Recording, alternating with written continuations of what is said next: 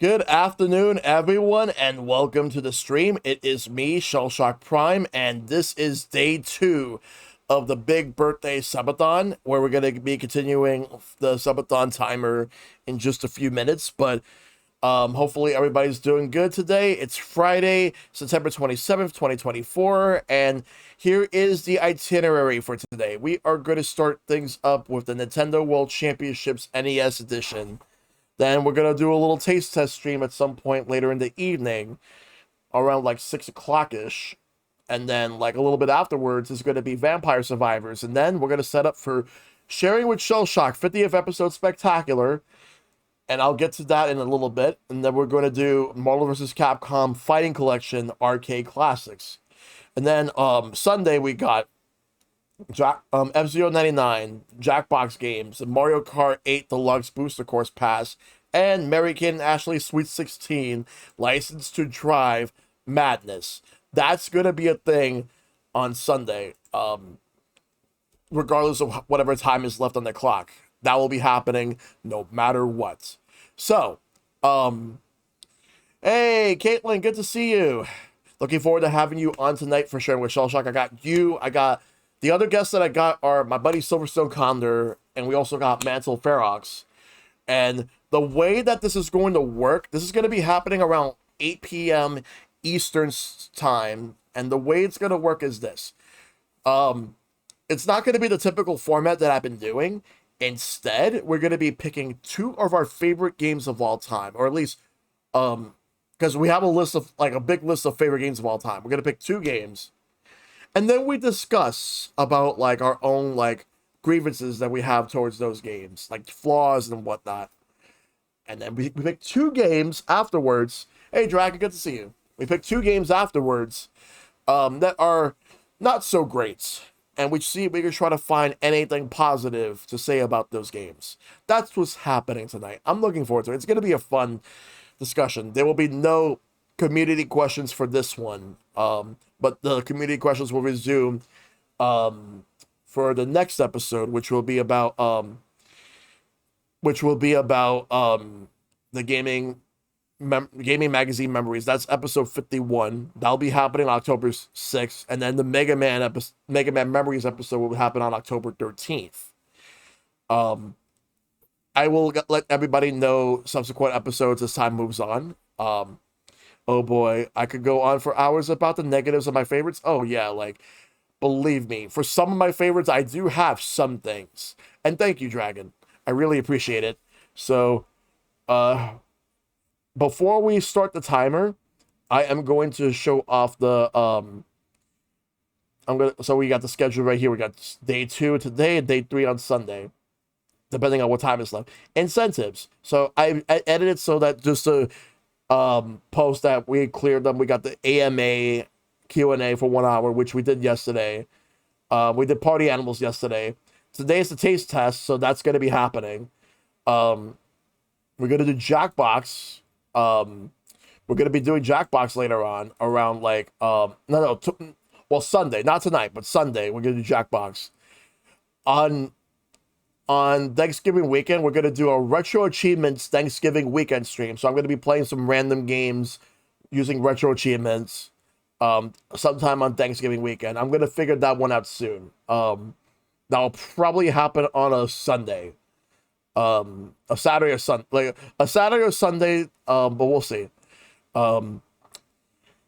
60 subs, since we have 61 subs, we got the N64 tier list stream where I will rank them from worst to best. That will happen on a tier list Monday in October. So the next stretch goal, the next sub goal will be Retro Night LGN games. Once we hit 70 subs, 80 subs will be Mega Man X crowd control stream. 90 subs, old versus new, Legend of Zelda, Majora's Mask, N64 versus 3DS. 100 subs, gaming trivia stream. 110, Super Metroid, Legend of Zelda, Link to the Past randomizer. And 120 subs, Backlog Fantasy Top Secret playthrough. So, right now we're going to get ready to start off the Nintendo World Championships NES Edition. So let's restart the timer. And here we go. Yeah, another Mega Man episode, Dragon. I do need to reach out to all the guests that I had planned for that one just to make sure that everything's good for that date. That's what we'll do. But yeah, we're gonna do some Nintendo World Championships NES Edition. Those are the current challenges, so we're gonna go ahead and take care of that.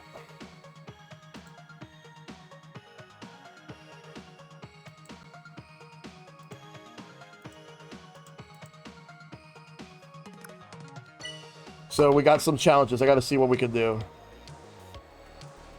You think we can see a sequel to this with SNES games, or you think we can get DLC for this? Probably a sequel. I would like a sequel. I want them to do SNES, N64, and then see exactly just how many more of these they can actually do.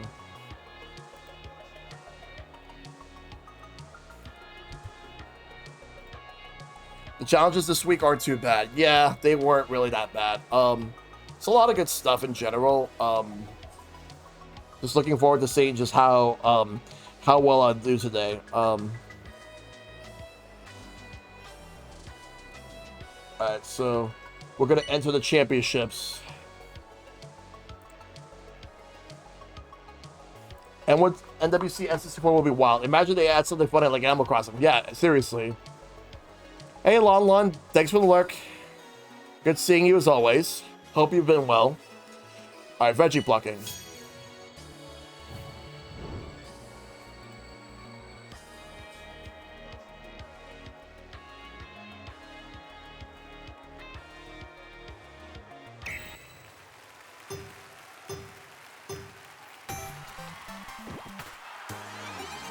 Oh wow. But that's not like the world record time. And I want to get S rank on that one. But I did beat my personal best. But I still need to get no, I did not beat my personal best. Sorry. I need to beat my personal best.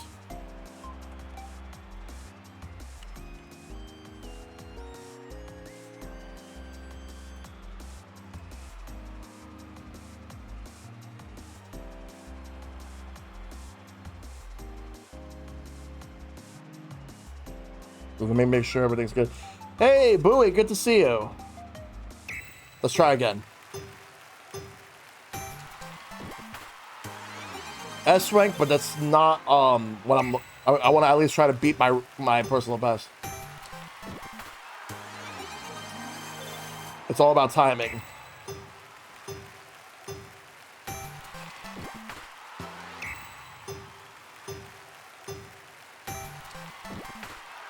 I know Vash. I know Vash. Vash is a cool dude. I've actually did a stream with him, Caitlin, and 112 playing Teenage Mutant Ninja Turtles Shredder's Revenge when that game launched. It was a fun stream.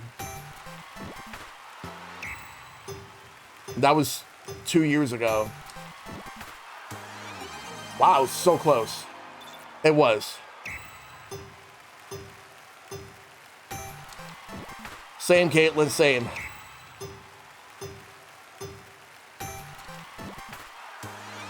Okay, so I didn't beat my time, but I matched my time at least.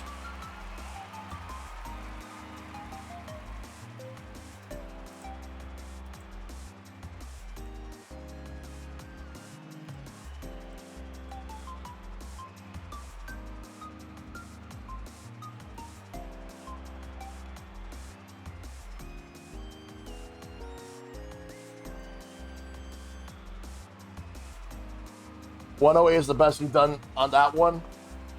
Yeah, I'm trying to do this. It's really hard.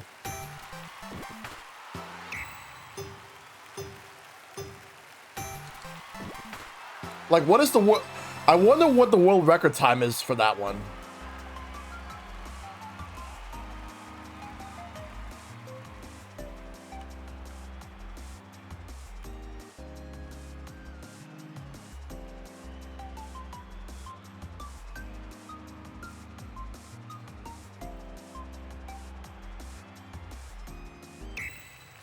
Let's try again. Oh, 106. Okay, good. I actually did manage to get it, but it's just only a slight, it's only slight. Let's try again.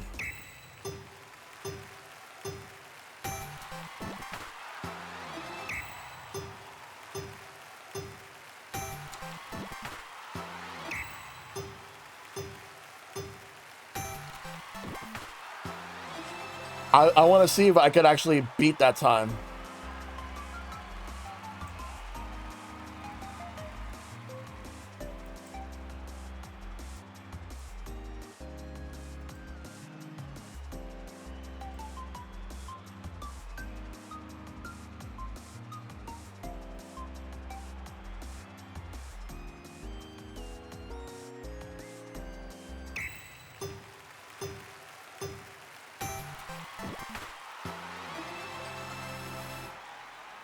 Well,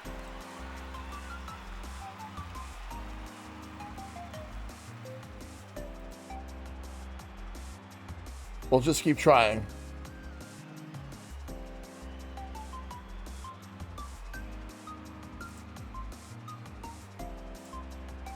You're now playing overlays of Super Smash Bros. Brawl. Oh, I forgot to fix that. Thank you.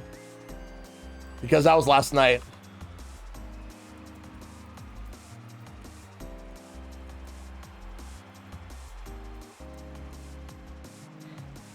There, fixed. Thank you. I forgot about that. Try to get 112. That's gonna be tough. Mainly because of the timing. I did not mean to do that. Oh, also L and R, not CLCR, to reset the time. If I get 112, I'm gonna screenshot it and send it to 112. What?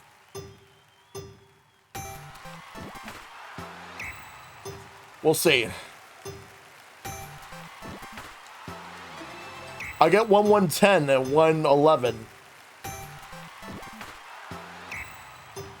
And I just got 113, but I can't get 112.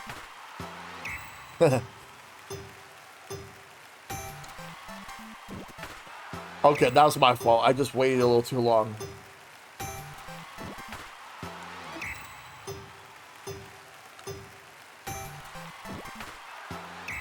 But I do want to try to get under 1.06. But I think 1.06 might be the best I could do, unless there's another way. I matched it. I'm actually going to look up to see what the world record is.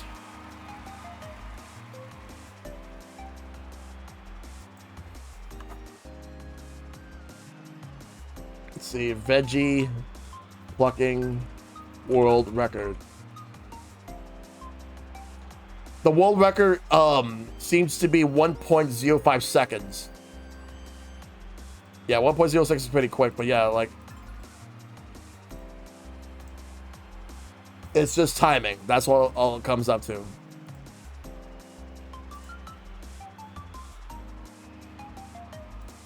It's a matter of if I could actually pluck it out.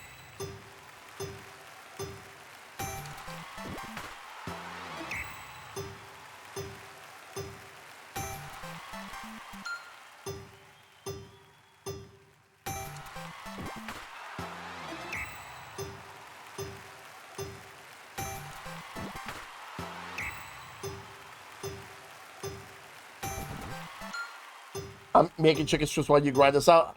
Nice.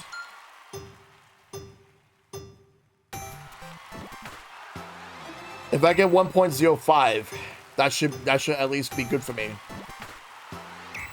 But it's gonna be really close.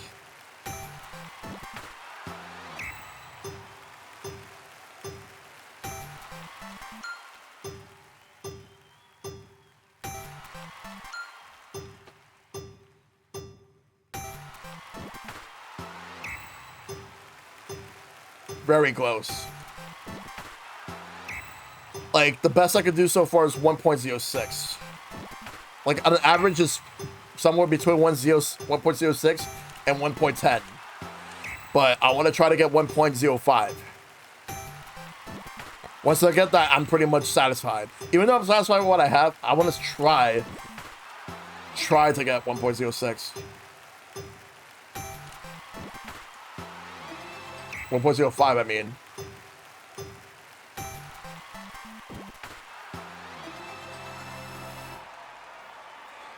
We'll see what I can do.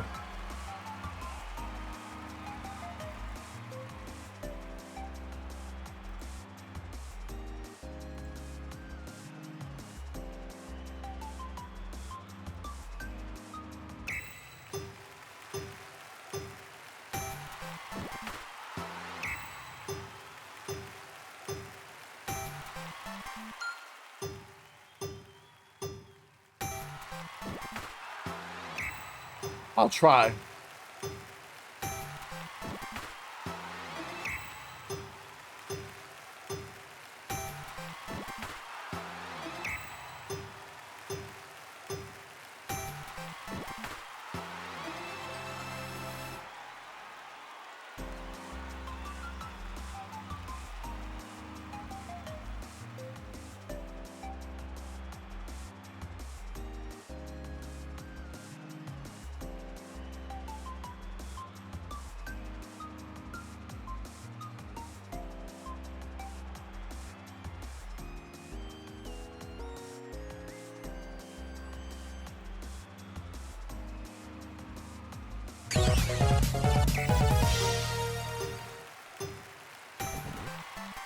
Come on. Also, thank you. Thank you for that gifted sub. It was an anonymous get this sub. So whoever you are, thank you. Let's add that to the counter. And thank you, Caitlin. So if I get one more sub, I have to do a Bean Boozle for today. Like, I have multiple Bean Boozles, but if I get one more, but if we get like 8 more, we get the next incentive, which is Retro Night LGN games. That one's gonna be tough. And also there's a giveaway for Steam codes for every 10 subs for anybody that's interested.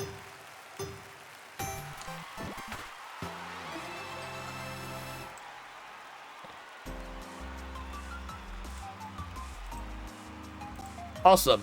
I appreciate that.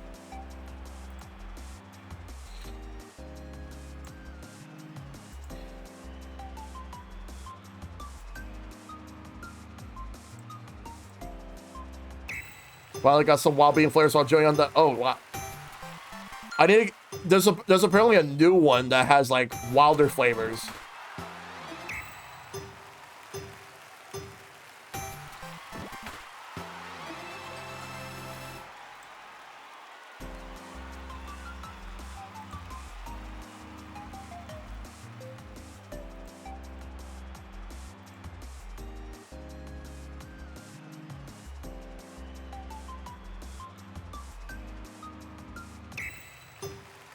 Try. If we could try to get 1.06, that'd be nice. I should have saved the Coke flavor for the I should have honestly have saved the Coke flavor.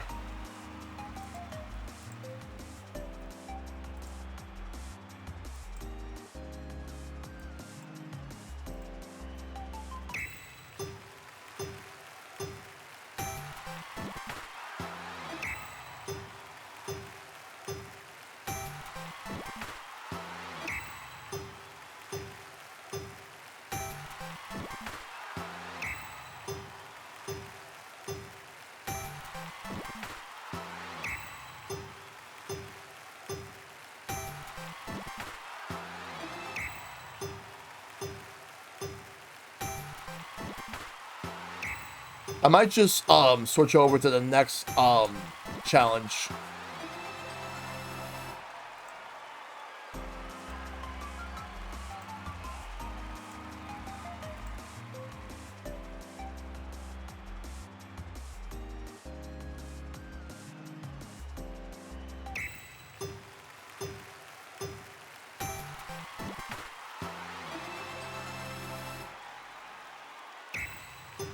I don't know what the tech is, but I'm trying.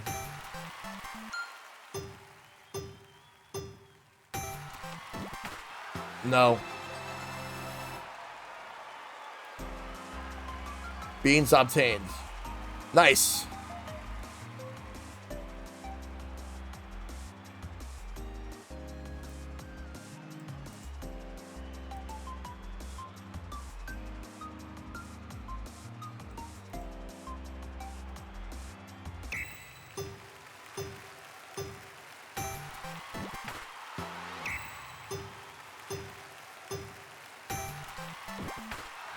Pretty alright. Wouldn't mind as a permanent flavor.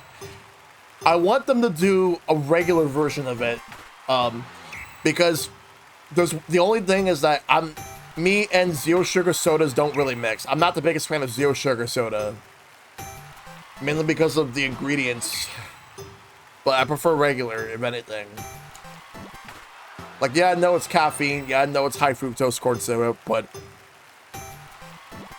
I don't think I can actually do aspartame at all.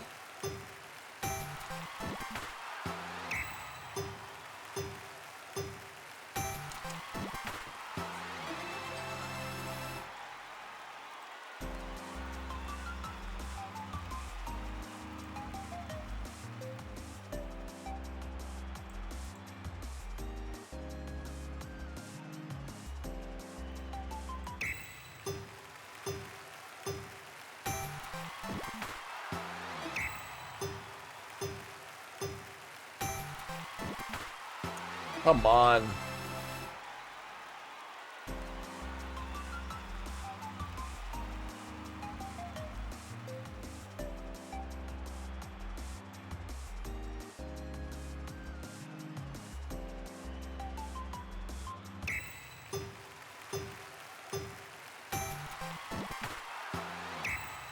I think real sugar would be better, yeah.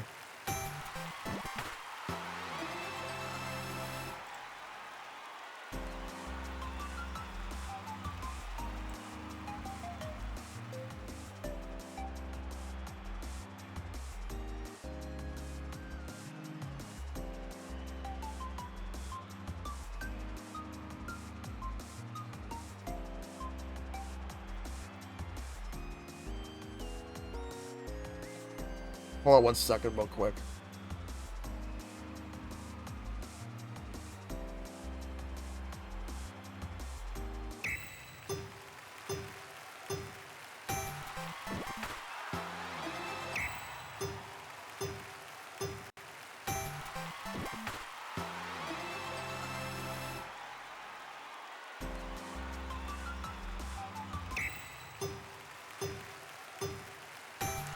Yeah, it honestly didn't really need to be zero sugar.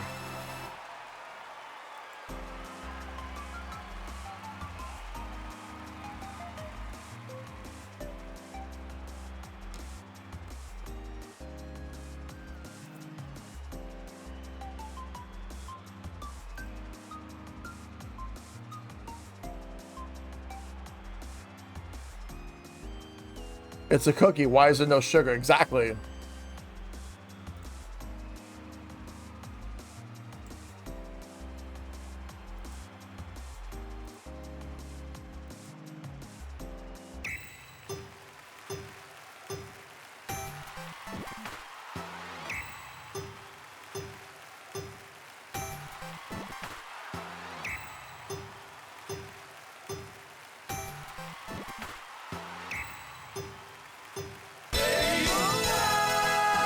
Hey, fights.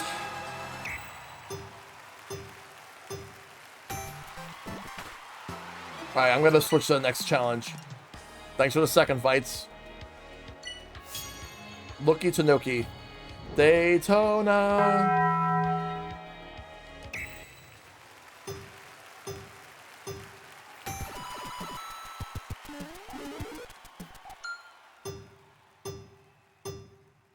That's probably what I'm gonna have for dinner today, Taco Bell. I haven't made one for hearts yet. What was her favorite sound again? DM it to me, fights, so I can implement it next time.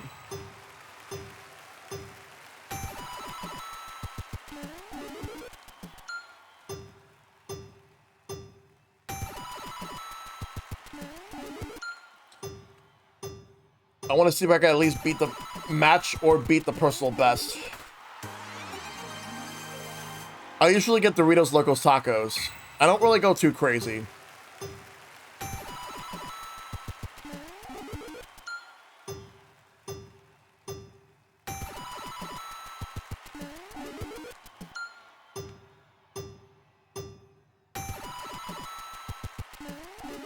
I never tried the Cool Ranch ones.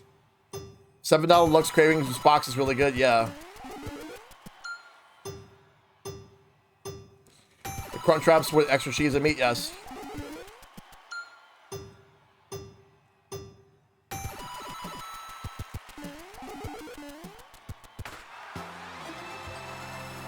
Yeah, I definitely got to do better with this one.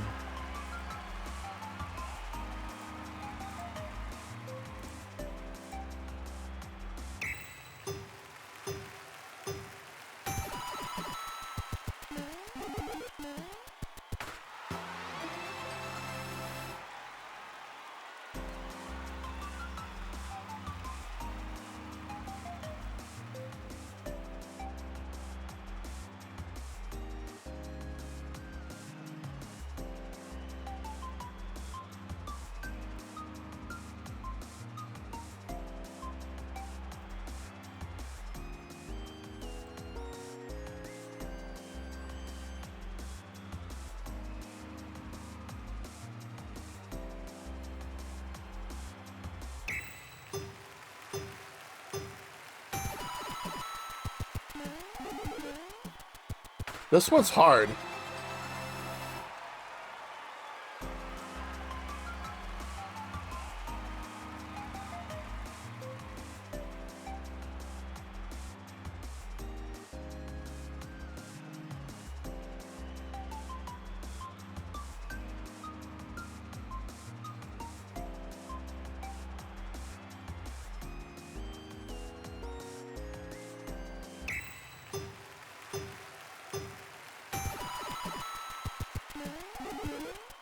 Come on! Can I please just beat my time or match it?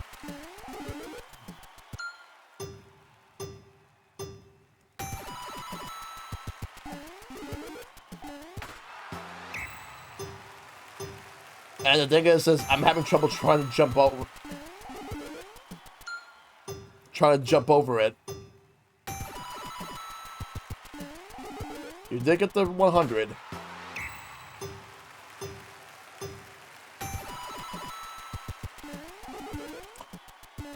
Oh, come on, this is ridiculous. I just want to get that and just want to beat or match, either beat my time or match it. You want it? You want to do it legit? Okay, sure. Thank you. I got it.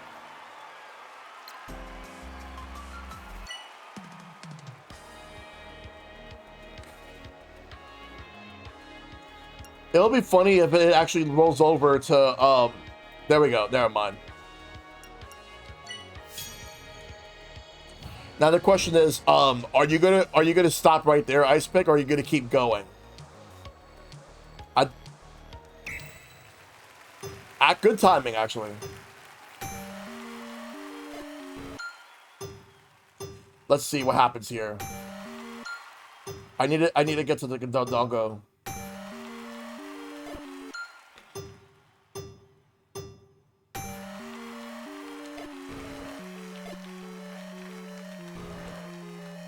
Damn it.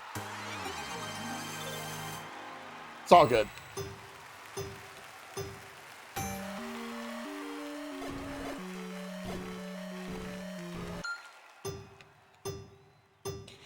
I can't. I want to, but it doesn't give me the option to. I can't.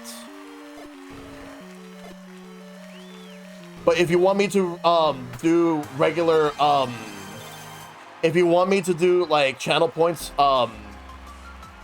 like increase the channel points just to at least like give you an incentive to keep going, then I could definitely do that. But in terms of the actual bonuses from the watch streaks, I unfortunately can't. I would like to, but I can't.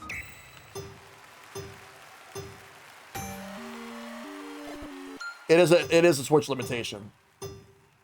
I forgot how I got the personal best.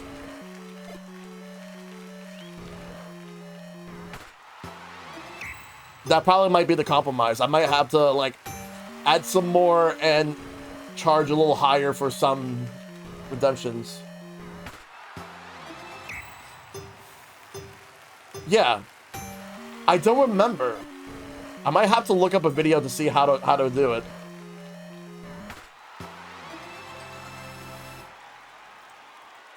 Let me take a look at this. I'm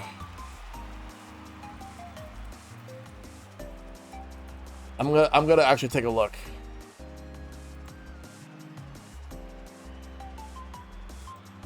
Apparently the world record is 2.28.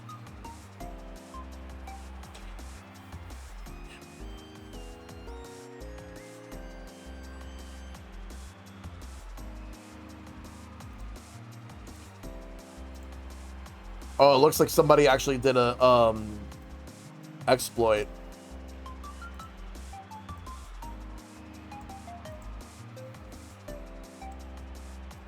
I gotta see this again real quick.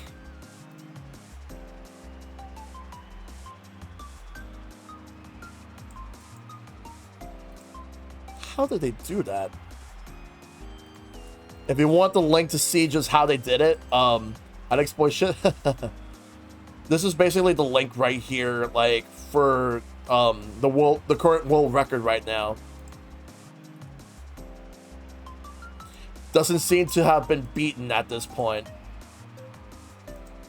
But I'm just like sitting here just wondering, like, fucking how did they do that?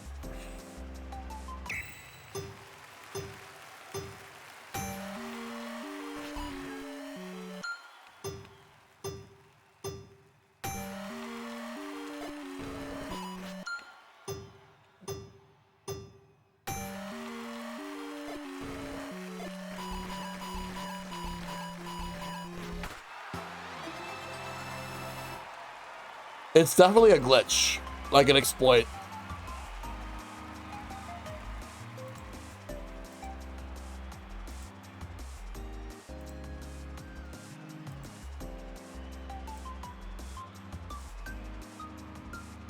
It looks like you have to sword the same frame as the Dodongo eats the bomb.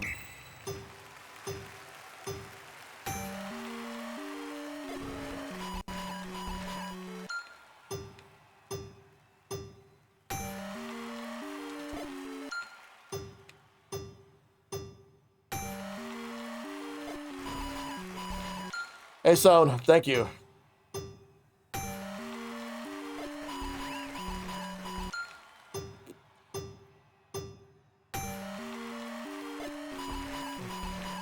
Like, I wanted to beat my time, but oh, damn.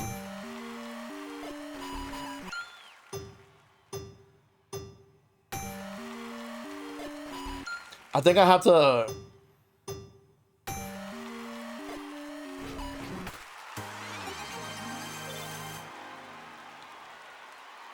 Son of a bitch.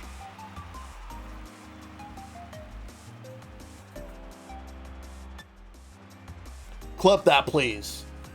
It's not the best time, but it's definitely my best time right there.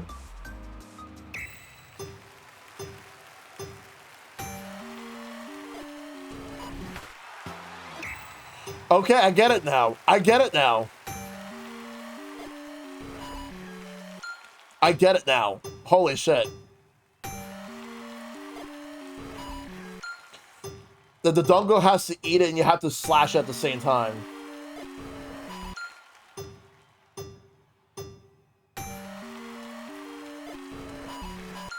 Oh, it's supposed to explode. If you time it right, you get it.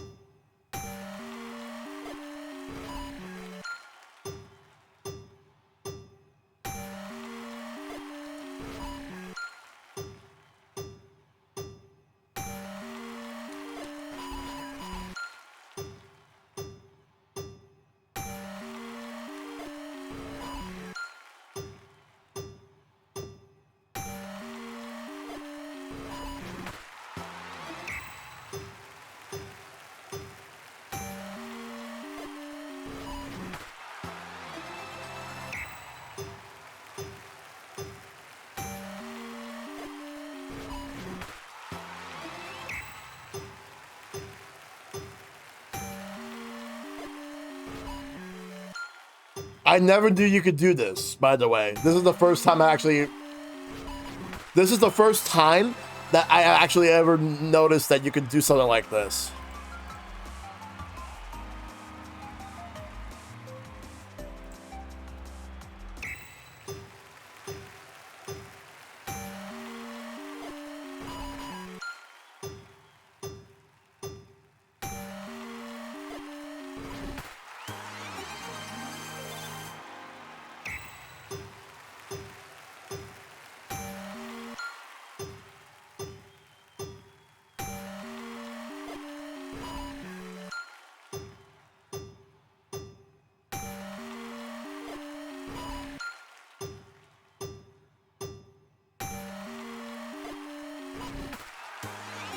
Nice. That's the world record time, by the way. But is it possible that I could beat it? Let me see.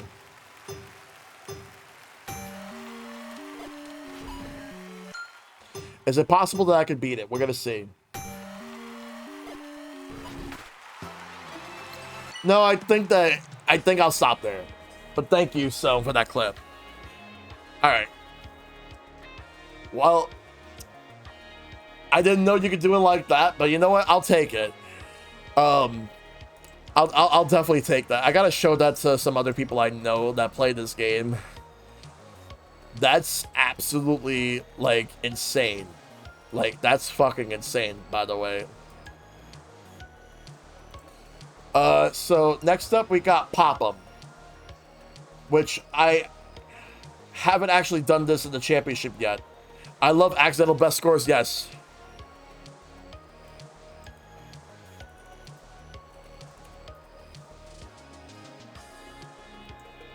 Because I'm trying to get this. Cheese strats. Thanks, Caitlin, for the clip. I appreciate it. All right, let's do it. How's it gonna work? We're gonna find out. Pop 3 balloons. Which I did this and I got the personal best. But can I beat my personal best?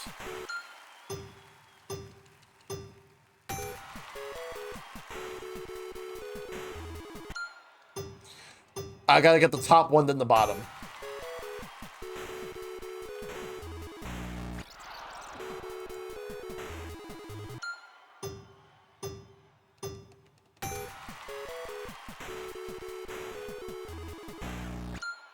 Made a good portrait version if you want to take top.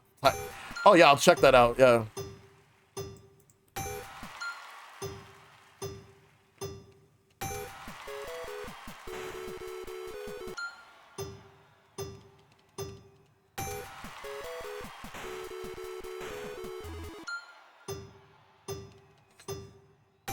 There's a similar one that takes place after this. Pop 'em all.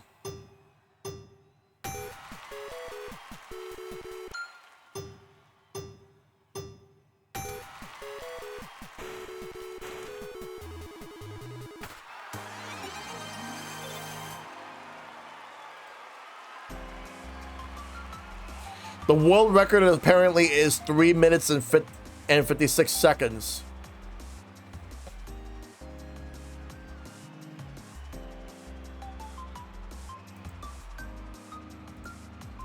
You just have to do it fast.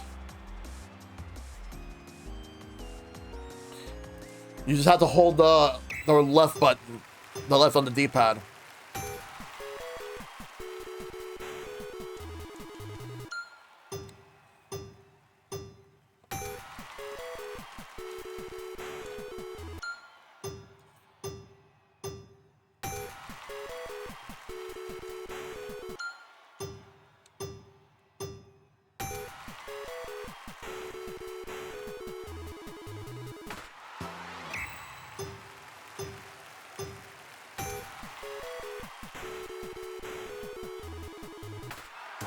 Oh, you know, I'll take this.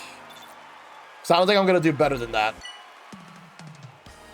Mario versus World 1-1. Like any of them that have to do with Legends, I want to save those for like a future stream. Like I want to do a stream dedicated to all like legend-based ranks. And I'll eventually figure that one out.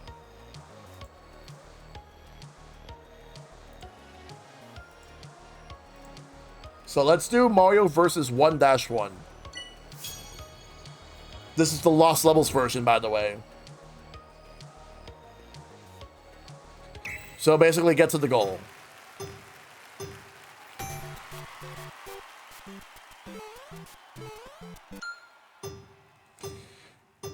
This is Master, yeah.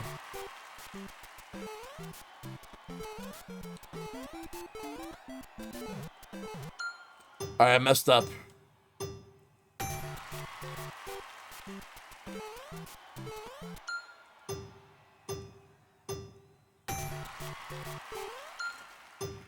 "22 minutes, 76 seconds. I'll see if I can beat that.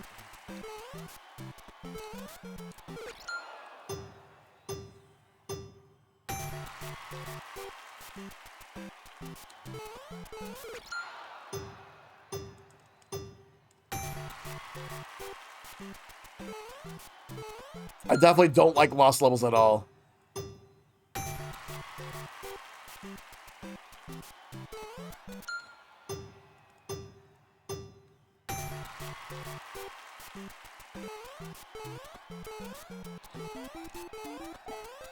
Ah, that messed me up because I bumped into that.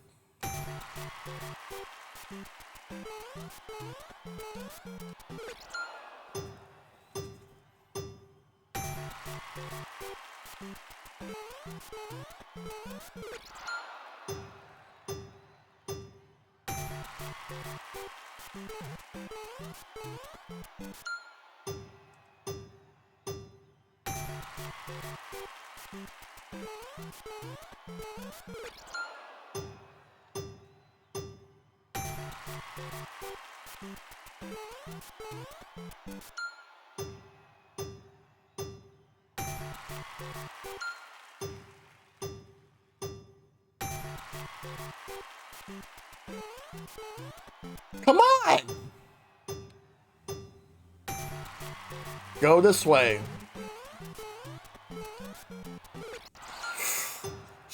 Let's go, let's go, let's go, let's go, go, go, go.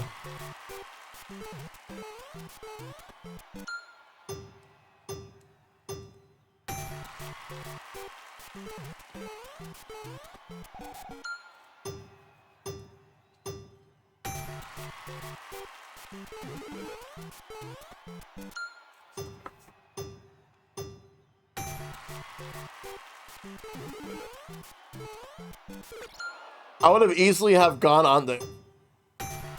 I have all the legendary trials unlocked except for Lost Levels and Excite Bike. I want to get S rank on everything before I do Legends.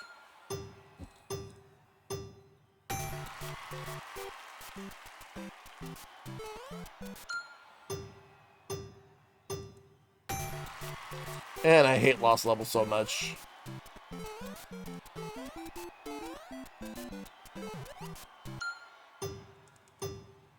I actually was doing okay.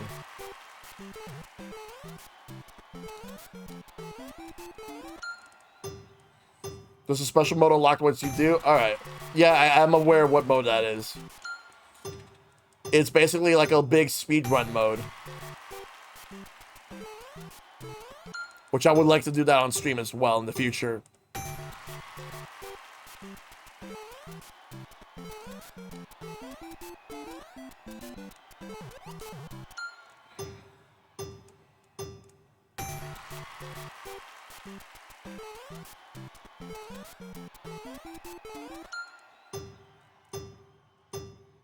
I just gotta keep jumping. And know when to jump.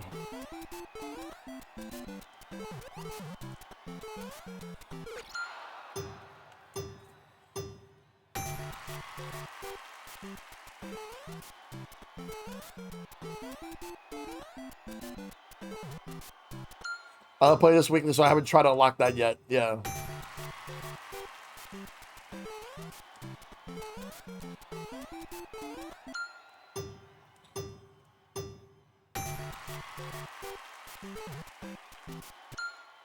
You unlocked every... Yeah, I gotta unlock all the icons.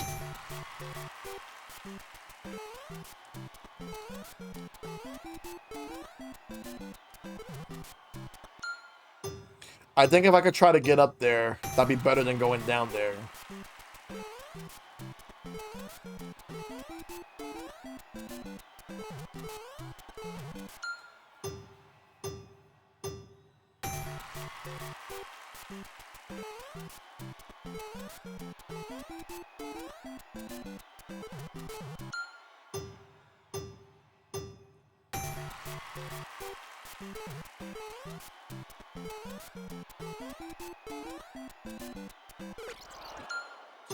Like, yeah, I need to go above, but the problem is that, that Koopa Paratrooper that jumps. I'm more of a how do I beat this in hard mode than a speedrunner. Yeah, that's fair.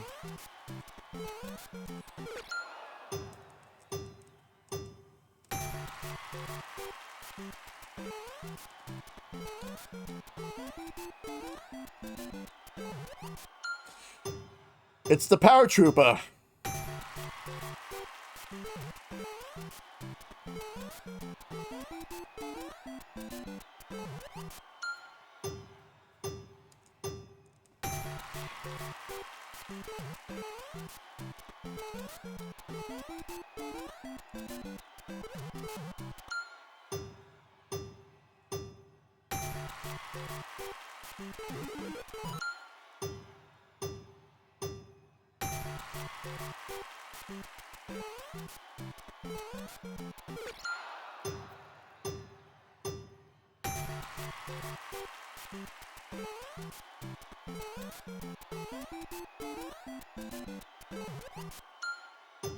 I think if I jump at a certain time, I might be able to hit the... either hit or avoid the Paratrooper and then jump so I can be able to go up.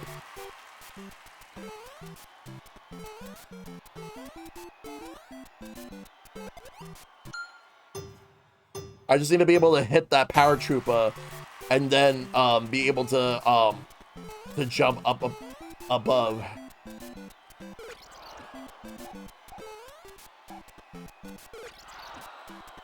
I'm just practicing it right now. I'm not risking that. I'm not... And also getting that star is not worth it because of time.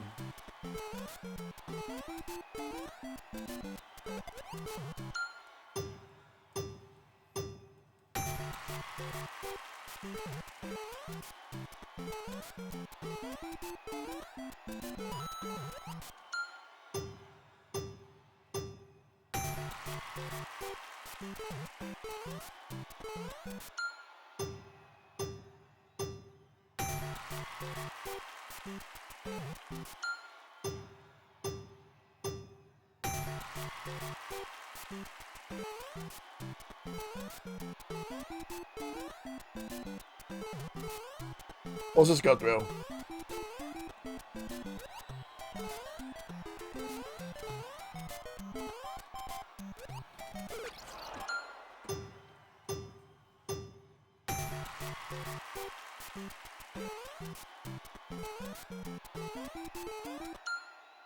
If people want to know why I don't like lost levels, this is part of it.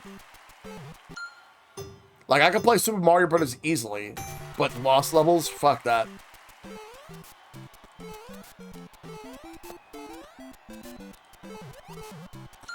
Because lost levels was made for those who played Super Mario Bros. And wanted a better challenge.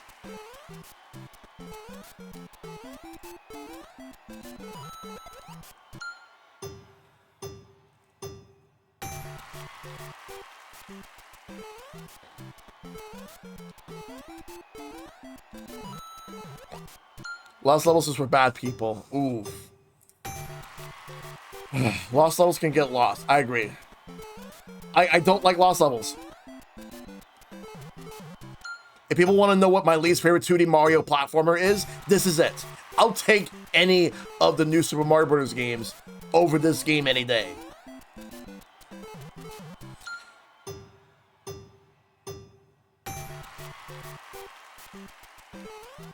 Like, yeah, some of the new Super Mario Bros. Games, they may not be great, but I'll take them over this.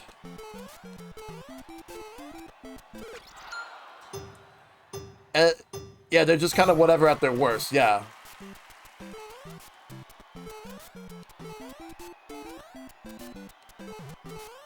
Not only that, but visually it doesn't look that much better.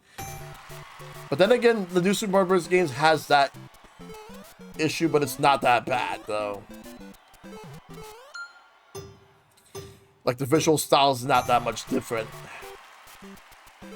Whereas Wonder at least changed things up, but Wonder's different. I hope that the next 2D Mario, they take what they have in Wonder and just improve it. That's all they should do. Take what they have in Wonder and improve it. Come up with more, like, wacky, out-of-this-world type worlds with the best level design they can do. Have bosses, actual bosses, because like the way they handle the boss battles is probably the weakest thing I could say about Wonder. Having said that, it's still way better than like anything Sega tried to do with Sonic Superstars. That was rough. Funny enough, I would still rather play this game over Sonic Superstars. Yeah. I think I come to terms with the fact that Sonic Superstars is probably one of my least favorite Sonic games ever. That and Sonic 4.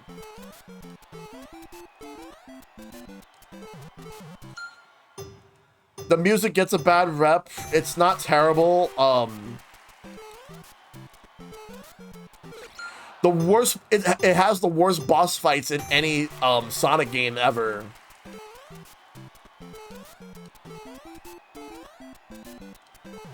Especially one of the Fang the Hunter boss battles.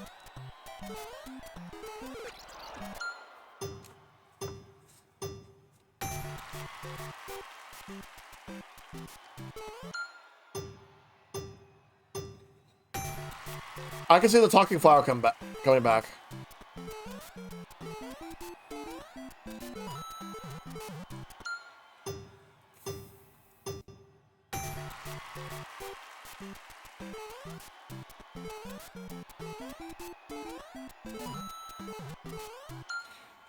The problem is that there are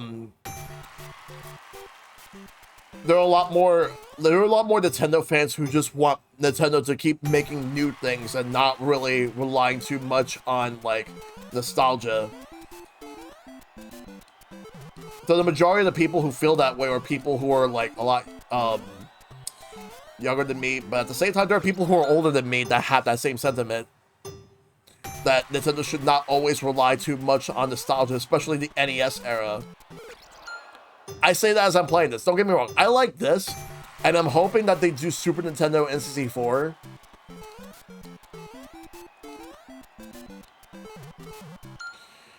But when I think about Nintendo nostalgia, it's more than just NES. There's Super NES.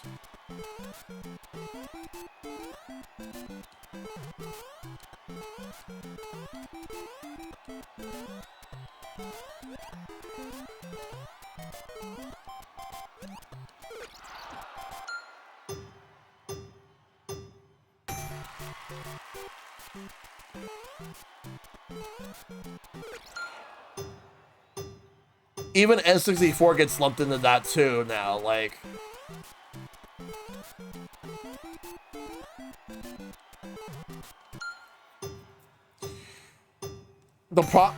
Like, I would like for them to do more for GameCube and Wii, but the problem is with the GameCube that it didn't do too well in sales, so, like... It didn't really give off, like, the best impression to a lot of people back when it came out. Except for the people who bought it and loved it.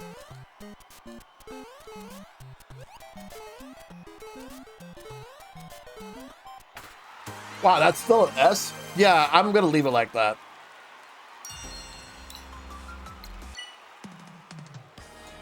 I'm sure I could do a better time, but... And the thing is, NES doesn't hold up too well in terms of, like, the type of games that they were doing, because...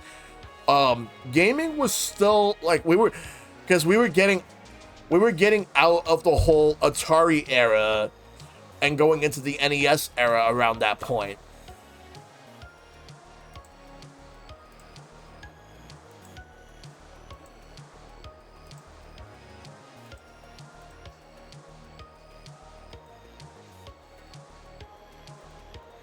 So we were getting out of the NES era, I mean, Atari era, going to NES. And the thing with Atari is the fact that Atari just messed up so much when it comes to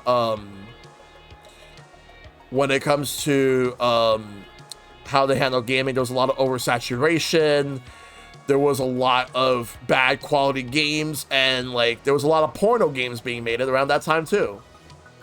NES was a revolution for its time, though a lot of games have not really held up as well as like SNES or Genesis. Like to me, SNES and Genesis definitely stepped it up a lot, and then N64. Some games held up well, some games didn't, because 3D gaming was still pretty new. Same thing with PS1. Like 3D gaming was still new. Like I felt that when we got to PS2, GameCube, Xbox, and Dreamcast, I felt that companies already had a grasp on 3D gaming, and they know exactly just what they needed to do and how to make things better as time moves on. So that was the point where they pretty much figured it all out.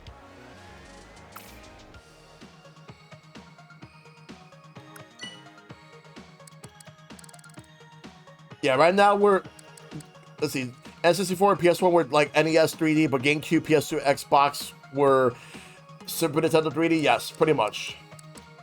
Let's see, what I haven't done yet that's not Legend.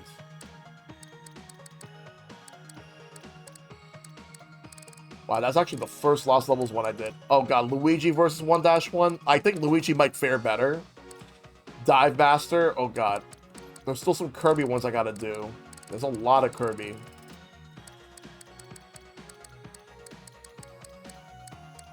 And like this one sucks, because it's just trying to, the problem I have with this one right here is trying to time like landing.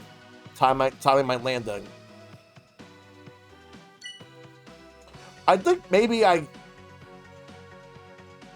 Hey system, and yes, NES did spark the industry. Yep. It's one of those things where it was amazing at the time. All right, take care, Dragon. You gotta keep on working. NES definitely made things better.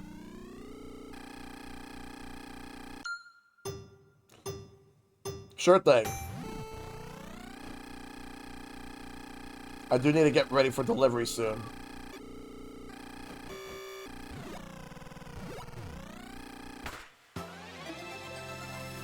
Let me actually look at this up. I want to see how do you do this, because I am not great with Excite Bike, and having to land it and then get a boost. All right, so let's see. Let me see. How do you do this? Because I want to try to get S rank. Try to get under 10.50. Even if it's not a world record, I want to at least try.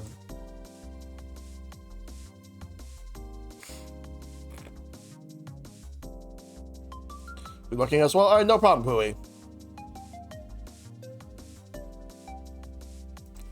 If I could at least just try to bounce and it boost me.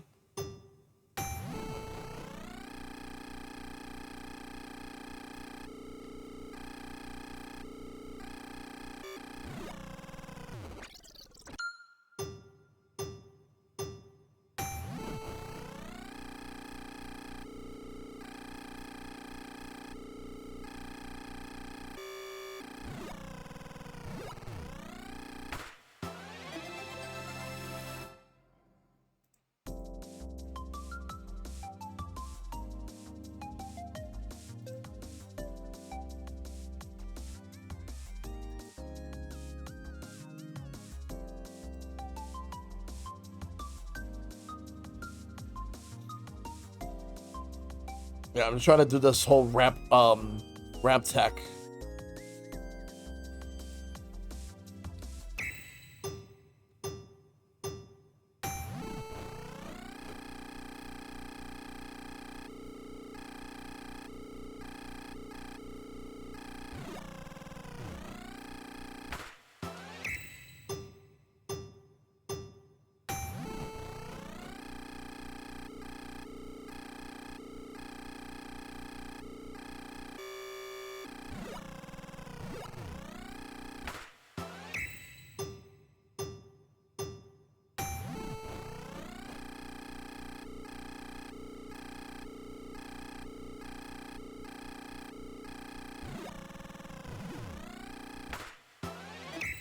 Wow.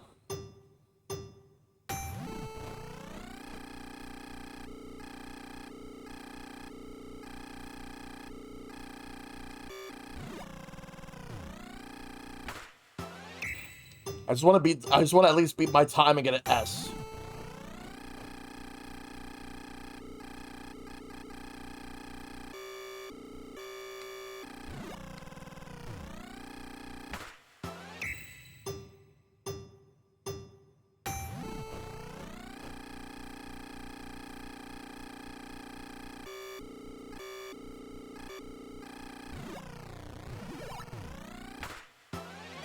That bounce was not good. I could do better than that.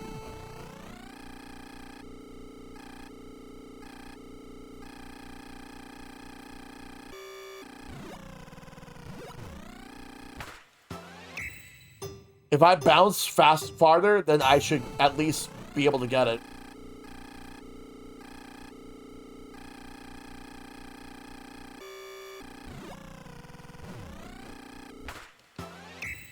Because I can only get A double plus.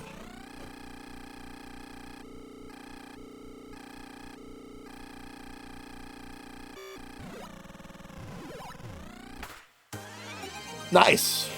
There we go. I'll take that. At least I got an S. Heating up. Go around the track once.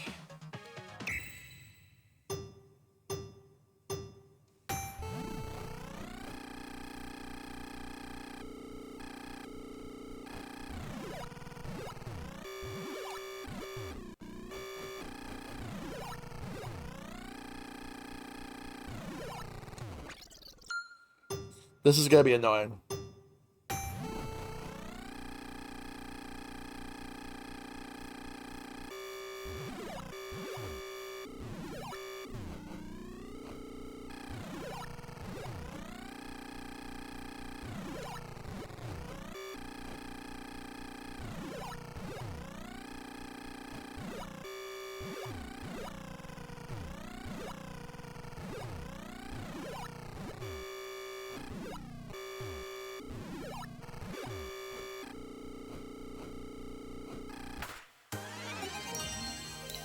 All right, so at least I got a personal best. Now I got to figure out how to beat that.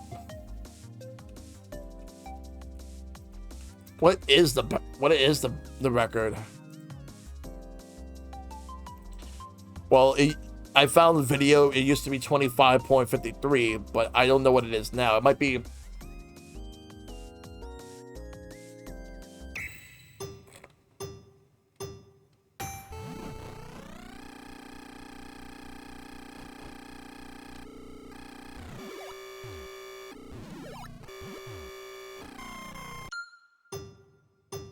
Adjust angle while airborne.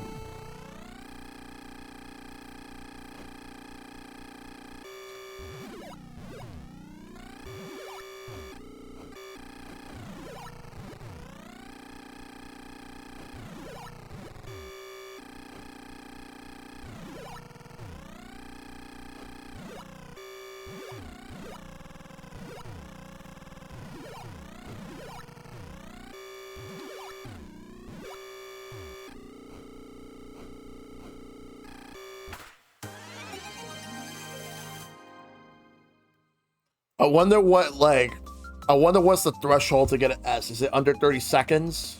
Like, I beat my record, but I beat my personal best, so I want to see if I can try to get a better personal best than that.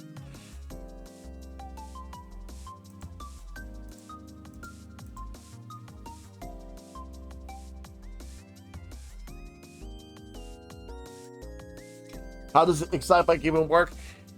I don't know. I thought I liked this game when I was a kid, but I don't really like this game as much nowadays.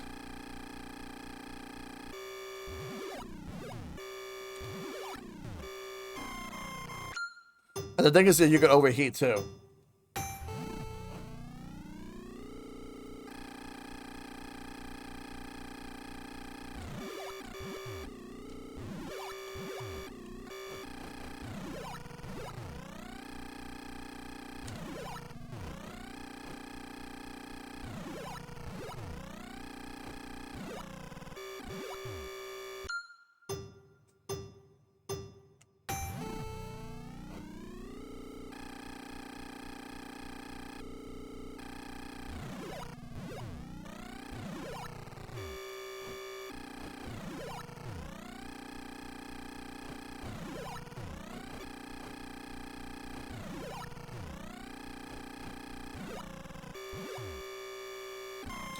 I didn't touch those arrows that are supposed to lower the coolness. That's supposed to cool my bike.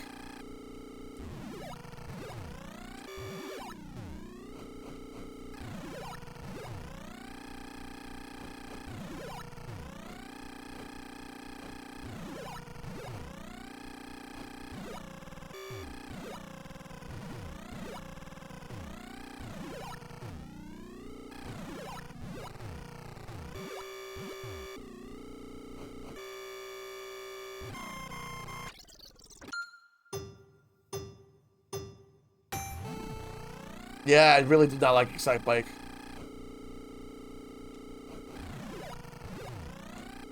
Those rose tinted glasses that I had for this game are off. They're fucking off.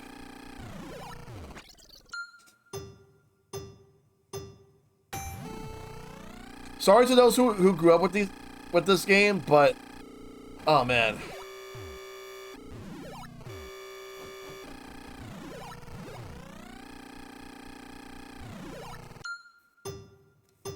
This game is rough.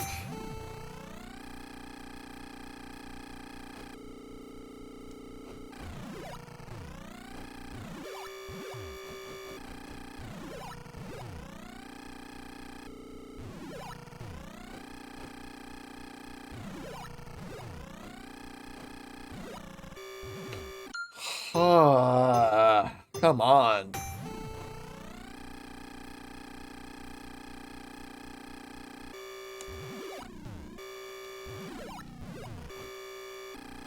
Seriously, yeah, they can definitely get right. The creative stage is nice, but sure. I would appreciate that, Caitlin. I need to figure this out. But I need strats. Oh, the mud. I don't like the mud either. Oh, Excite by 64, by the way, is weird. I tried it, it's alright, but it's weird.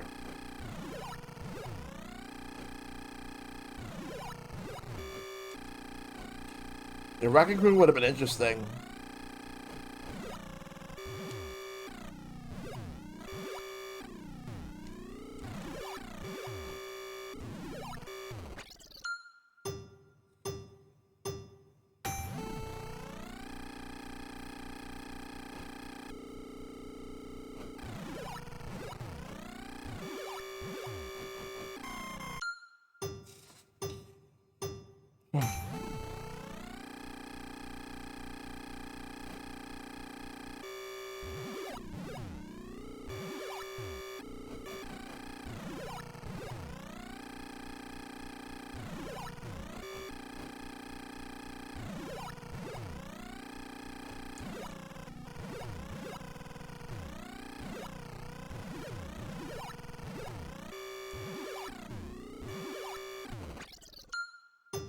I think I hold up.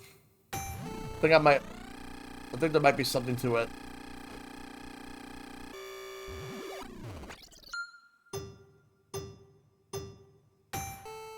Yeah, let me take a look at this.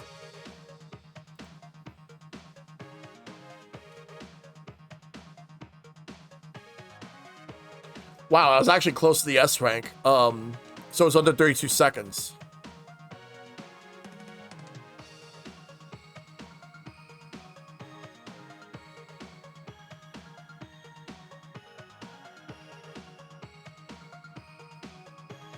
It's just worrying about the overheating is definitely what's affecting me.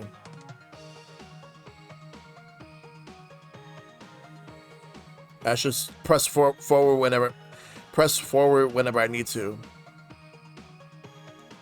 So it's under 32 seconds. Thank you, Caitlin. I'm gonna try this right now.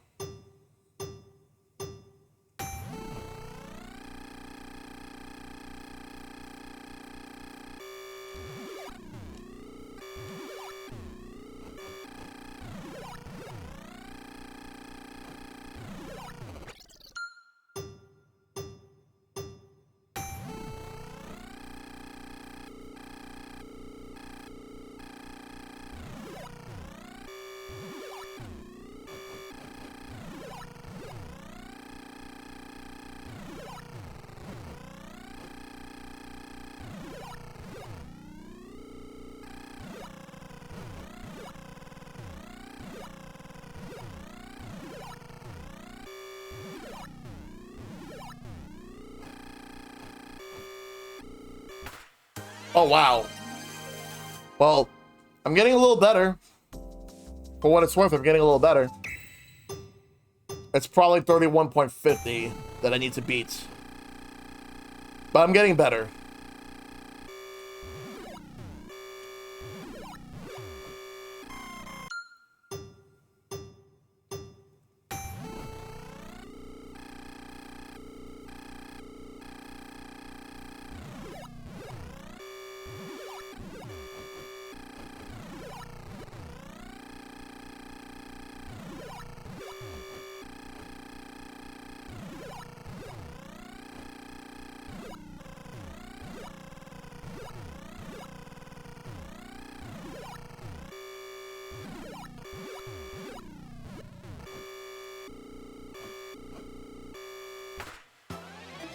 Let's try again.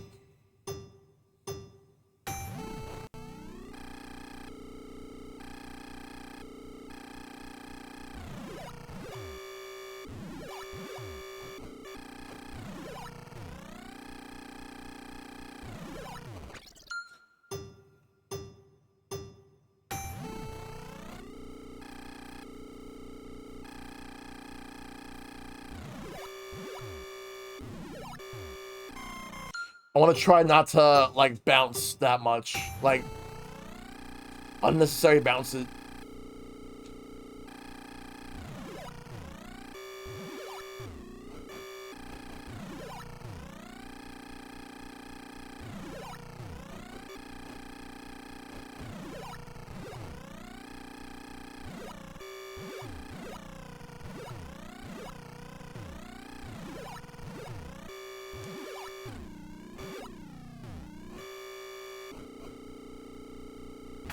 Wow.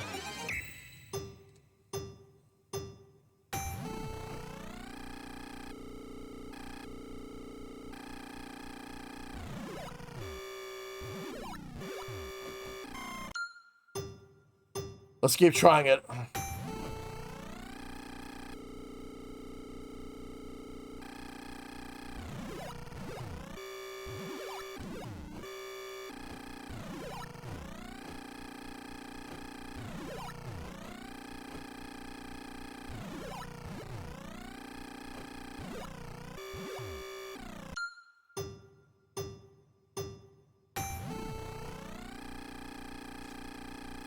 I just want to get an S rank and be done with this one. Move on to the next one.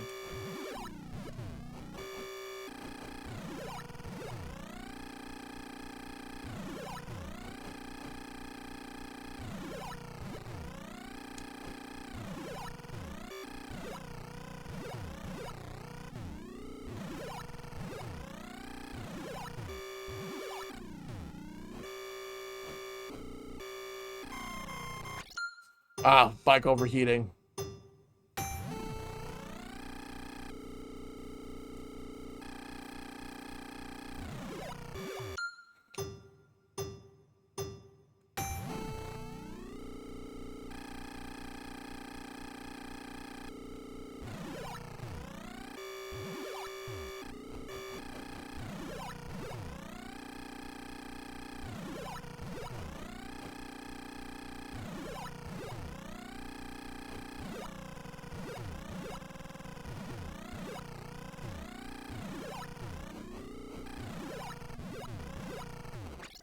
I was doing good, too.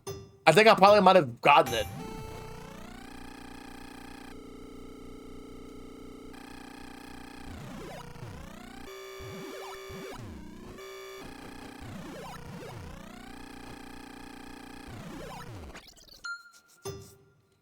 Try again.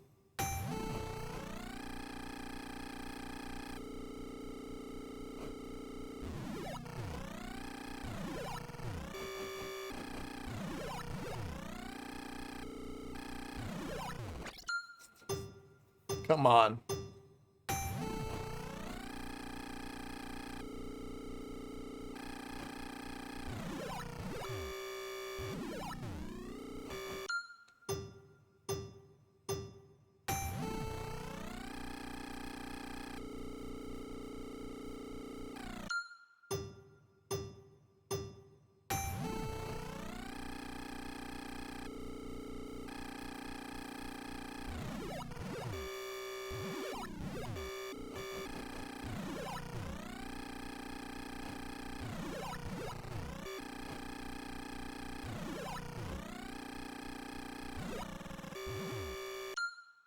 Come on.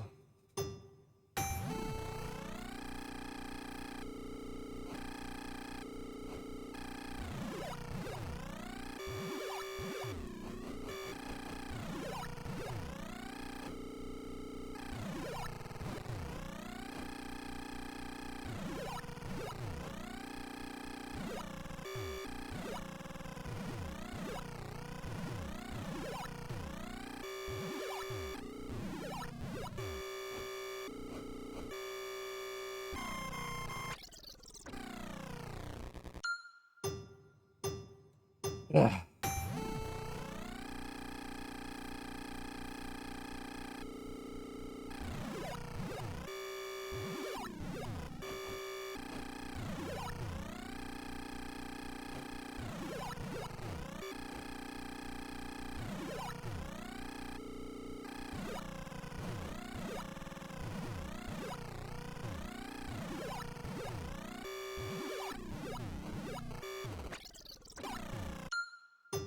Come on.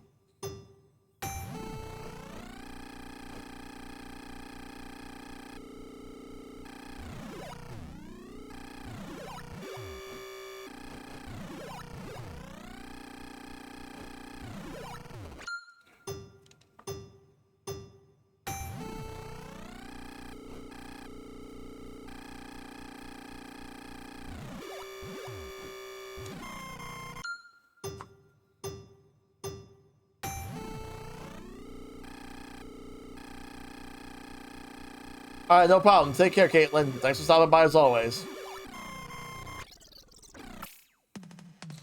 I gotta figure this out. I gotta figure out the best way to handle that.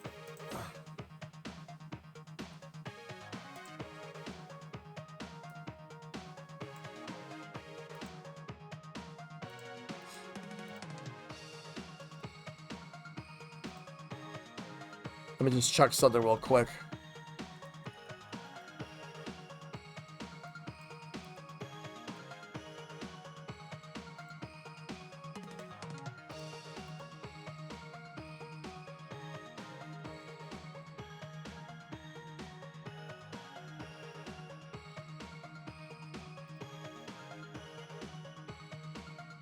Right now, I just gotta check something for just one moment, real quick.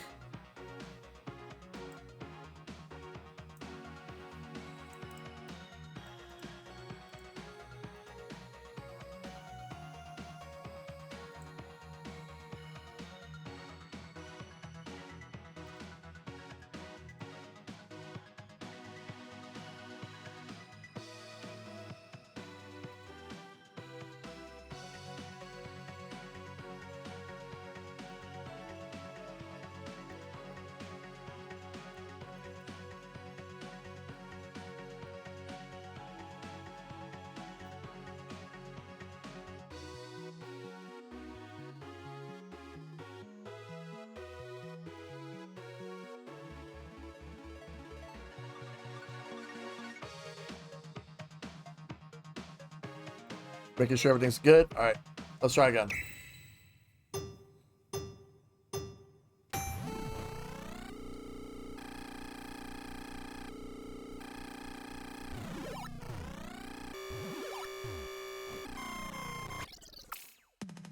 I'm not gonna stop. We're gonna keep going.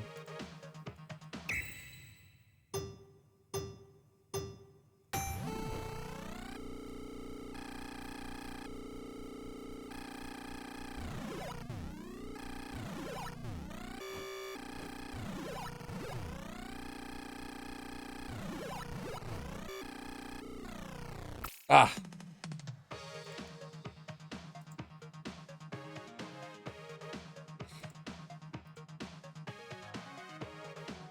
Thank you, RBW. How you doing? I appreciate it. Thank you so much.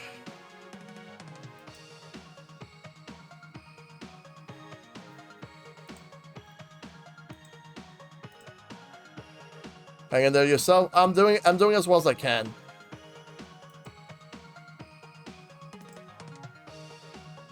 Just been making sure everything's been good on my end.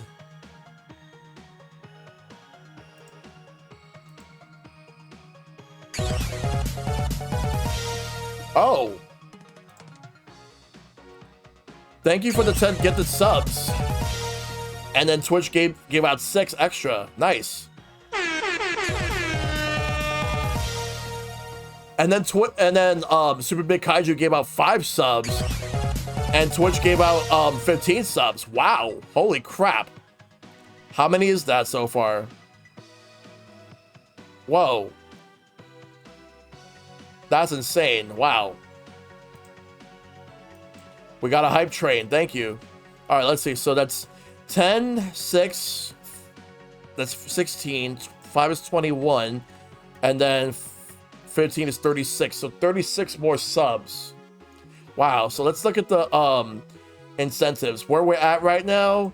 All right. So as you can see right here, we have 62 plus 36 is 98. We're getting close to 100. Wow.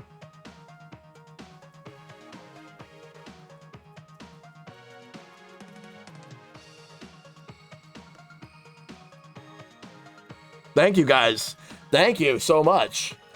So we're at 98 subs. Where we look at the incentives right now.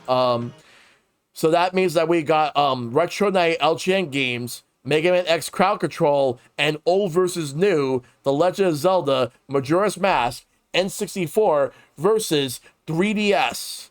So LGN games will be happening next year. I'll be either next year or it'll be happening the holiday season. I'll figure it out. And Mega Man X Crowd Control stream, I'll figure out when I'm gonna do that. And Old versus New, Legend of Zelda, Majora's Mask, N64 versus 3DS next year. That's happening next year. I will make sure of that. Wow. Damn. Wow. Okay. So we got 3 of them. That means that we get to say that they're cleared.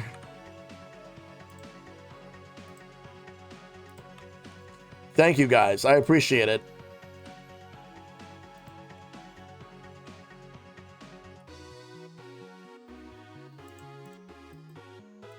Well, now I gotta fix the incentives real quick. But yeah, thank you guys so much. I really appreciate it. All right, so we're gonna fix the incentives now. So we got that. They're cleared.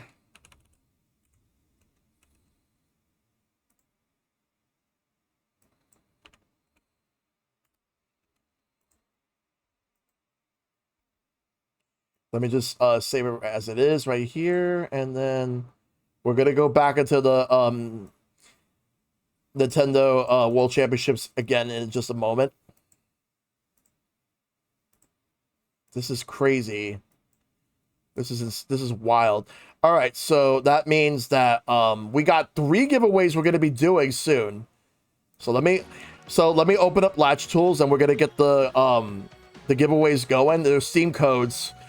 And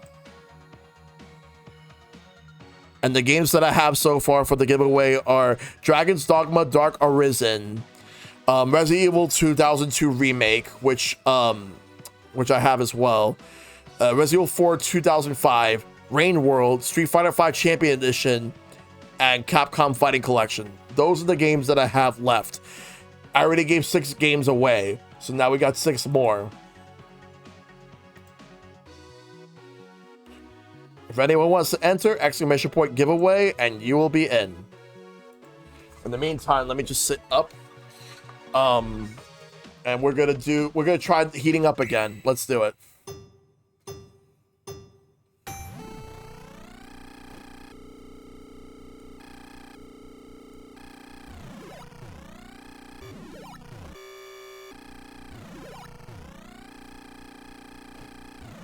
All right, fights is entered.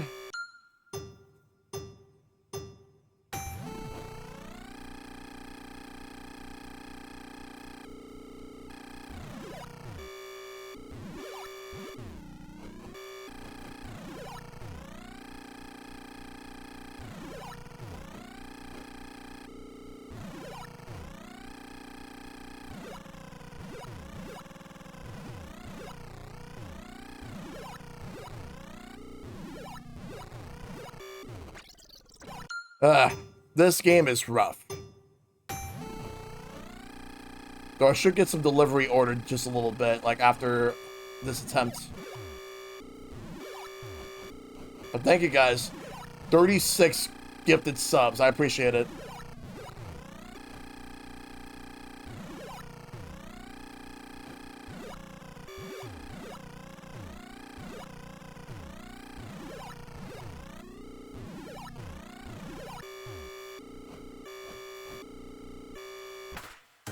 Got the S rank. Now I don't have to do this again. While we're at it, I'm going to get delivery ordered. While we do this.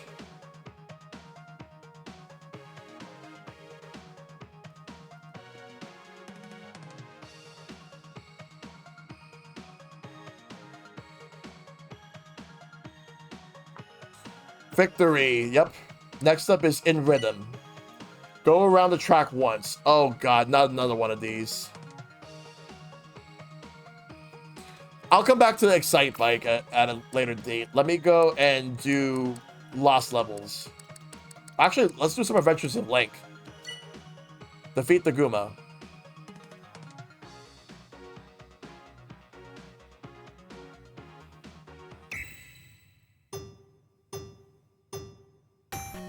Let's start by getting a getting entry right here.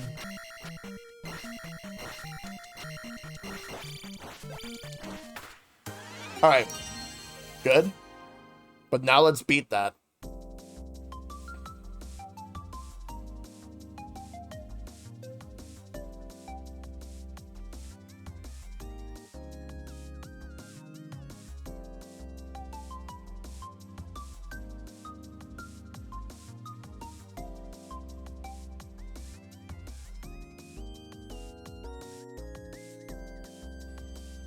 And right now I'm just quickly ordering delivery before I do another attempt. Because I'm ordering Taco Bell. Alright, so combos.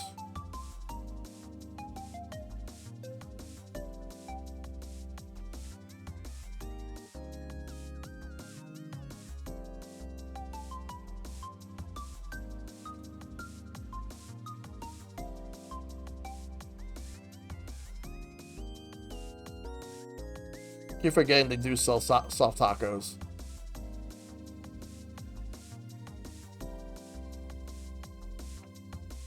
Alright. They don't have a no ice option, so it's whatever. I don't want Taco Supremes. I want regular. Yeah, I'm very picky. Crunchy. There we go.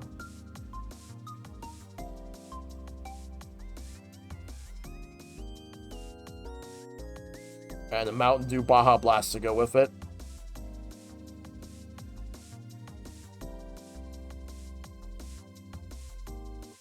Wait, do they have, did they shout out the Doritos Local Taco one?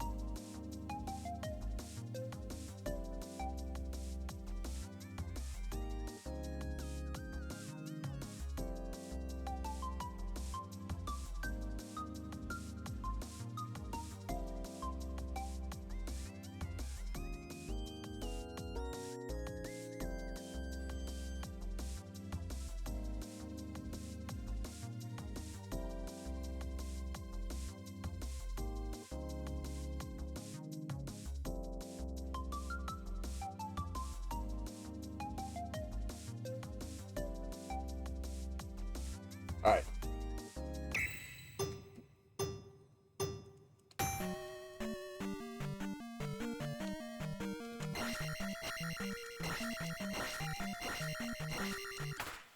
Got it. But I wonder if I could do better than that.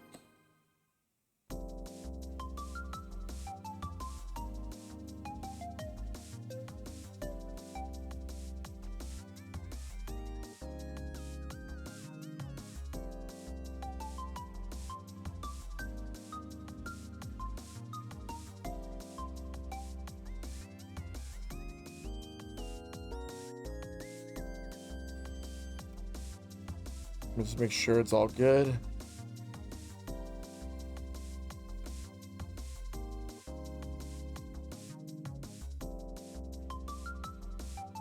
Now let's try this again.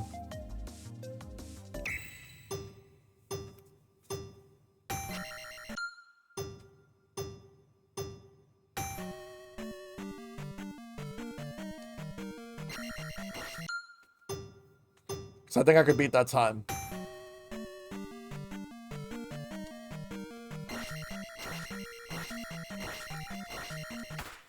Nice. You win! I wonder what the record actually is for that one.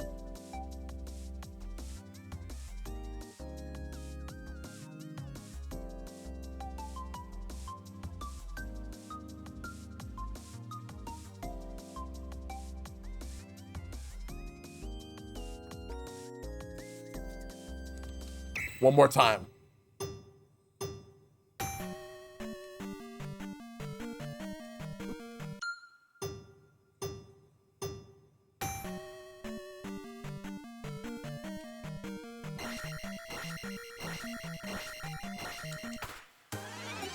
Slightly better, but let's try to do a little better.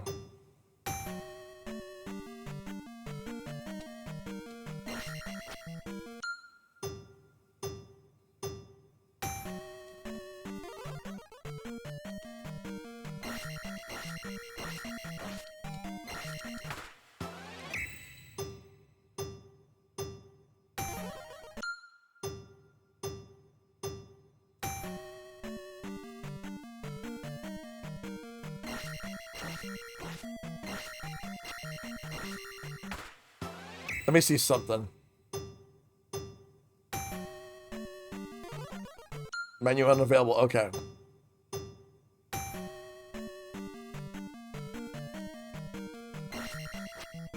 They knew what they were doing. Oh boy.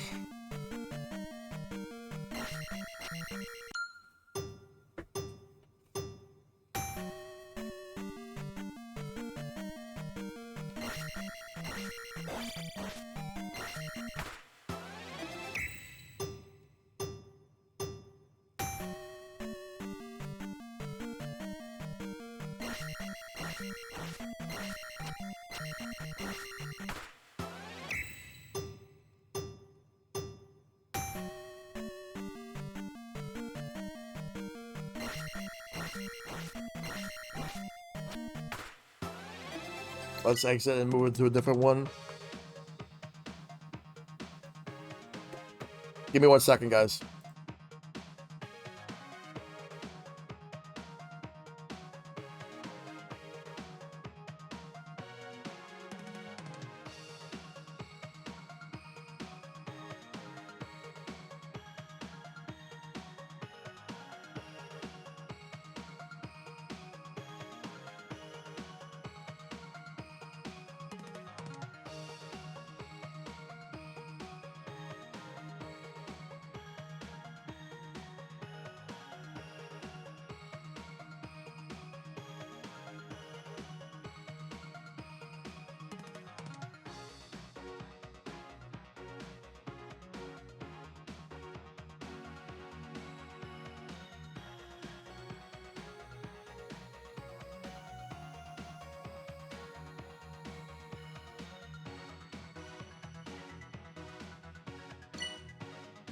Let's try again.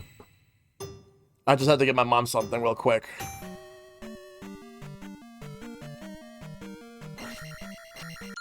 Actually, let's do a different one. Crumbling Crossing.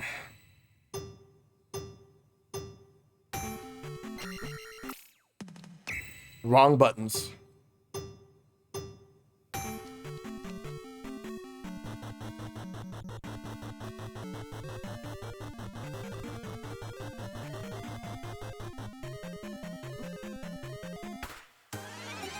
I could definitely do better than that.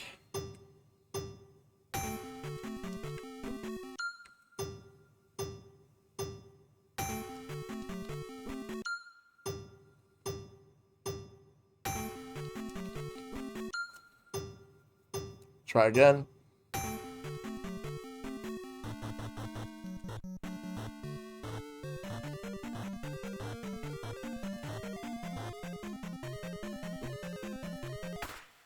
Wow, that was an S. All right.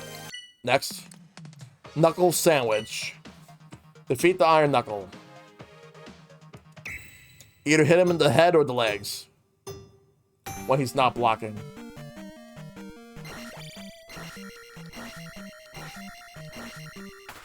Nice.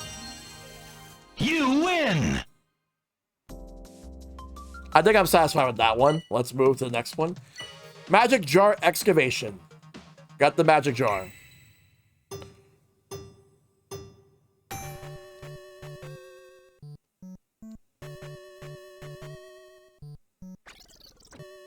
Oh, it's around here.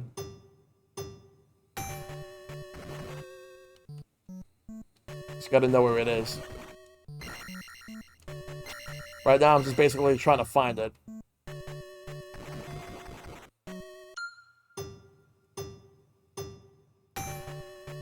Then once I know where it is, then I can get it.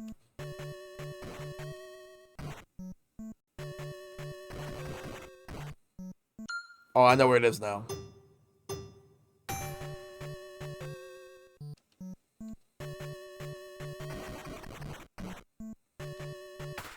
You still have to jump on it.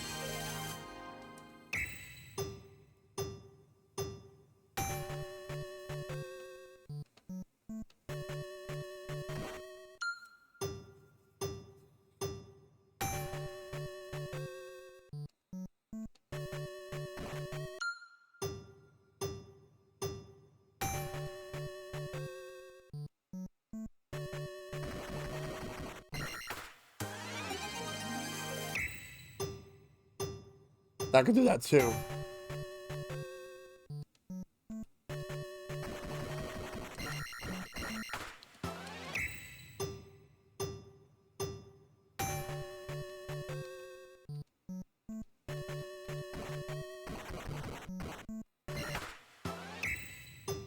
Try again until we get it.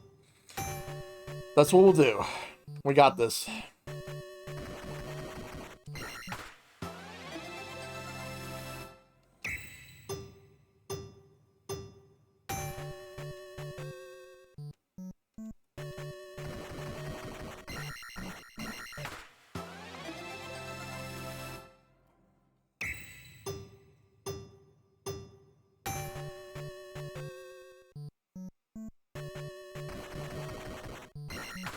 Come on. Hey, Samus, how you doing? 1 second.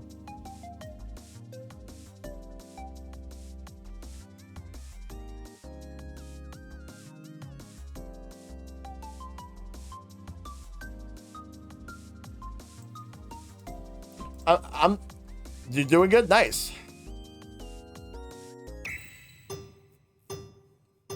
Right now, I'm just waiting for delivery to come in. I ordered some Taco Bell. Come on. We gotta beat the time. Gotta get the S rank. So right now, we're doing this for a little bit. Yep. But everything's been good today.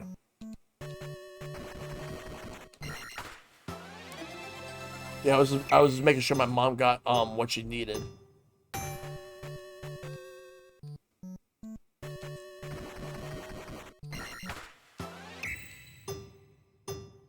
Also, I don't think the time went up as much as I thought it would. I'm gonna have to check.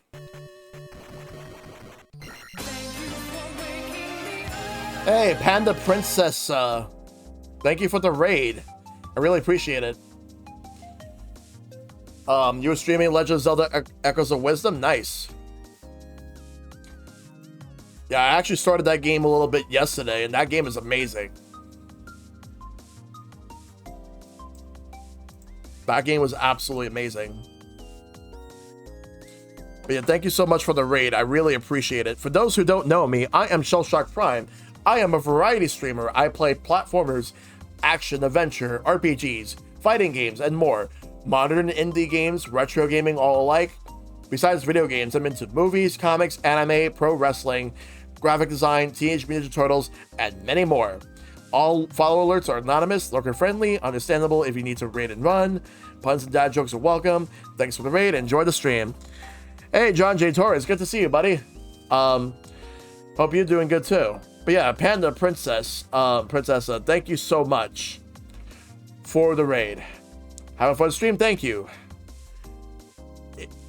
Right now, like, we're doing some Nintendo World Championships for a little bit, then we're gonna do a little taste test, and I'm gonna play some Vampire Survivors, and then we got sharing with Shellshock as well.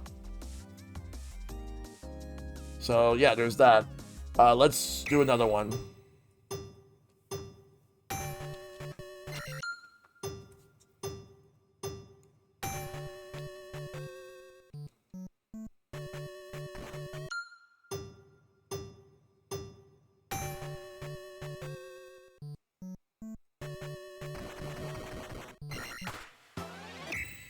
I wonder what is the S rank time for this.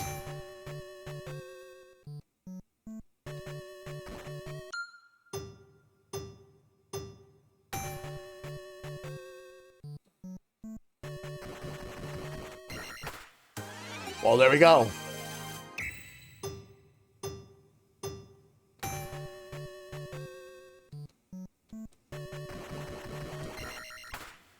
Husband and I are going to go survey any storm damage. We're fine, but we want to walk around and see.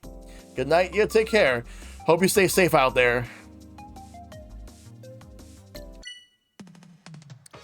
Speaking of which, to anybody that's being affected by the current hurricane that's going on, I'm not sure if I'm saying it right, but Hurricane Helen, with the E at the end, may you all stay safe out there.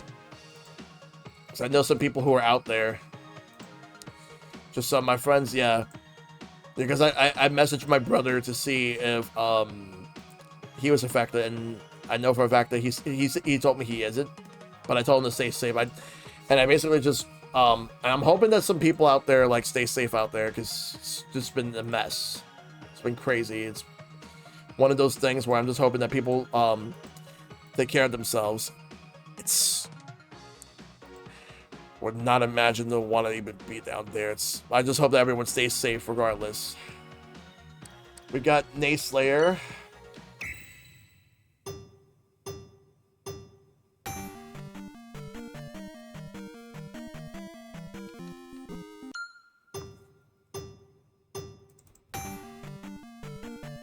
Okay, we hit it. We had to hit him in the head.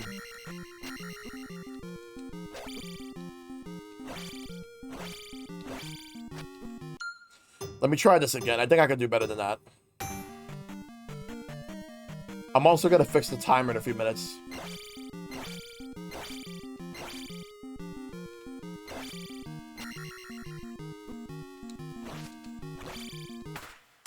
That's still an S rank. Nice. Rebelnak attack. I hated this one. They recommend you do the downward thrust.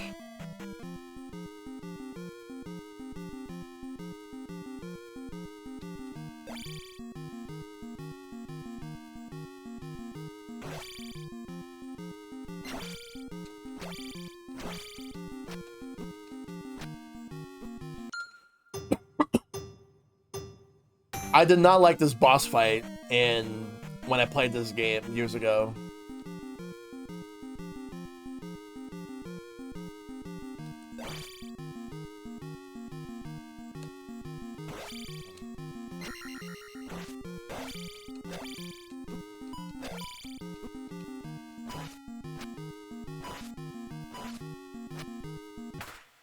Wow.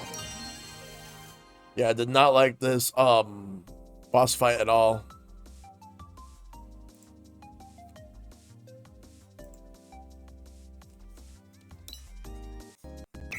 Let's try again.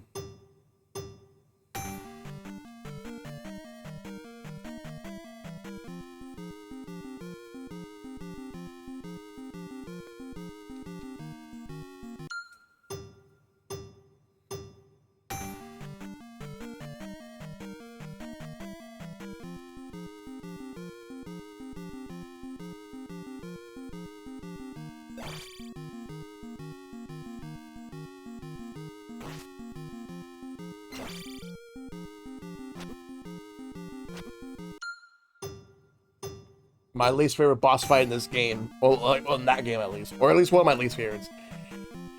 I can handle Dark Link better than this, by the way.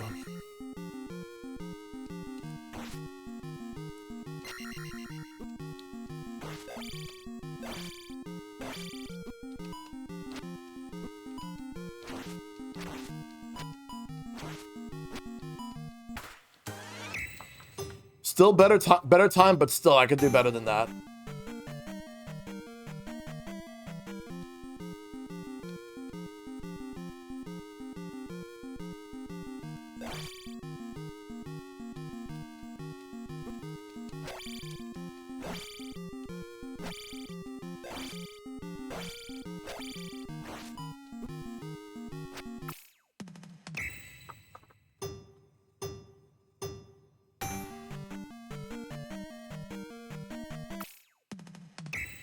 Try again.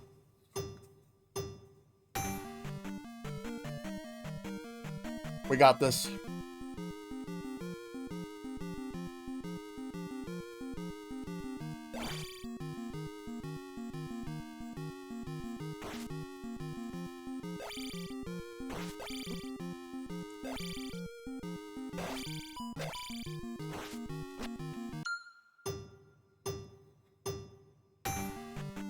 And also the time it takes for him to come out, too.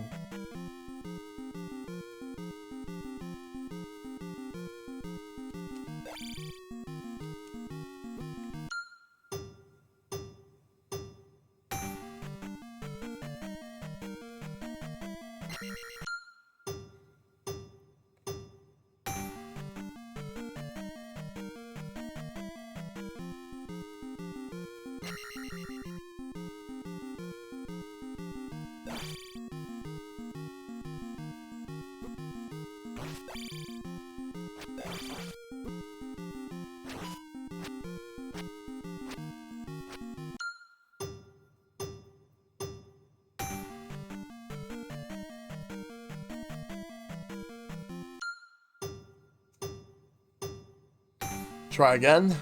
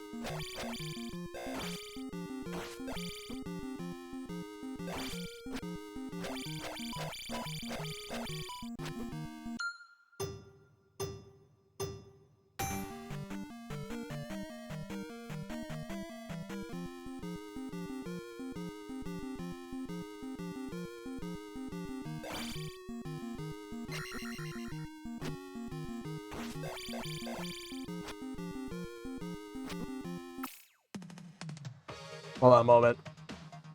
I'm gonna pause the timer, because what I'm gonna do is I'm gonna add all those subs.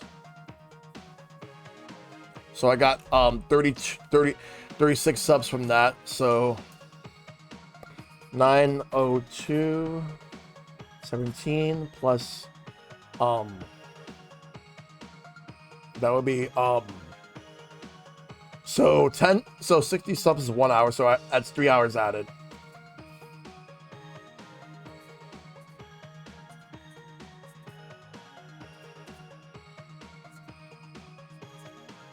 So I'm gonna add 3 hours to the clock.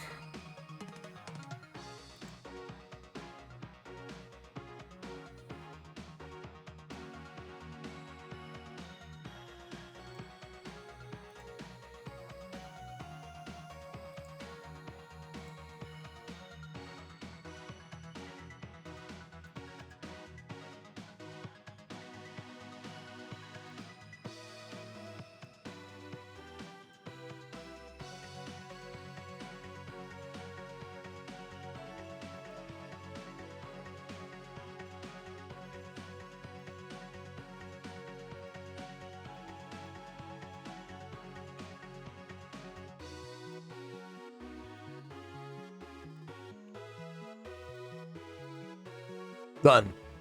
There we go. Got it.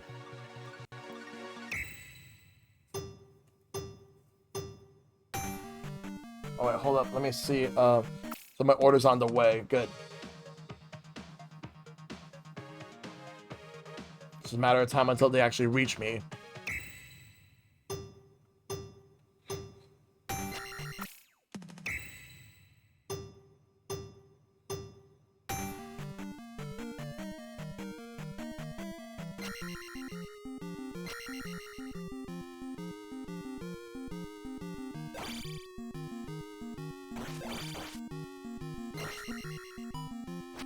Come on.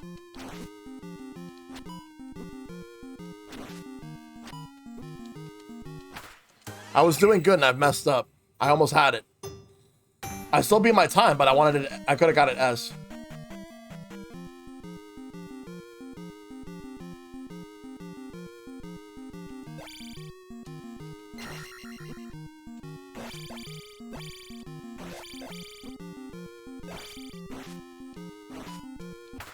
Got it.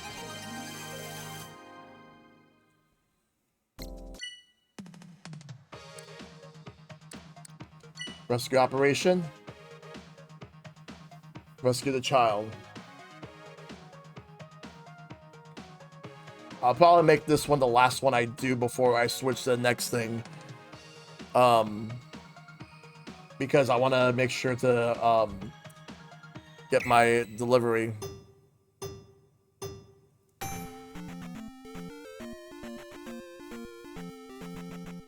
Let's slow down.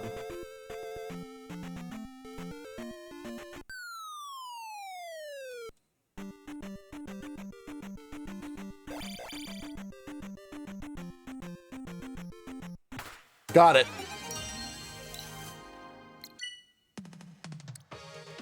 Let me see this one right here.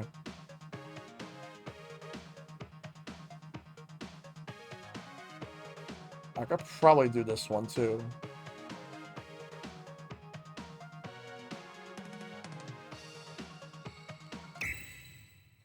I'll try this one. But after this, I'll stop.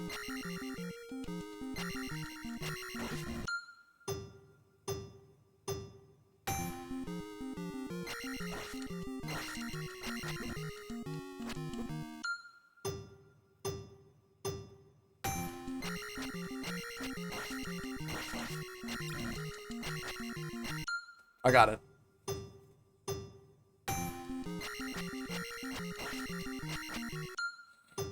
Gotta hit him precisely.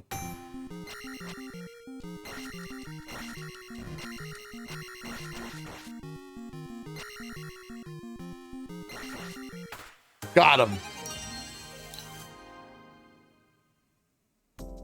You win! Slayed the beast.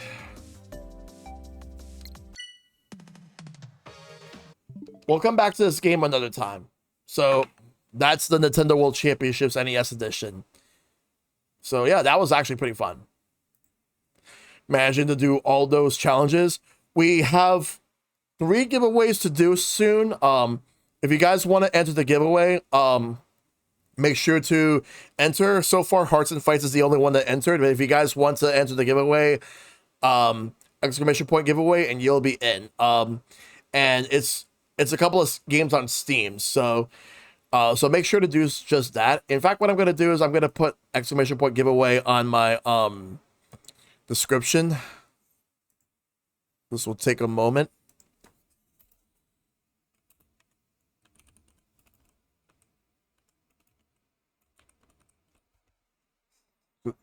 So I got to do type exclamation point giveaway, and you are good to go. All right.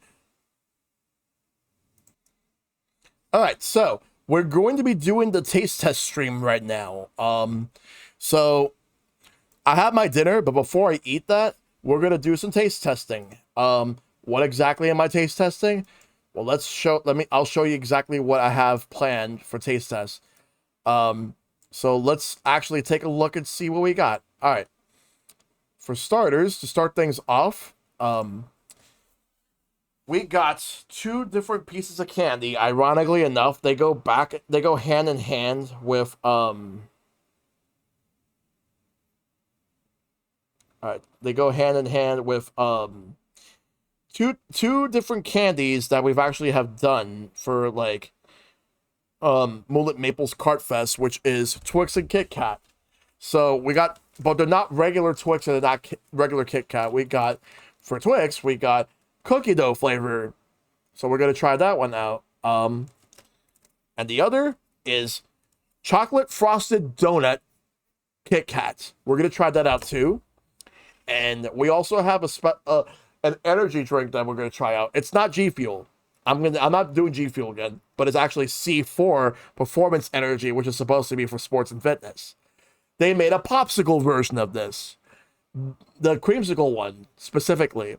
That's why I want to try it out. Like I want to at least give that one a shot. So, how is it gonna be? We're gonna find out. So, I'm gonna take a sip of it and then see just how I feel about it. Then I'm going to try out the candies. And then after that, I'm gonna get ready to have my dinner while playing some Vampire Survivors. So that's what's gonna be happening. So yeah, we're gonna do taste tests.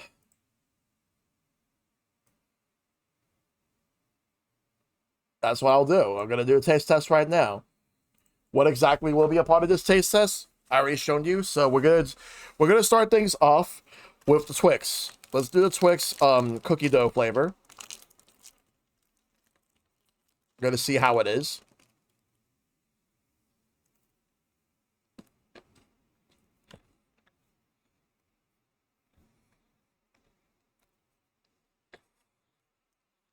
Pretty good.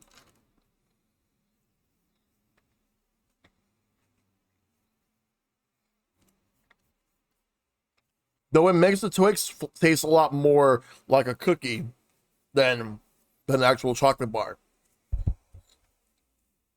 It's not bad.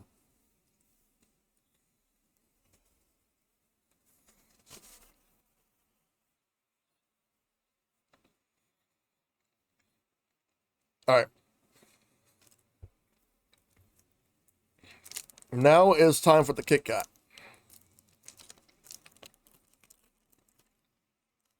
Chocolate frosted donut flavor Kit Kat. We're gonna try it out. So how does this taste? Let's find out.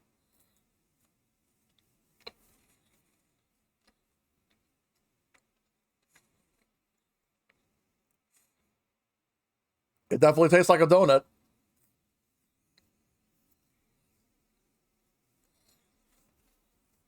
Not bad.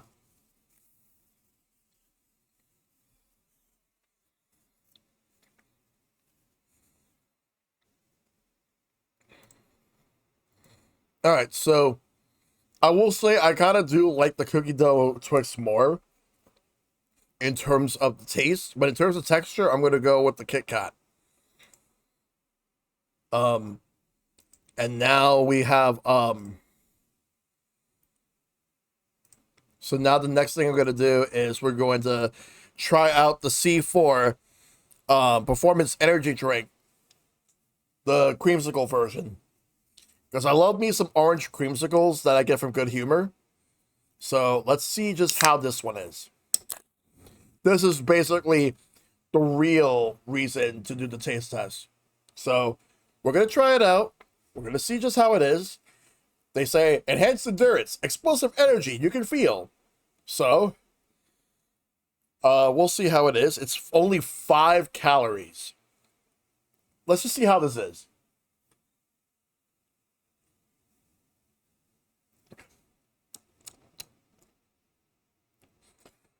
Well, it definitely does have that creamsicle, the orange creamsicle taste from the ice cream. It does have that taste. I'll give it that.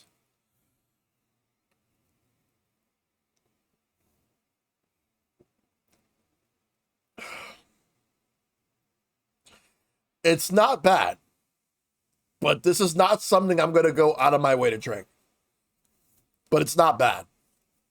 It's just that I don't really do energy drinks, but this is one of those times where I'm like, you know what? For this occasion, let's do it.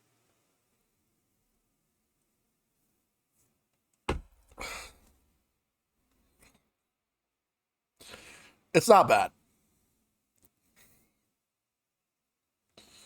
It's not bad, but I don't know if it's something I will have, like, on my own. But I'm going to put this right here for a moment. But yeah, overall, it's not so bad. I just think that, in my opinion, it's one of those things where, like, they just try to come up with the most gimmicky flavors for energy drinks just to get people to try them out. But again, not bad, but it's not something I would go out of my way to get on my own. That's the way I feel.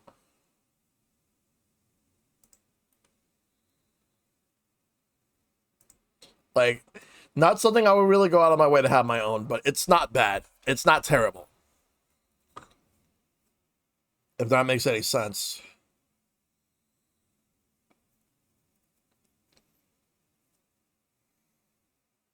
That said, let's I'll set up Vampire Survivors. I'll be playing that while eating dinner at the same time. Or actually, yeah.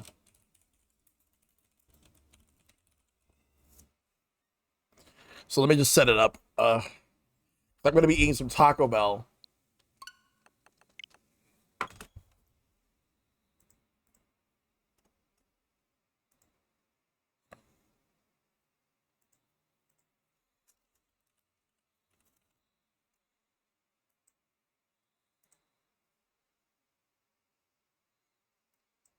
Yeah, doing a little bit of Vampire Survivors, because why not?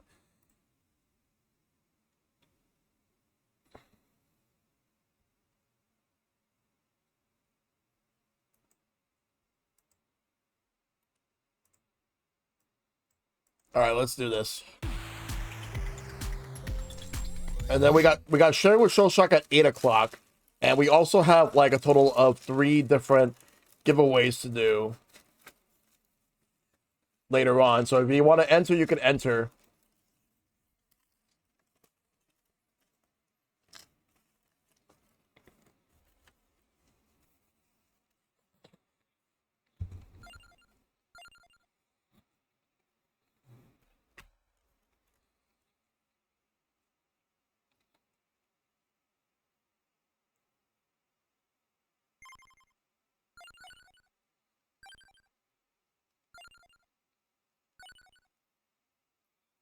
I'll go with this one.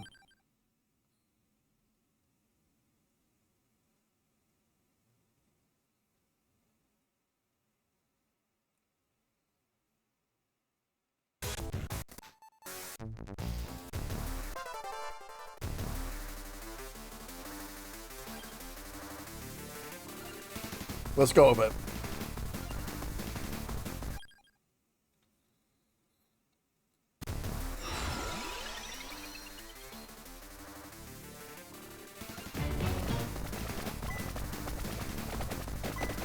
Let's see how we survive. I want none of those. Let's re-roll. I'll take the attract orb. I want none of those. The music from Contra Hardcore. I'll take the garlic.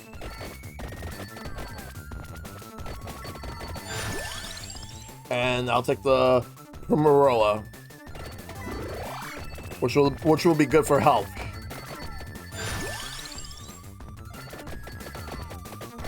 There's empty tones there. I'm gonna wait until I get the other sub weapons that I want. I'll take a Tirajisu, the second one, so I'll be able to have that maxed out.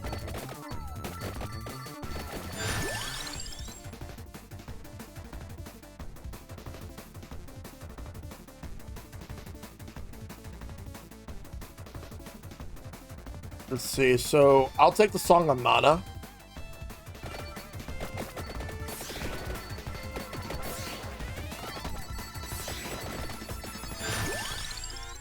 I'll take the Hollow Heart.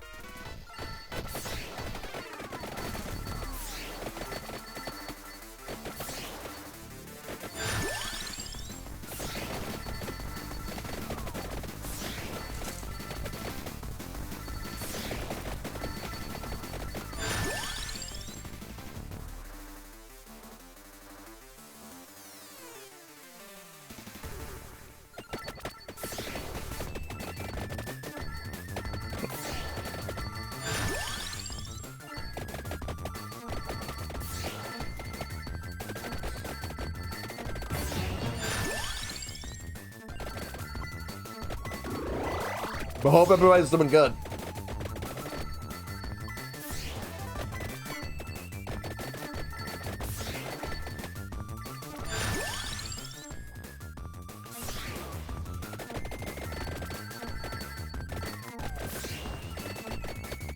All right, let's go.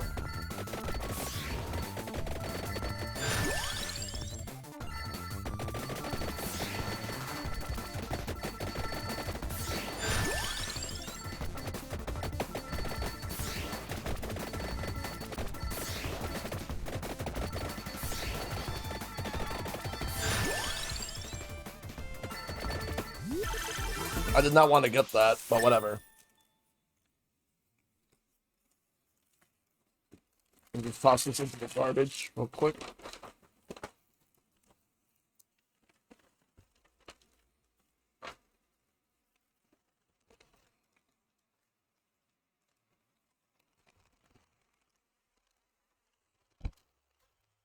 Making sure everything's all set up here.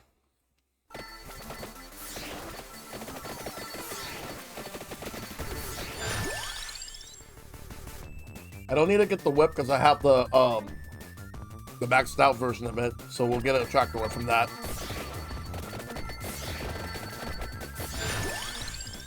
Crown.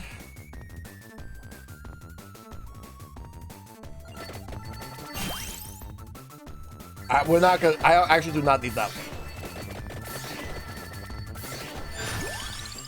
Instead, so the last sub weapon I'm gonna go for is the one that's linked to the Song of Mana, so I can evolve it.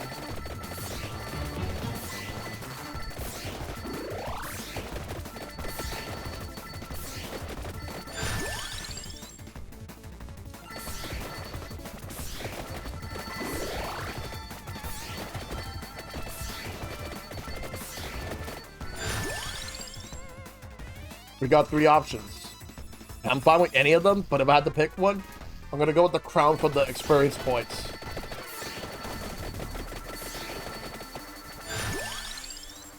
We're gonna get the clock lancet.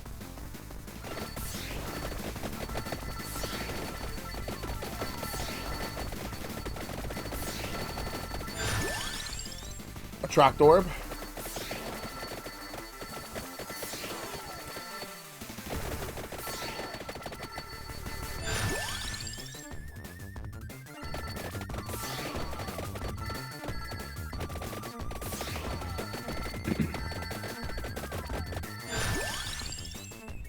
Skull-o-matic.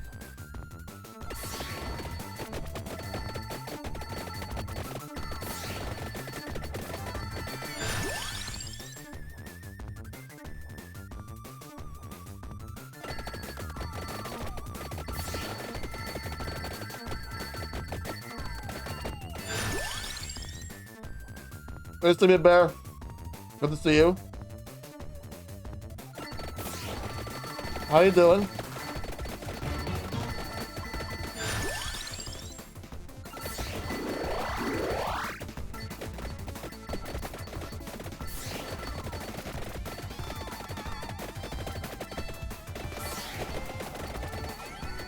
We'll go from that. Nice.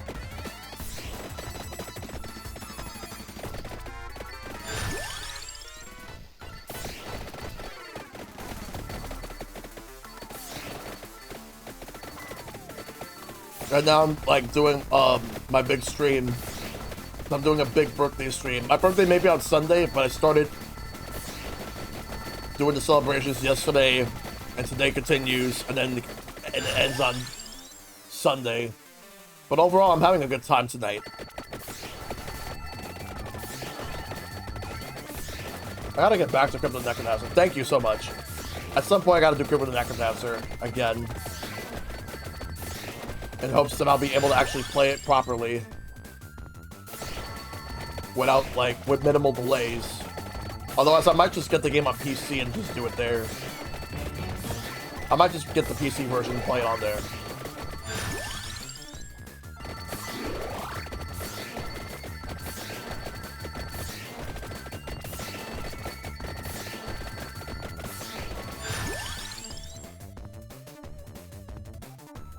Thank you.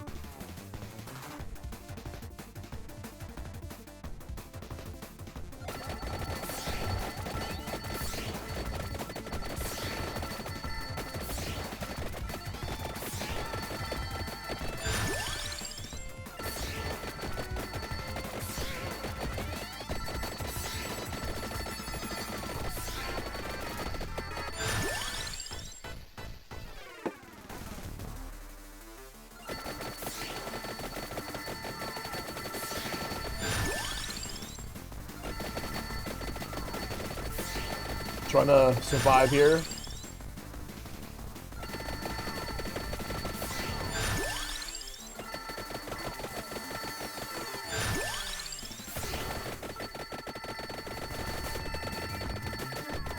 Whatever strategies I've had for this game when I started it, it has since changed a lot. Now there's more enemies popping up on screen.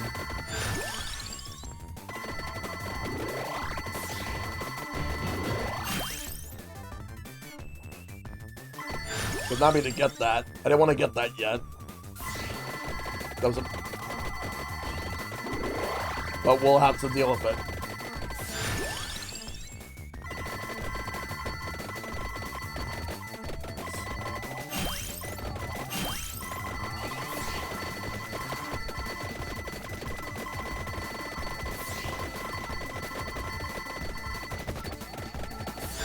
Got a lot of money from that.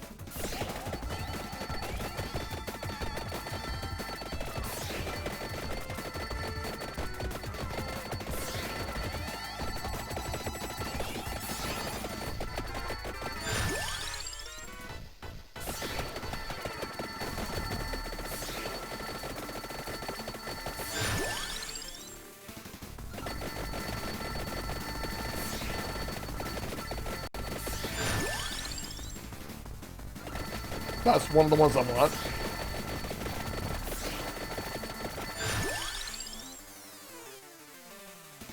Oh, wow. Use that to get the duplicator. But that box only shows up once. Well, it only shows up once I have to use it. So you gotta pick wisely.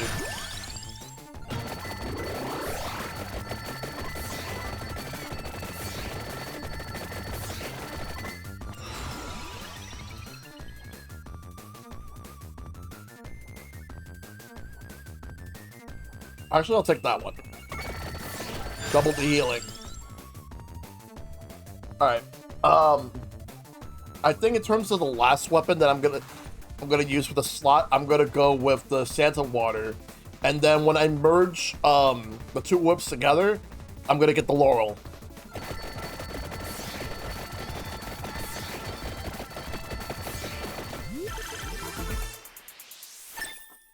Maxed out garlic. Because why not?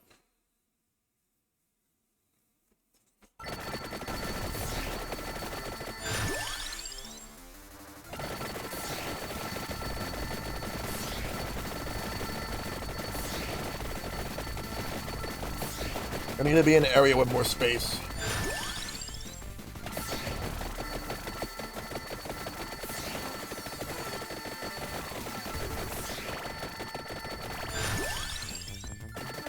Duplicator.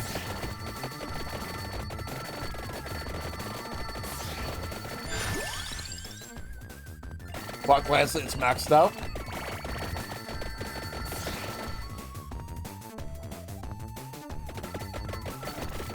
I'm gonna work on the whip, then I'm gonna work on the blue whip, then I'm gonna work on the water.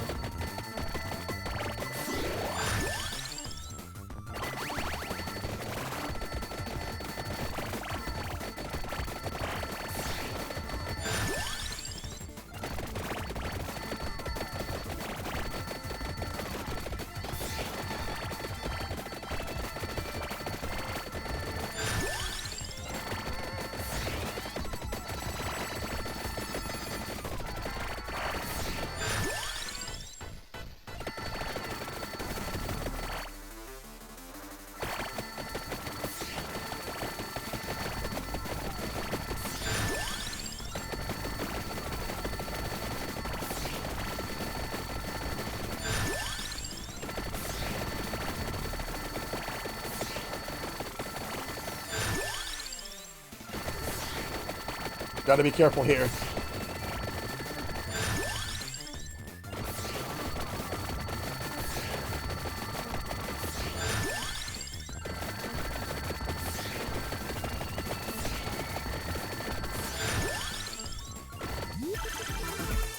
Nice. That one's maxed out. Leveled up and evolved.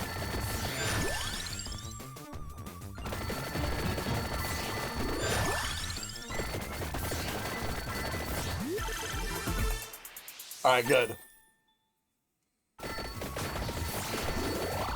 Now I need the Laurel to pop up. That's what I need next.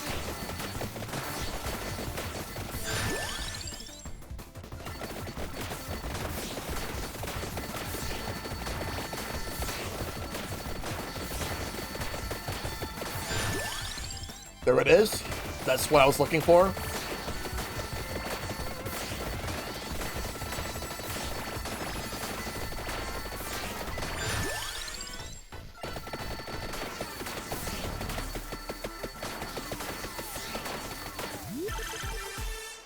What do we get? The maxed out water. Labora.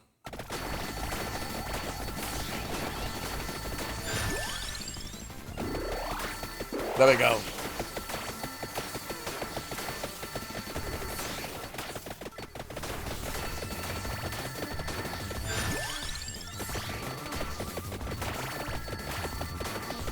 I'm gonna message all the podcast guests around like 7:30 Eastern. Is when we're gonna do the 55th episode special.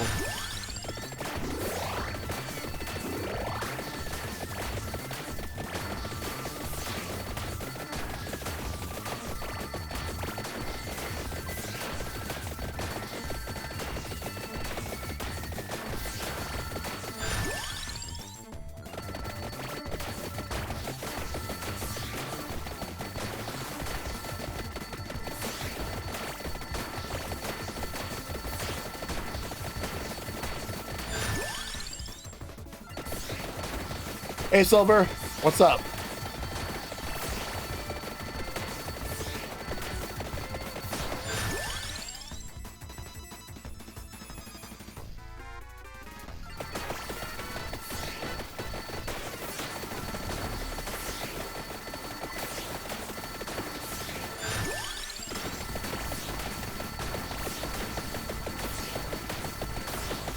Hope you're doing good, Silver.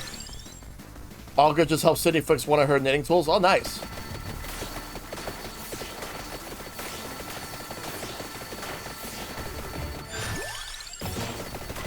And I'm shaking off the sleepiness from the afternoon. All right.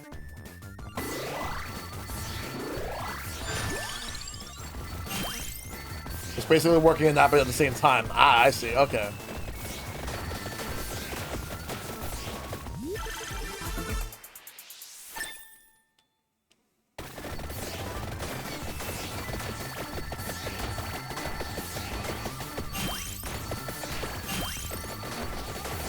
Now I gotta...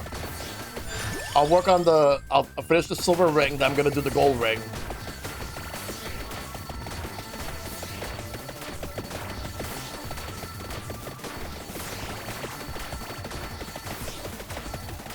All these enemies on screen are gonna be gone.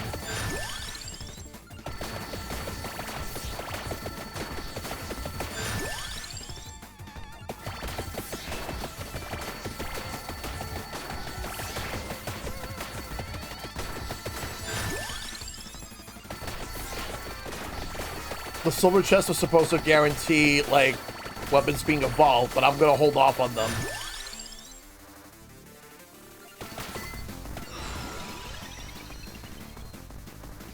Critical hit? Yeah, let's do that. Critical hits.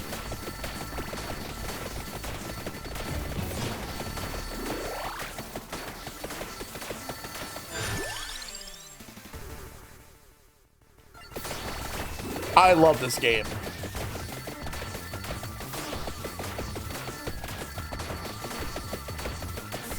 But if I'm not feeling anything crazy, I just switch to Balatro.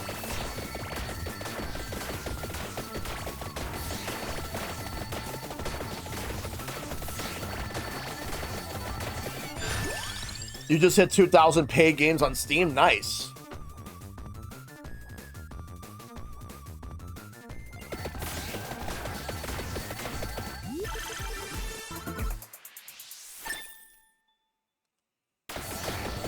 Steam World Heist. Good game. I still gotta finish it though. Oh, Heist 2. Okay.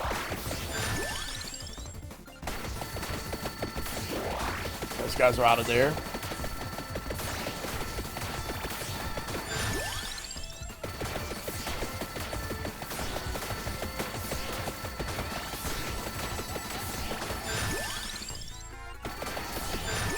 So we're doing a giveaway right now. Well, we're going to be doing a giveaway later on regarding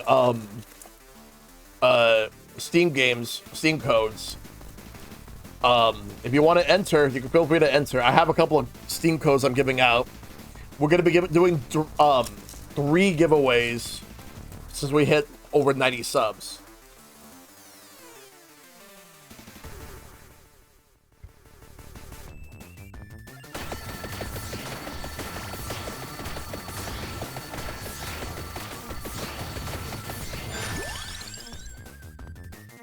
I'm gonna check. Let's see if you own these games. So I got Dragon's Dogma Dark Arisen, which I do think you have that one. Resident Evil 2002. Resident Evil 4 2005. Rain World. Street Fighter 5 Champion Edition. Capcom Fighting Collection. That's it. 6 games.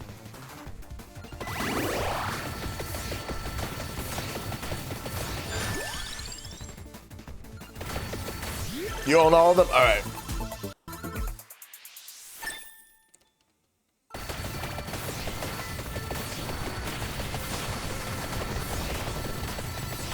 Because I got some of those games from the Humble Bundles for Capcom and from Adult Swim Games.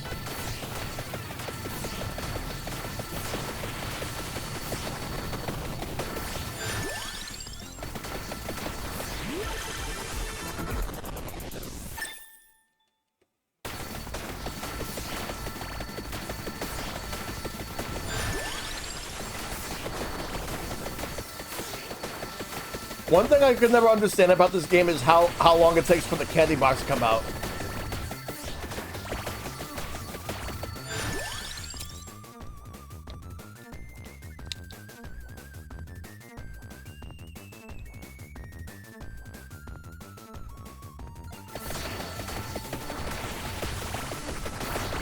Yeah, same. But anything that had this, anything duplicates that I own, any duplicates, I just tend to give them away.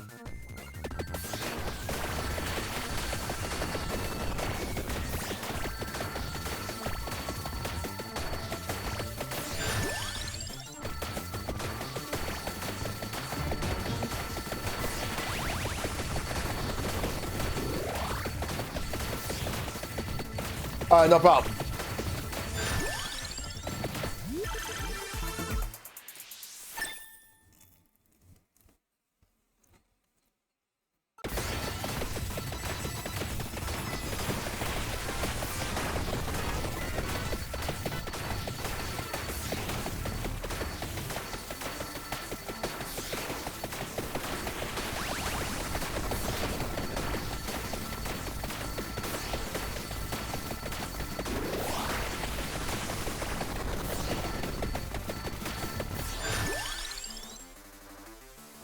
Hey, Sore. Good to see you, Sore.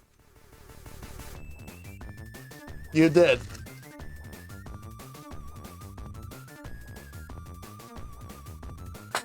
Hold on 1 second. Hey, Maverick. Yep.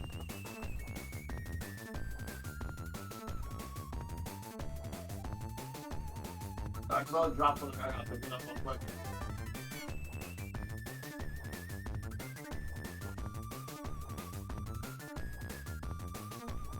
There we go. Because with September, that Twitch automatically donates random subs as freebies whenever people give out gift subs. And you just so happen to be one of them. Yep.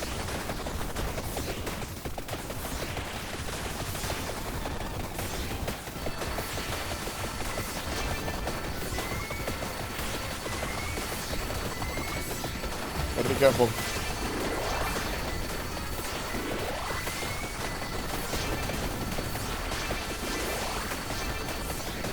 I got it. Oh my god, so many enemies on screen.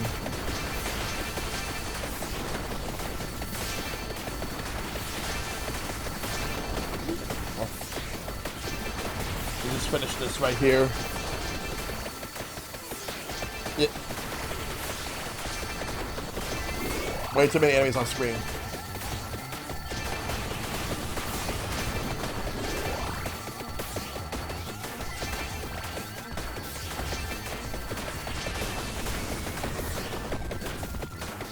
There's a lot of performance, and I'm playing this on Switch.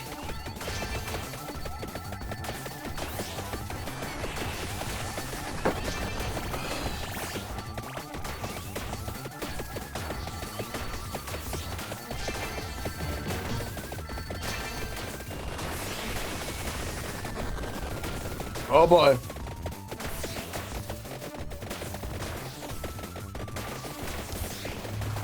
Grim Reaper's here. Don't need death right now. It did not. It was definitely under 30, but over 20, like somewhere in between that. Got it. KO. I do need to step away real quick.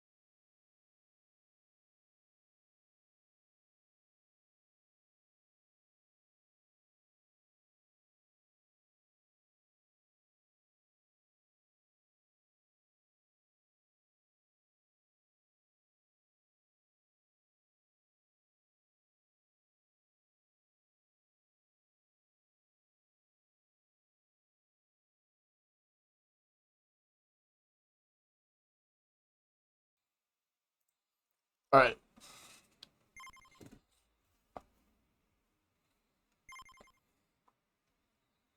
Let's do one more run. Different location.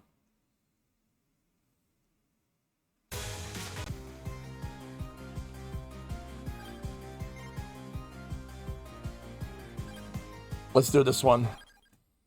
But hope you're doing good, Derek. Just gotta take care of something real quick here.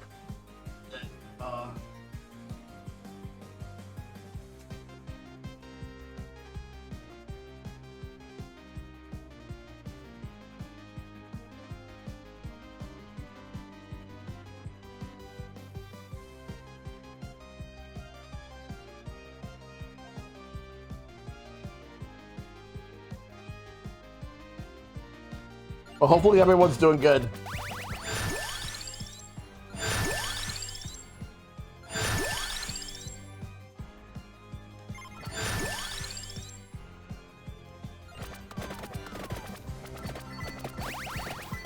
Welcome back, Dragon. If you want to know what the taste test was, I was drinking this.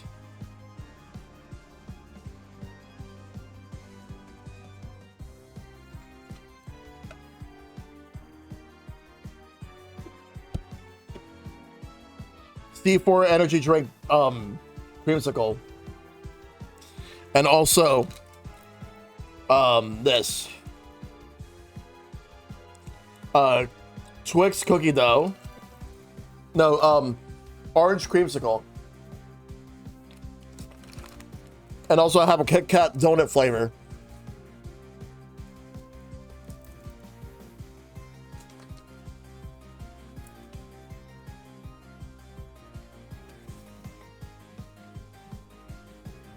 All right, no problem.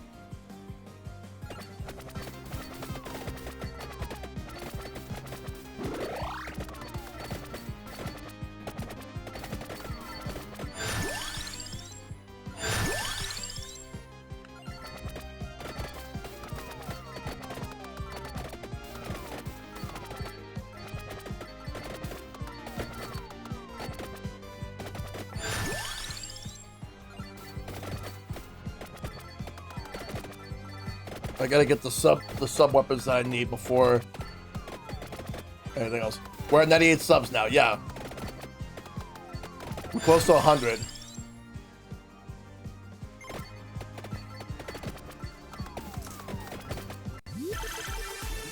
Did not mean to get that, to be honest.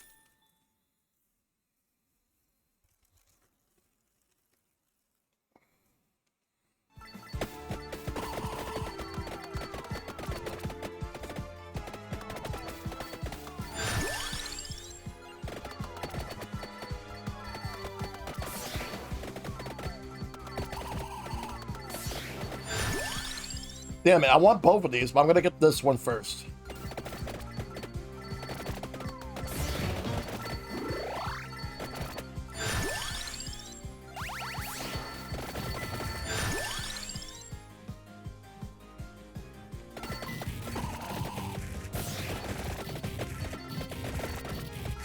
Burn them all down.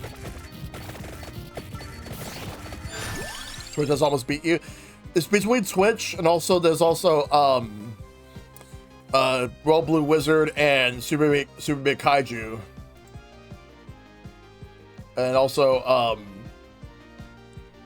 looking at the most amount yeah, Twitch, you know, 'cause the reason why Twitch is because like the September stuff that's been going on, which is actually pretty cool that they're doing this. Because a couple of weeks ago they did something like this but for bits. Now they're doing it for subs. Just to try to bring into the hype.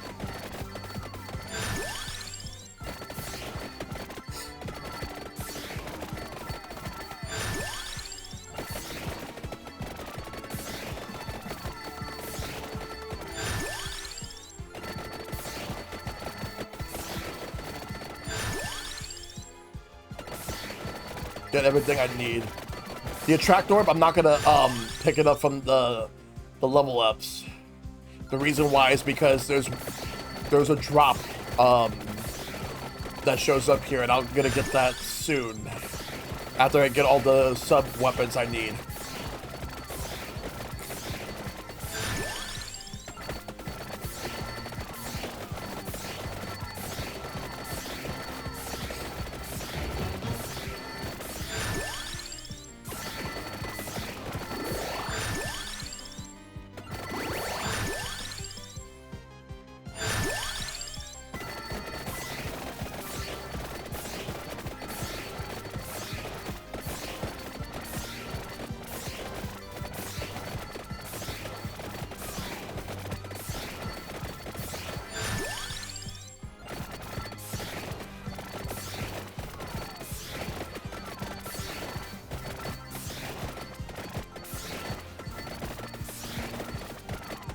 Yeah, Majora's Mask is happening, yes.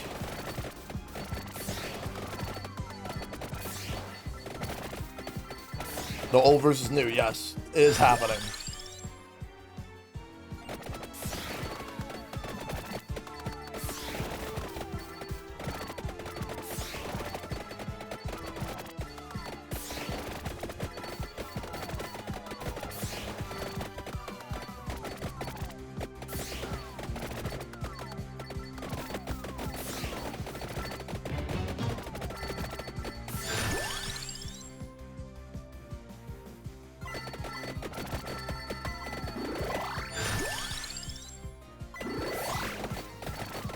Take that.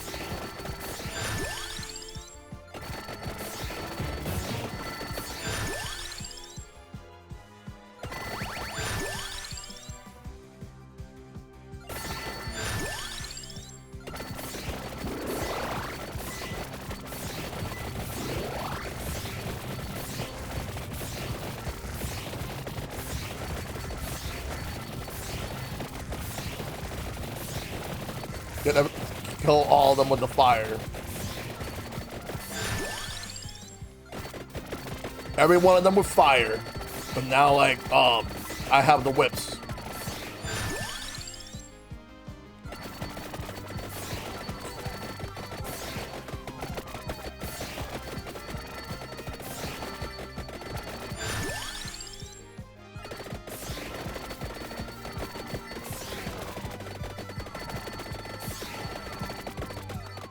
Still gotta get Balacho? Yes. Balacho's great. Probably one of the best indie games of the year.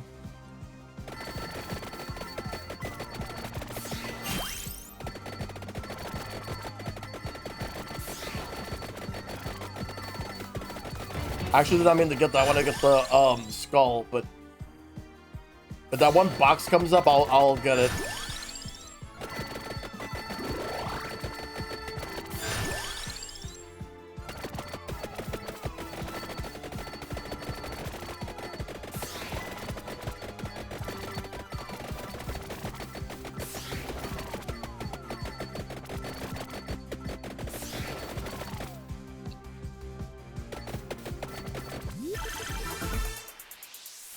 Nice.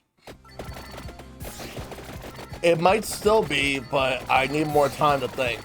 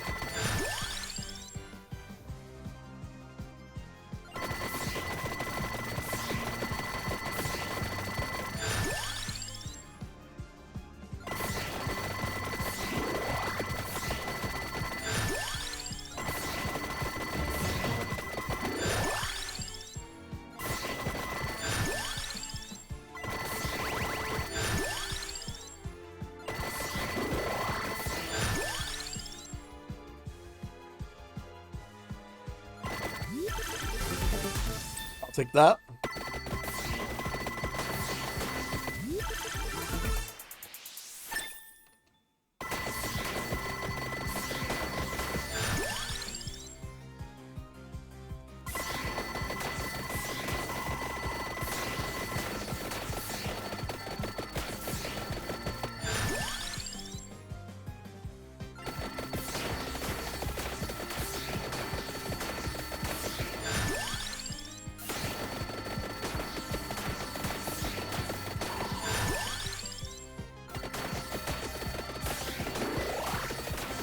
Hey, Keyblade.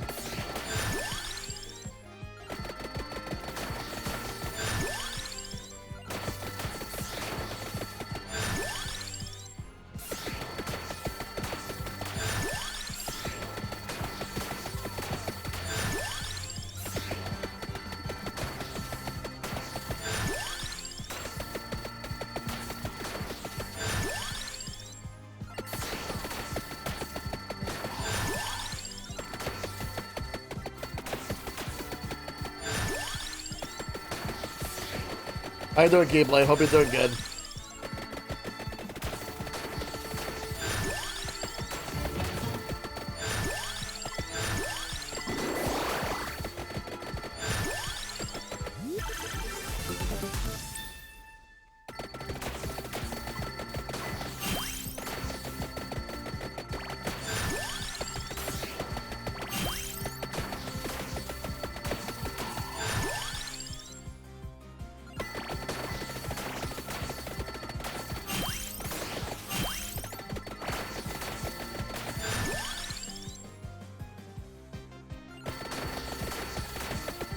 You're good at the gym? Nice.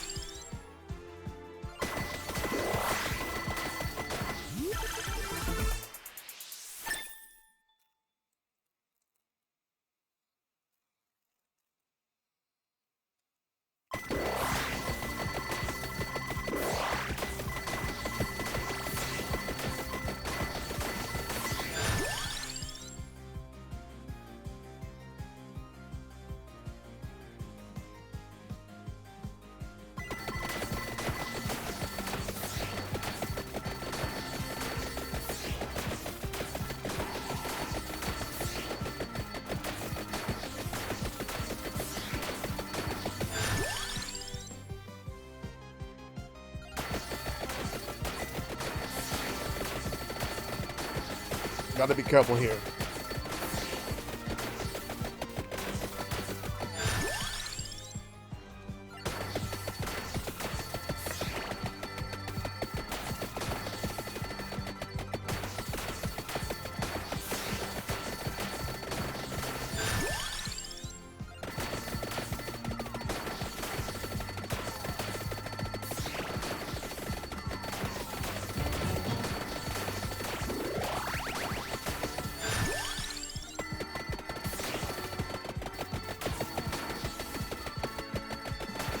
Almost got them.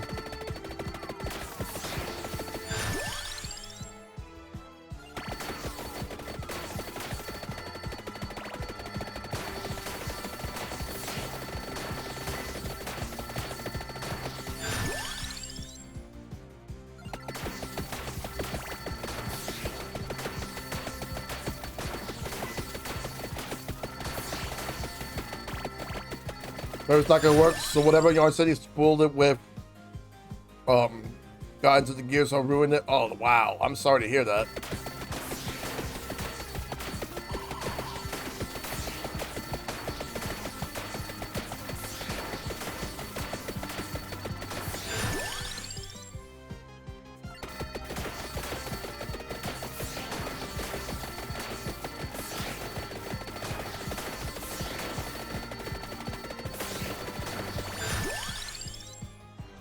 My mom got home and now there's pizza on the way. Nice.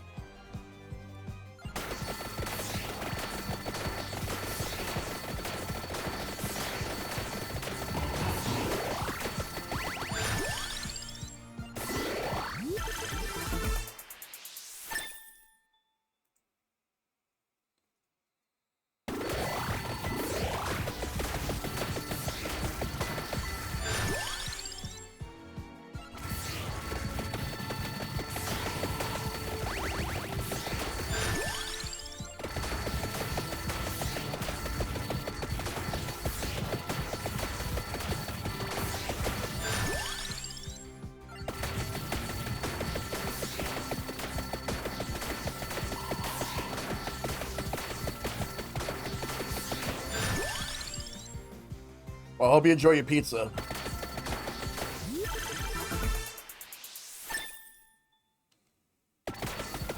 Right now, like I already finished my Taco Bell. Aside from the Baja Blast that I have, which I still have to drink it. Just gotta steal it, because they do seal it to make sure that it doesn't spill.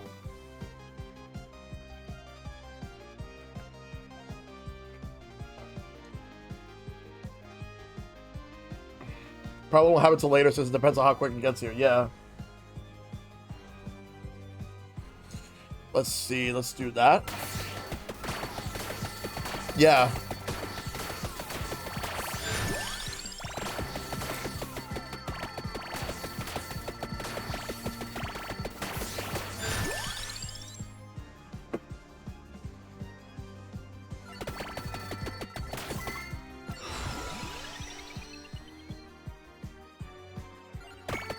Duplicates.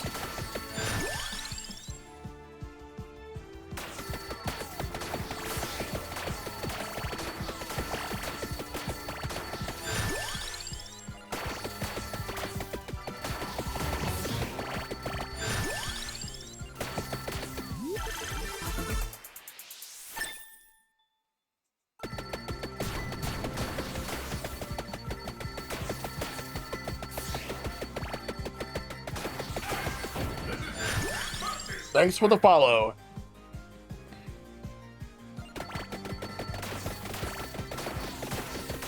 And thank you.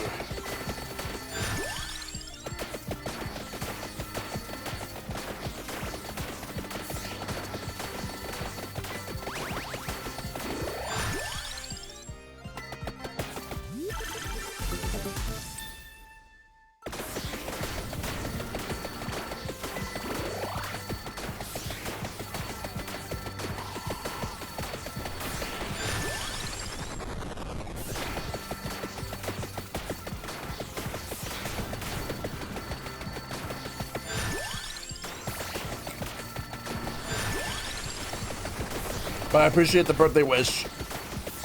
Hope you're doing good, Bat Player.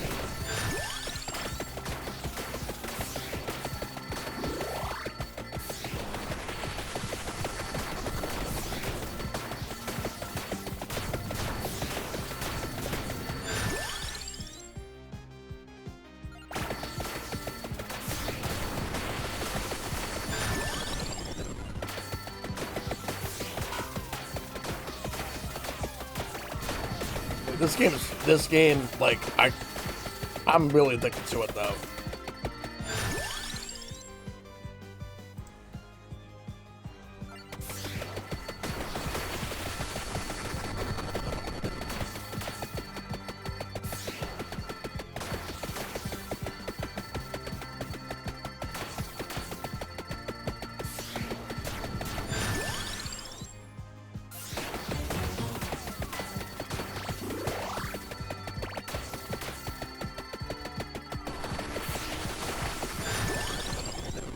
Gotta be careful here.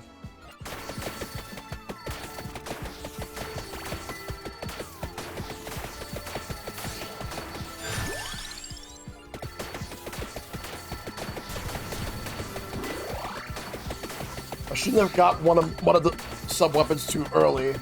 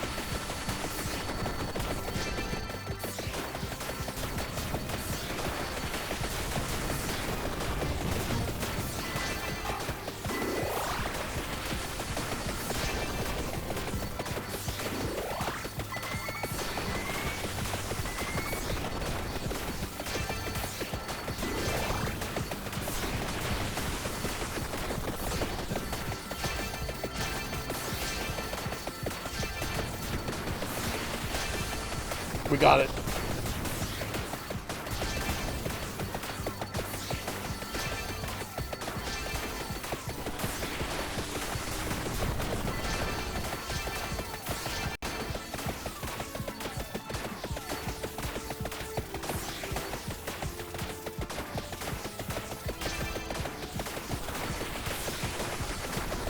Uh-oh, we're nearing time, which means that the Grim Reaper's coming up.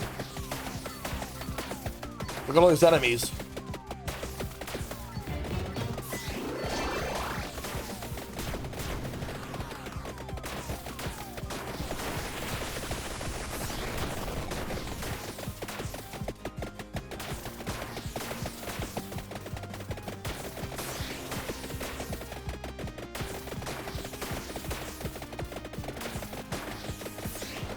Now all I gotta do is knock out the Grim Reaper, and then after that, that's it for this guy.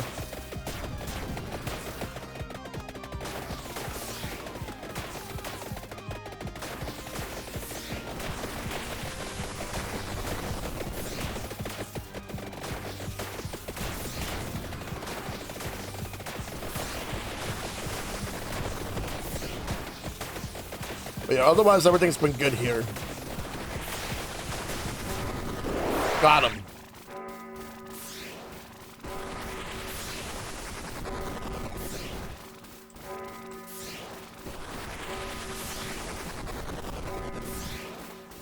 You win! Yep.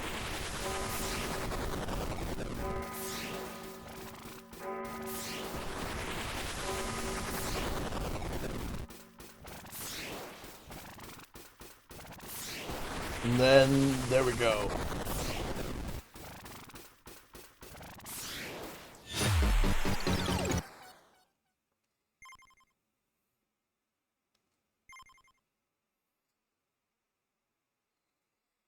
Oh, that's Vampire Survivors.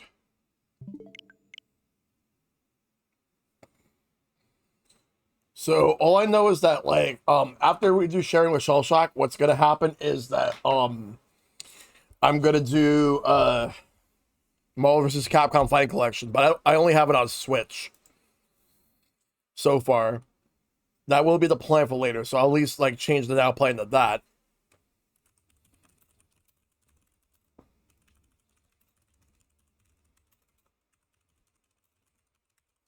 Because we will be coming to that soon. Alright, so switch to just chatting. Alright, so I haven't done any of the Bean Boozles today, so I'm gonna go and do those Bean Boozles. So we got a total about 36 of them. So let's so 36 subs or yeah, no, 37 subs. So let's see. So to count that, I'm gonna do all the Bean Boozles right now. So let's see just how many. All right, so 36, so that's 12 Bean Boozles I gotta do. And I'll set that up in just a moment. But first, so we're doing some more giveaways. I'm giving away some codes for Steam. So if anybody wants to enter the giveaway, make sure to do so. All you got to do is you got to hit ! giveaway and you'll be entered. I have 6 Steam codes. So that's just what I'm going to be doing right now. And right now we're going to get that set up. So all you got to do is hit ! giveaway and you'll be in it. Make sure to do so. Make sure to type ! giveaway. And then you'll be in. That's all you got to do. So we'll be doing that. Oh, Super Big Kaiju does the giveaway. Nice. Because you have to that's all you have to type. So far we got 2 entrants. I'm looking for more. If you want in, to get some Steam game codes, all you gotta do is hit ! giveaway. But give me one moment. I gotta get something before I do the Bean Boozles. Real quick, I'll be right back real quick.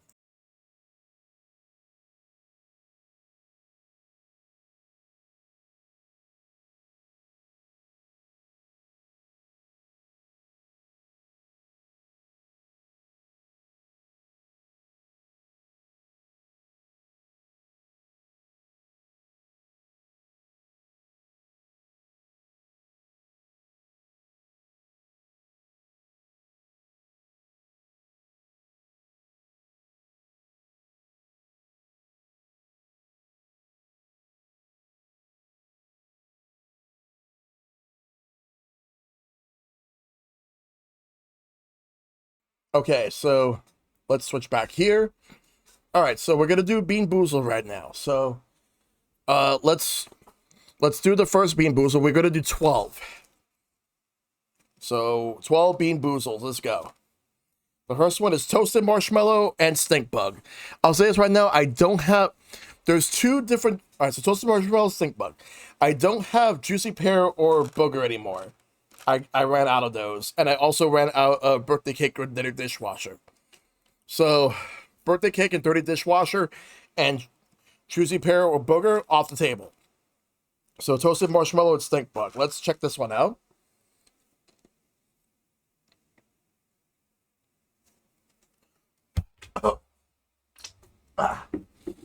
Yeah. Let me get some napkins.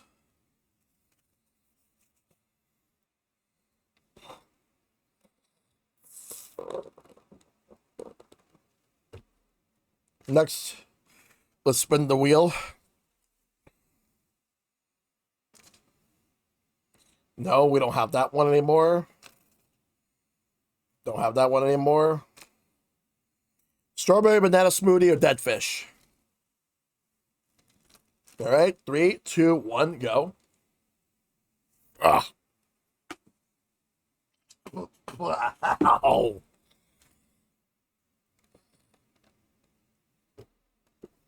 But damn. Even while drinking the Baja Blast, I could still taste that. Ugh. Peach or barf?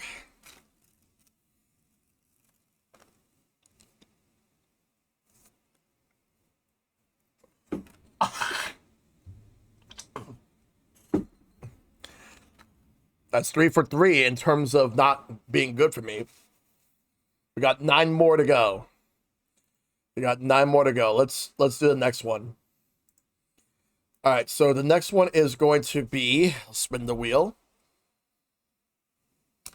Spin the wheel. Make a deal. Pomegranate or old bandage? Ah. First bite. The first bite, it was already strong. Ugh. Ew. Ew. Ew. All right, 8 more to go. Next. Tutti Frutti or Stinky Socks? I definitely do have some of those.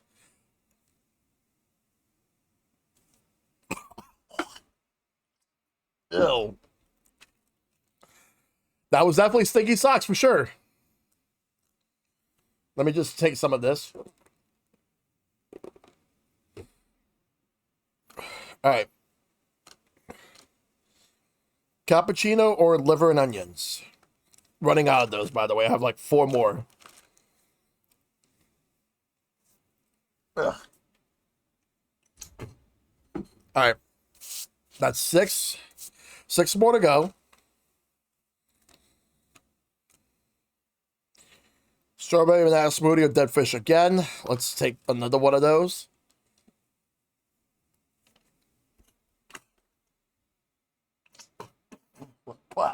Dead fish. Next up, peach or barf again?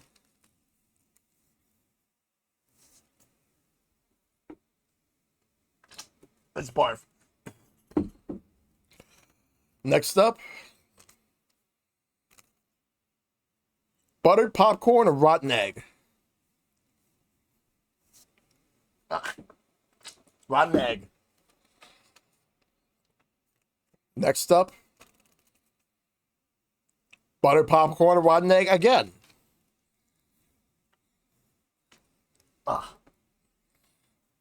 That's rotten egg. No luck here. Next up, there's 2 more. Strawberry banana smoothie or dead fish again?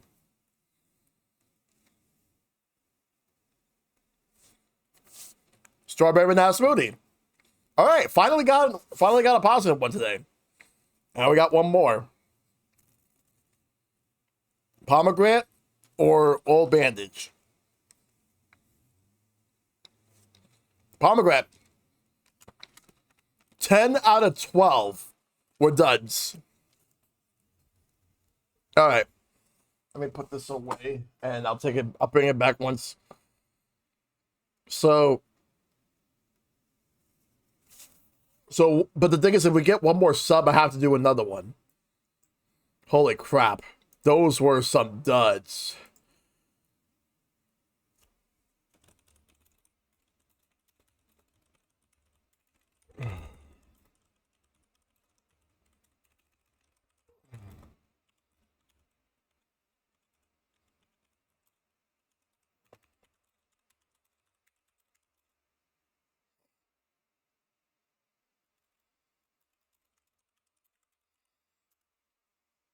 All right.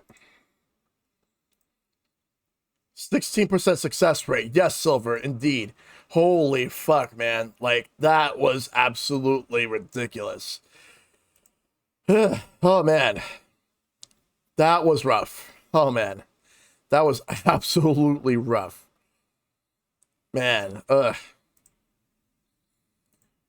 Well, now, like, at least I have stuff that I can use to just drown that down.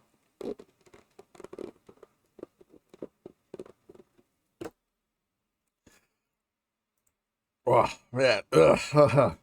God damn. Holy shit. All of those bean boozleds were ridiculous. Oh my god. Wow. Wow. Wow. Wow. Wow.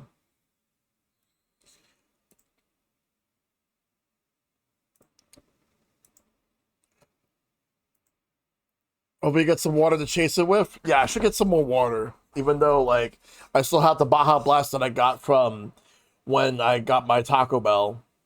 But even the Baja Blast is not enough. I think water may actually be better. That said, I'll say this right now. The verdict on this particular drink right here. So this one, this is okay. But I'm not going to go out of my way to get one of these.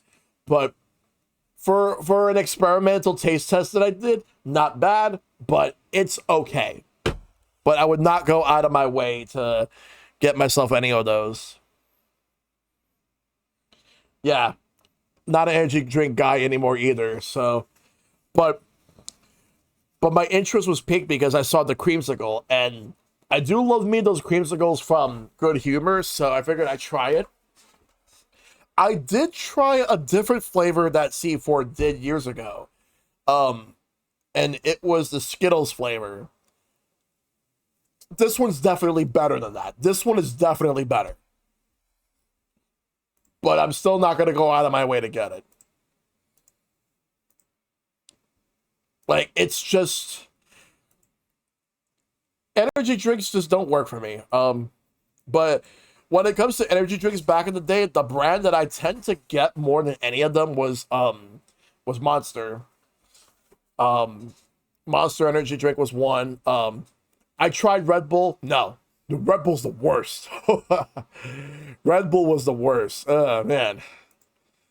But it's like I don't like energy drinks. But I do it. But I'll tell you this right now. C4 is way better than fucking G Fuel. G Fuel sucks. G Fuel fucking sucks. And I do not want to touch Prime at all.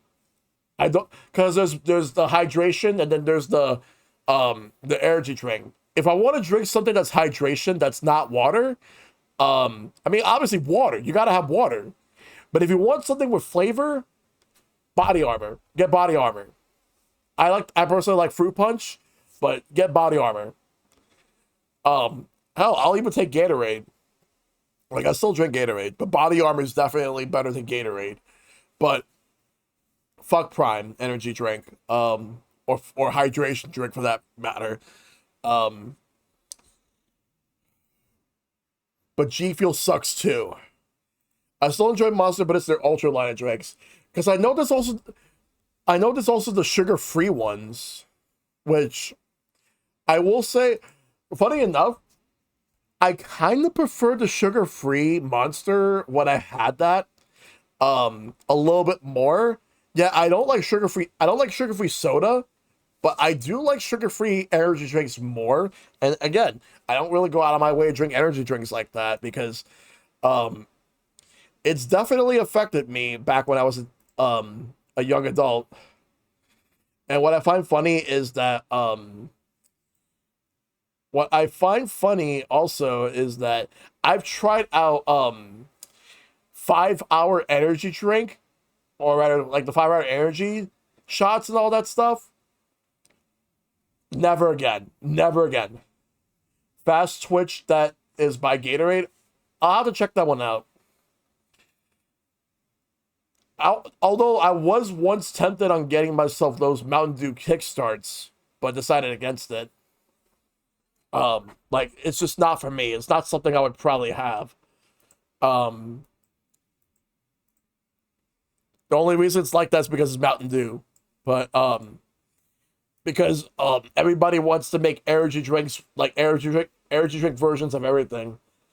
I think Pepsi owns Rockstar energy drink because I know Monster. I believe Monster is Coca-Cola. Um, let's see. But yeah, energy drinks are not my thing. And in terms of like snacks and all that stuff, um, it's like I do like chocolates and all that stuff, although and I did get myself some candy for the taste test and all that, but I'm not as much of a candy guy as I used to be, despite the fact that I did get a couple. I did get the cookie M&Ms. I tried these before. They're actually not bad, but I don't really go out of my way to get M&Ms like I used to. Um, the small bottles instead of the bigger bottles. It's got caffeine, I believe, electrolytes, hardly any sugar in it. And then, all right, as long as it's got the electrolytes, that's all that matters to me. If I get the electrolytes, I'm good. Um, right now, like, in terms of drinks in general, my go-to when it comes to hydration, when it's not water, it's Body Armor and Gatorade. Powerade is okay. Powerade is okay, but I don't really. I used to drink Powerade a lot more as a kid and as a teenager. But the thing about Powerade is that they put more sugar in. Like, there's more sugar in that than Gatorade and Body Armor. Like, they put more sugar in the Powerade because it's a lot. Because I could tell because it's a lot more sweeter when doesn't really need to be.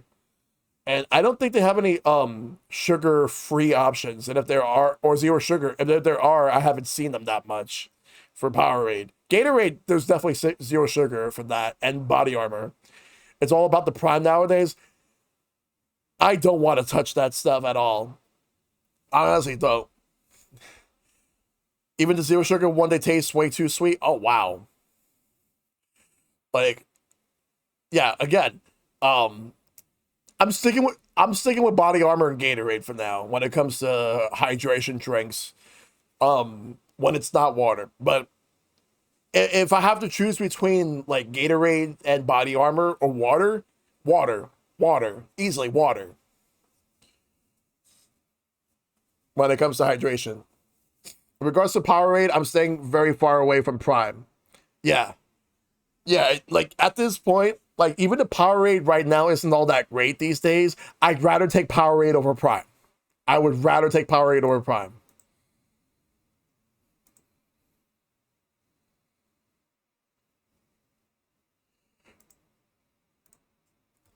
But yeah, also,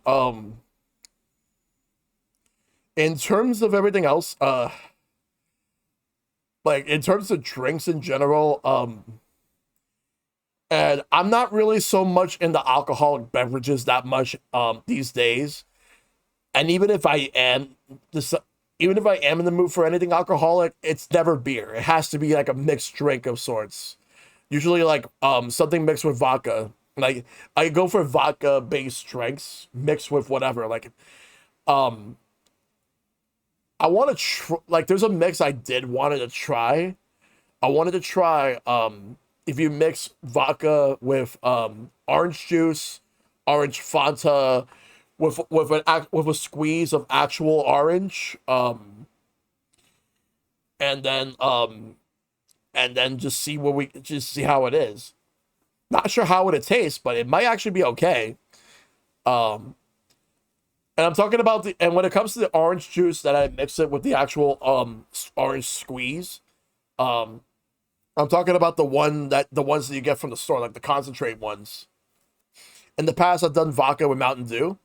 I've done vodka with Sprite, and they mix it with a couple of other drinks, and they dye it blue. Because this one place that I went to, they had video game based drinks, but it was mostly fighting game related that they would focus on. They had different drinks based off of fighting games, whatever it's Street Fighter, Tekken, Smash, and all that stuff. They would do drinks based off of that. And I've tried one of them. I don't remember which one I tried. I know I tried one of them before. I just don't remember which one it was. It was all right. It was solid, but it was one of those things where it's like, I don't really drink enough alcohol to warrant one to drink it often. Like, I know people will say, you don't need to drink to have fun. They're right. They're 100% right. You don't need to drink to have fun. But it's like, I guess you could say I'm straight edge, because I don't smoke, and I don't really do drugs unless it's prescribed to me by my doctor. I remember Mountain Dew had a line called Game Fuel. Master Chief was the first mascot to appear. I remember that, yes. And then in 2009, I remember that they had a deal with Blizzard to do World of Warcraft. They had two flavors. There was a red one and there was a blue one, because they had a deal with World of Warcraft around that time. I actually tried that Mountain Dew Game Fuel with Master Chief. It was like some sort of berry flavor or citrus berry. I bought it because I thought that I was buying Code Red, and I didn't even see the label because it just looked red, because the color looked close to Code Red. Because they used to sell Code Red in 2-liter bottles. They don't anymore. But it's like, but I do remember the Game Fuel from 2009 as well, like the World of Warcraft ones. And then every year they used to link it to different games, different franchises. I know they've done Call of Duty at one point, but they mostly had a deal with Microsoft and Xbox 360 around that time, and then later Xbox One. Because I think Mountain Dew had a contest where you could win an Xbox 360 back when the 360 launched. I do remember that one, or at least I think it was Mountain Dew. But yeah, because that generation, I was absolutely all over the Wii and the 360. I didn't get a PS3 until later, because PS3 at the time was like was not really happy with what Sony was doing with the whole, especially with the high price. And the 360 was more affordable, and a lot of the multiplats I could at least play it on a 360 instead of just getting a PS3. But we did get a PS3, which we thought was a decent price, and they dropped the price a week later, but it was the slim one. I want to say that it was around the original when Halo 3 came out. Yes, it was. Around the time when Halo 3 was coming out, it was new.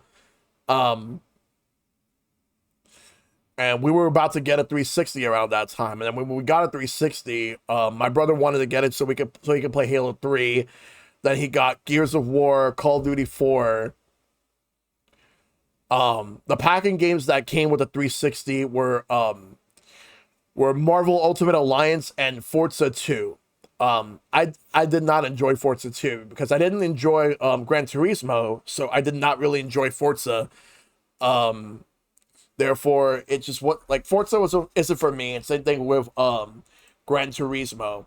Now, Forza Horizon, on the other hand, I'm more inclined to play those games because they're more arcade racing. They're more closer to the arcade racing style, whereas the regular Forza Motorsport is more like simulated racing. And simulated racing does not do it for me. I tried. It just doesn't work for me. That and the fact that customizing cars in that particular fashion. Because I feel like there's more emphasis on that than the actual racing. But that's probably just the view that I had for it. But Forza Horizon, I would absolutely play them. But Marvel Ultimate Alliance, they need to do a remaster of the first two games. And if Nintendo's license for Marvel Ultimate Alliance 3 expires, I'm not. I think it will probably be Koei Tecmo and Team Ninja that would be the publishers. It would be reverted to them, in cooperation with Marvel Games, to release it on other platforms. I'm not sure if that's gonna happen, but I know that Marvel Ultimate Alliance 3 sold all right. It sold at least 1 million, but even then, it didn't really like. It wasn't really like a main player. But I still want to finish it at some point. I do want to, like Marvel Ultimate Alliance 1, I never finished any of them, but from when I played the first one, I liked it. Ultimate Alliance 2, wasn't a fan of it. It was based on Civil War. And this one, and then 3 was is basically focusing on Thanos. But eventually I would like to get into those games. But yeah. So right now we're gonna get ready to switch over to sharing with Shellshock. This is gonna be the sharing with Shellshock pre-show where we're gonna be doing we're gonna do a live setup. Let me go ahead and switch over to the main scene as we're setting everything up. What I'm going to do is I'm going to get Video Ninja working. Let me go ahead and get the webcam on here deactivated for a moment so I can use Video Ninjas instead.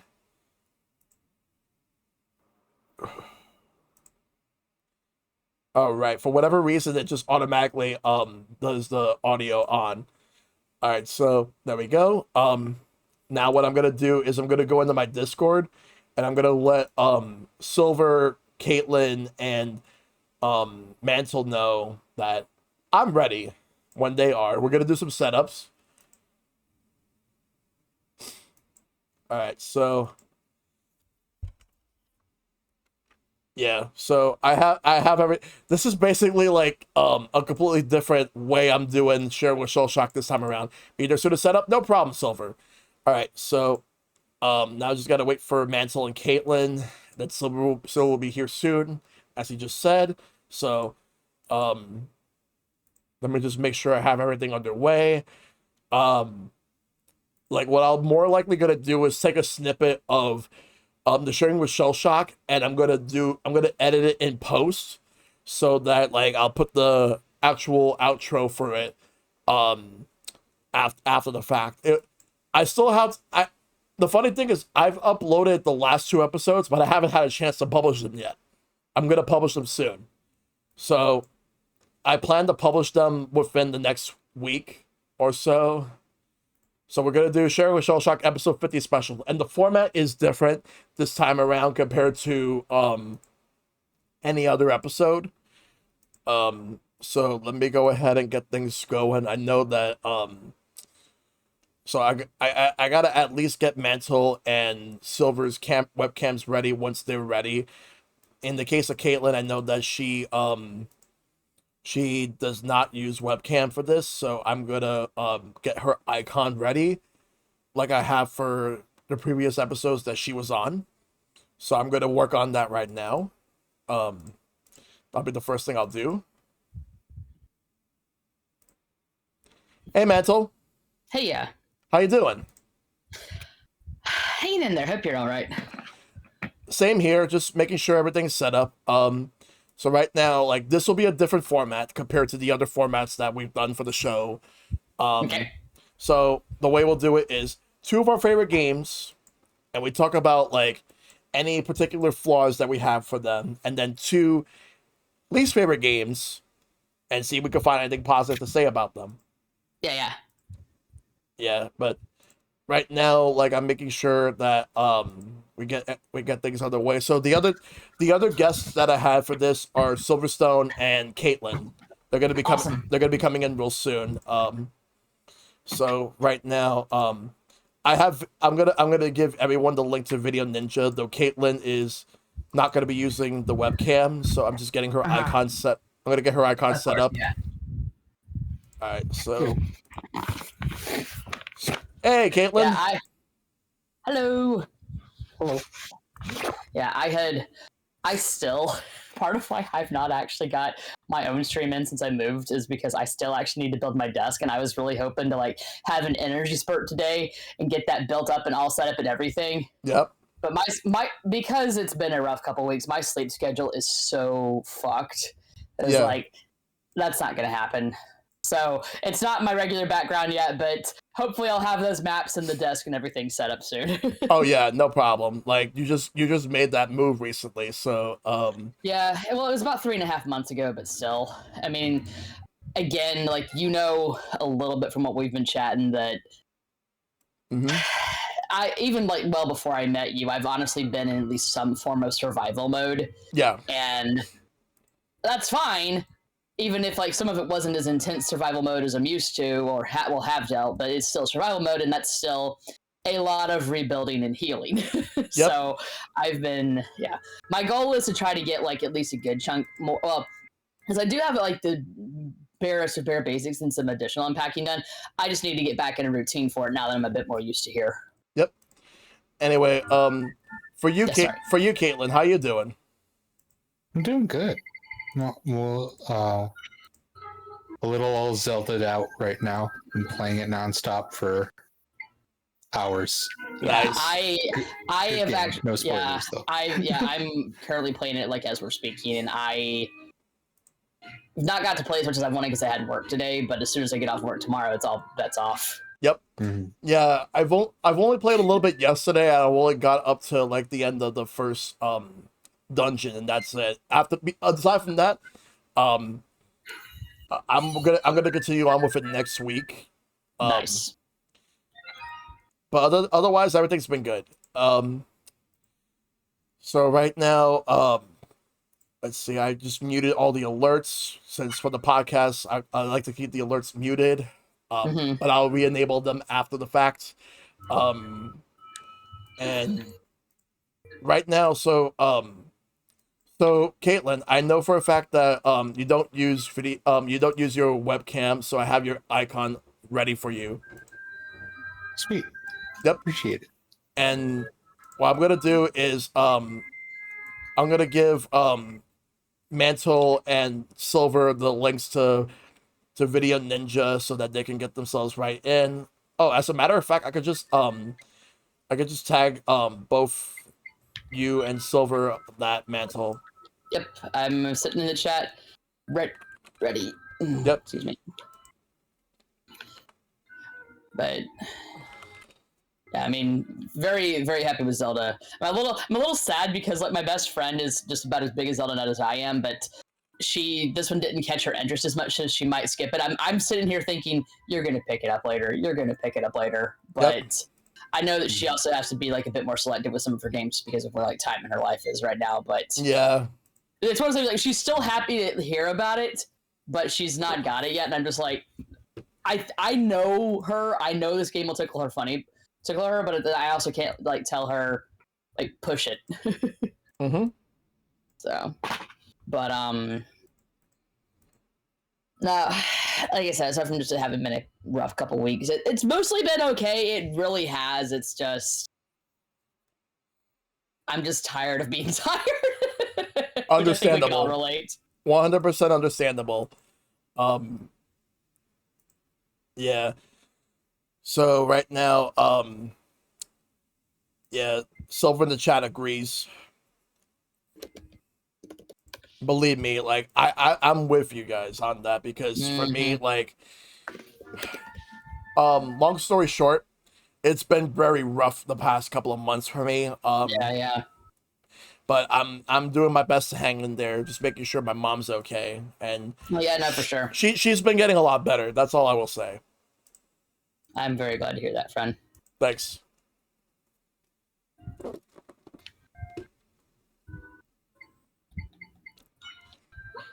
But yeah, like, you wonder what was the worst way to resist the temptation of just playing a Zelda game off stream? Like, the moment for me was, like, last year, right around the time when Tears of the Kingdom released, and it's like, I did a stream on a Friday, and I was off that weekend because I had things going on, so then like the Monday afterwards was when I was going to come back to the game, and then what happened was that having to avoid social media was definitely not the best experience that I've had.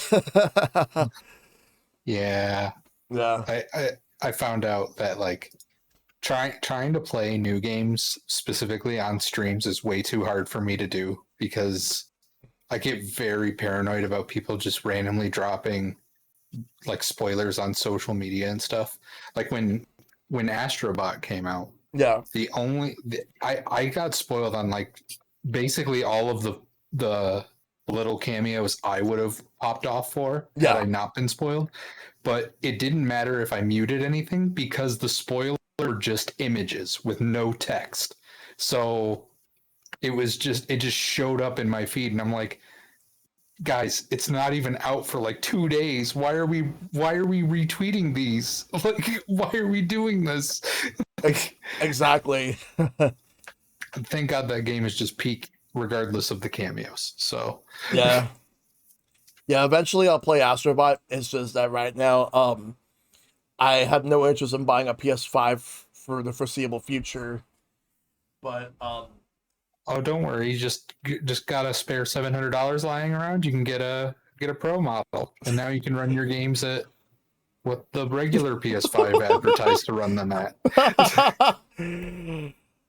And then, or it's like there's that $1,000 like 30th anniversary PlayStation 1 version of it that almost nobody was able to get. Yeah, it got scalped pretty quickly and pretty fast. Imagine that controller looks sick though. Controller looks sick. Imagine if like if Nintendo would have done something like that with the Switch, but with like NES or SNES or N64, any edition where the console resembles a classic Nintendo console. I wouldn't even get gone in 3 seconds. I wouldn't even be getting a chance to get into the checkout. Like it would just be like, you get in, and then the checkout will be like, oh, you can't add this to checkout. And then I'm like, why can't I do that? I keep refreshing. You lose your place in line. You got to go back. Stuff like that. I'm so not looking forward to when Switch 2 comes out. I mean, don't get me wrong. I am looking forward to it because I really want to see how it's going to be. But I'm not looking forward to buying it because it's going to be a hassle. Yeah, probably. Yeah. And the follow-up to like modern gaming's biggest console. It's gonna be wild. I'm so not looking forward to how that's gonna be. All right, so I see you in the Video Ninja right now, Mantle. I am going to go and set you up right here. All right, in 3, 2, 1, boom. All right, I got you, Mantle. You muted.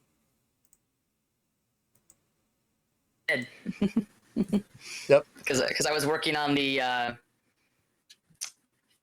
getting all those settings and everything there. So yeah. Yep. Do I need to join in there? You don't need to since you're not using webcam. Okay, because I can't hear anyone else besides you. Really? Mantle, you could use the Discord call. That's what I did, and then I changed it because you couldn't hear me. I can join via Video Ninja. Just give me a sec. No. Use voice on Discord and use Video Ninja. Let's try that again. I think it should work.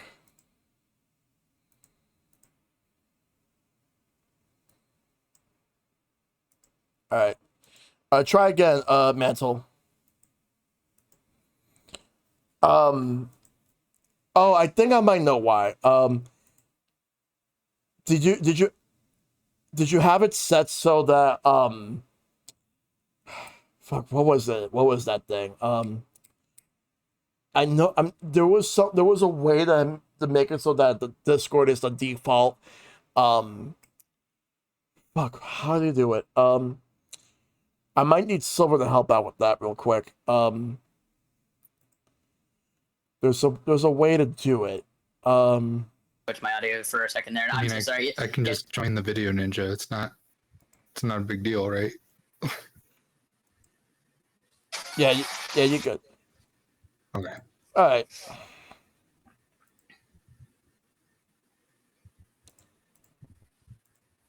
Yeah, let me just make sure to get everything underway. Here. Yeah, no, for sure. Yeah, no, I had originally like turned the audio off because I remember this in the past with Video Ninja, and then you said you couldn't hear me, so then I turned the pro microphone on, and I'm just like, what is happening? Yeah, seriously, like.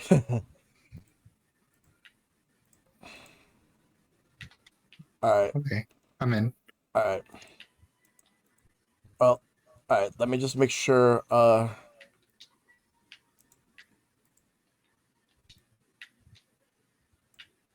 right. So, try talking right now, Caitlin. I'm talking right now to test the audio. You're good. How's that going? Okay, great. Yes. Mansell, can you hear Caitlin? Yes. Perfect. Now I just gotta wait for Silver, and then we'll be good. We'll be gamers. Let's Yeah. go.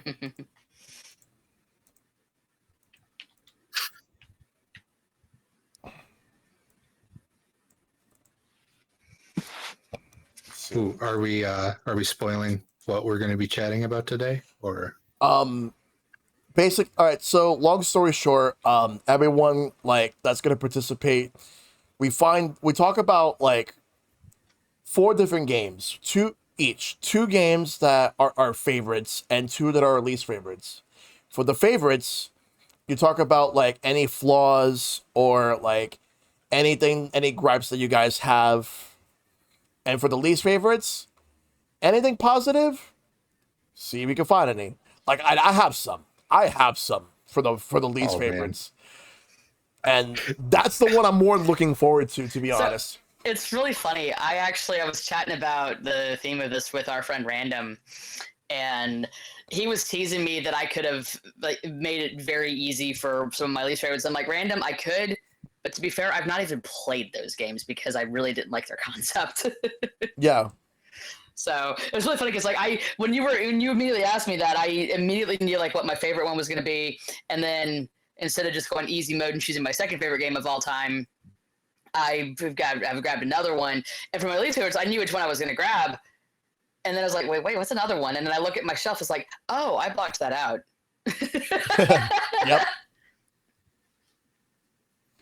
Yeah. I'm trying to think of like truly least favorite because there are plenty of bad games I've played that, you know, I still enjoy, but like, are there any I truly just do not like, you know? And I mean, I can think of some stuff. People will get mad at me though, so it's worth it though. Yeah. Also, Caitlin's echoing at least on my end. Not for me. We'll double audio rather. Yeah, not for me. Hang on a sec. The No dog worries. is going crazy. Hang on. Mhm. That was normal that time.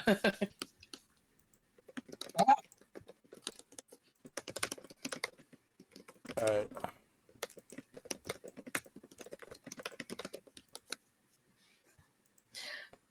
Like as many people know with me, like one of the hilarious challenges whenever like it comes to like favorite games is like I could literally for like some of my absolute favorite games for like 10 plus just list Zelda games.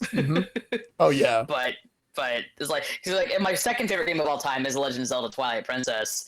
And I could have talked about that. I was like, no, let's think of something else. Yep. Just to jazz it up some.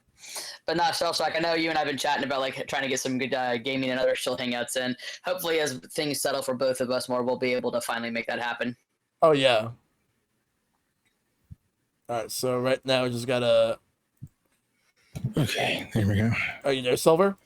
Yeah, I'm here. Had to like help direct the delivery guy because they didn't really know where we were.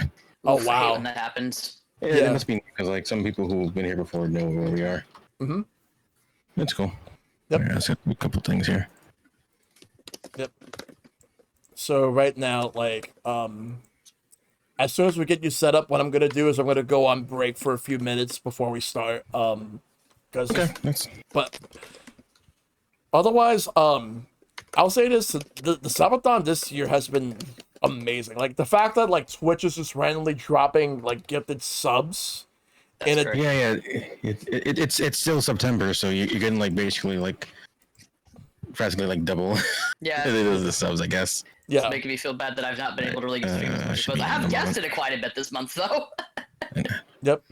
Plus, I know I still have like one more delivery because the screwdriver that I had to order as a replacement, like I thought I was gonna get, I thought like because they're like, oh, it's gonna be here next day, and I'm like, sure, because like I checked it and they're like, it's gonna be here on Monday, and I'm like, okay, cool, but then they're like, actually, it's coming today, and I'm like, it's late. How are you gonna get it over here? Like they're sending a driver to like just drop it off, which is kind of crazy. Like coming from New Jersey, I'm like geez. No, son, this is not Vampire Survivors. It's going to be podcast time. I'm just setting everything up right now. Yeah, Beats just switching everything over. Alright, there we go. Oh, whoa. Oh, there. Yeah. Yeah, like you see like the dominoes in the back there. I gotta like keep it warm over there. Yeah. Okay. Okay, I'm back. Sorry about that. The dog was going crazy. Welcome back. Welcome back. Yeah. Yeah, got the double I'm audio sure you going on needed it here again. on VDO. Oh, yeah, that's what I was. Yeah, I think you just. yeah. Video Ninja always causing Yeah, problems. if you like turn on the audio in there, it does pops up there. All right, let me see if I got you in there, Silver. Because I'm gonna focus on that right now. Yeah, just make sure to crop off like the side over here, because like you can just focus on like me here. Yeah. Like all this is like dresser and like random crap, and I'm like, yeah, you can distract that from the Well, thing. Silver, I'll if it makes you feel better. put up my green screen. I've got proof of my unpacking yeah, I see behind the- me. If that makes you feel any better. Yeah. Oh yeah, I see the boxes and stuff. All right, so I'm trying to figure this out. I was gonna put up the green screen, but like if that delivery guy didn't take so long, I probably would be able to like do that like Well, in like I no was saying time. before you got but here, it's like whatever. in that back corner is where my desk is going to be, and I was hoping to like, get some energy and finally like start getting my maps up and get my desk built. And I came home and I'm just, why has the last fortnight had such a physical toll on my body? So I decided, you know what? I feel that. Yes, so it's like, you know what? I'll take a nap, so that way I can be extra energized for this very special episode of Sharing with Shell Shock, and then I can take care of the rest of that later. Mm-hmm. Yep.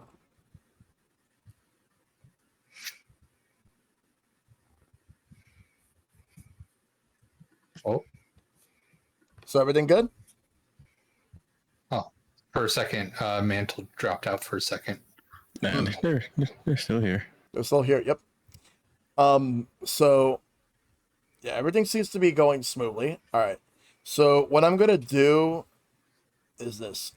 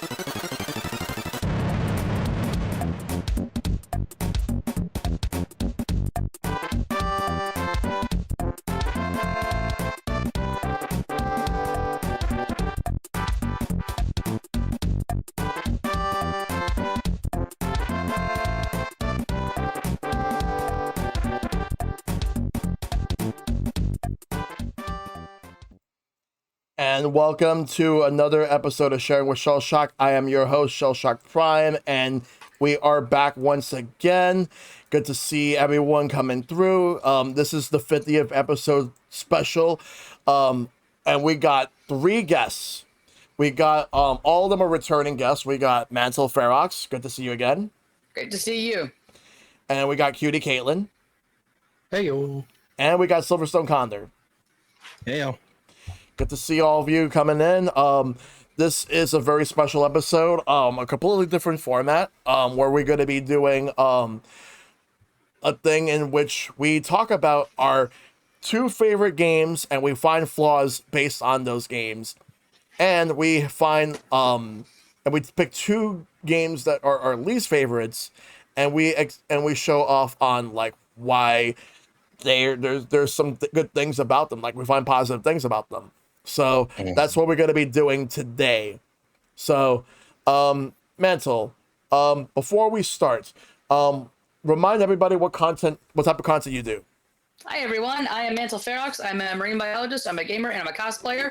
I do a lot of retro games similar to Shellshock here, and do primarily stream and share Nintendo content, occasionally some PlayStation stuff. I've been on a bit of a break from streaming thanks to a big over 1,000-mile move a couple months ago, but getting settled in here, working at my dream aquarium, and the Sharkade will be completely open back up again soon. But yeah, I stream all sorts of fun Nintendo games, love to just chat, both do replays as well as experience a couple like games as they come out. I don't really play new games like right as they're released because I tend to want to enjoy those myself, but absolutely love sharing those adventures and science facts with everyone on the channel. So if you enjoy the Nintendo vibes here, I try to provide very similar. All right, and what about you, Caitlin? Hi, I'm Caitlin, or Cutie Caitlin. I'm a trans streamer. I stream kind of on and off, but like you'll typically see me doing kind of a grab bag of like RPGs or classic games, or you may even see me do like political stuff. Like I streamed the Democratic Convention the other month. That was fun. It's more fun than you think, I swear. It was a party, but that's generally what I do on my stuff. And Silver, what about you? Well, I stream all sorts of things, primarily like Nintendo and PC games. Currently on a bit of a pseudo hiatus. I say pseudo because I will be streaming still, but a lot of my time will be spent pushing a brand new project which I plan to get off the ground by November, which is a channel on YouTube to celebrate all things Nintendo DS called Third Pillar. They should come out soon, but like most of my time's going to there. But you know, I'm working on like all that stuff. But generally, I play anything so long as it's interesting to me. That's good. All right, so we are now doing a completely different type of format. So it's not the typical me asking questions and we end up doing going through the topic.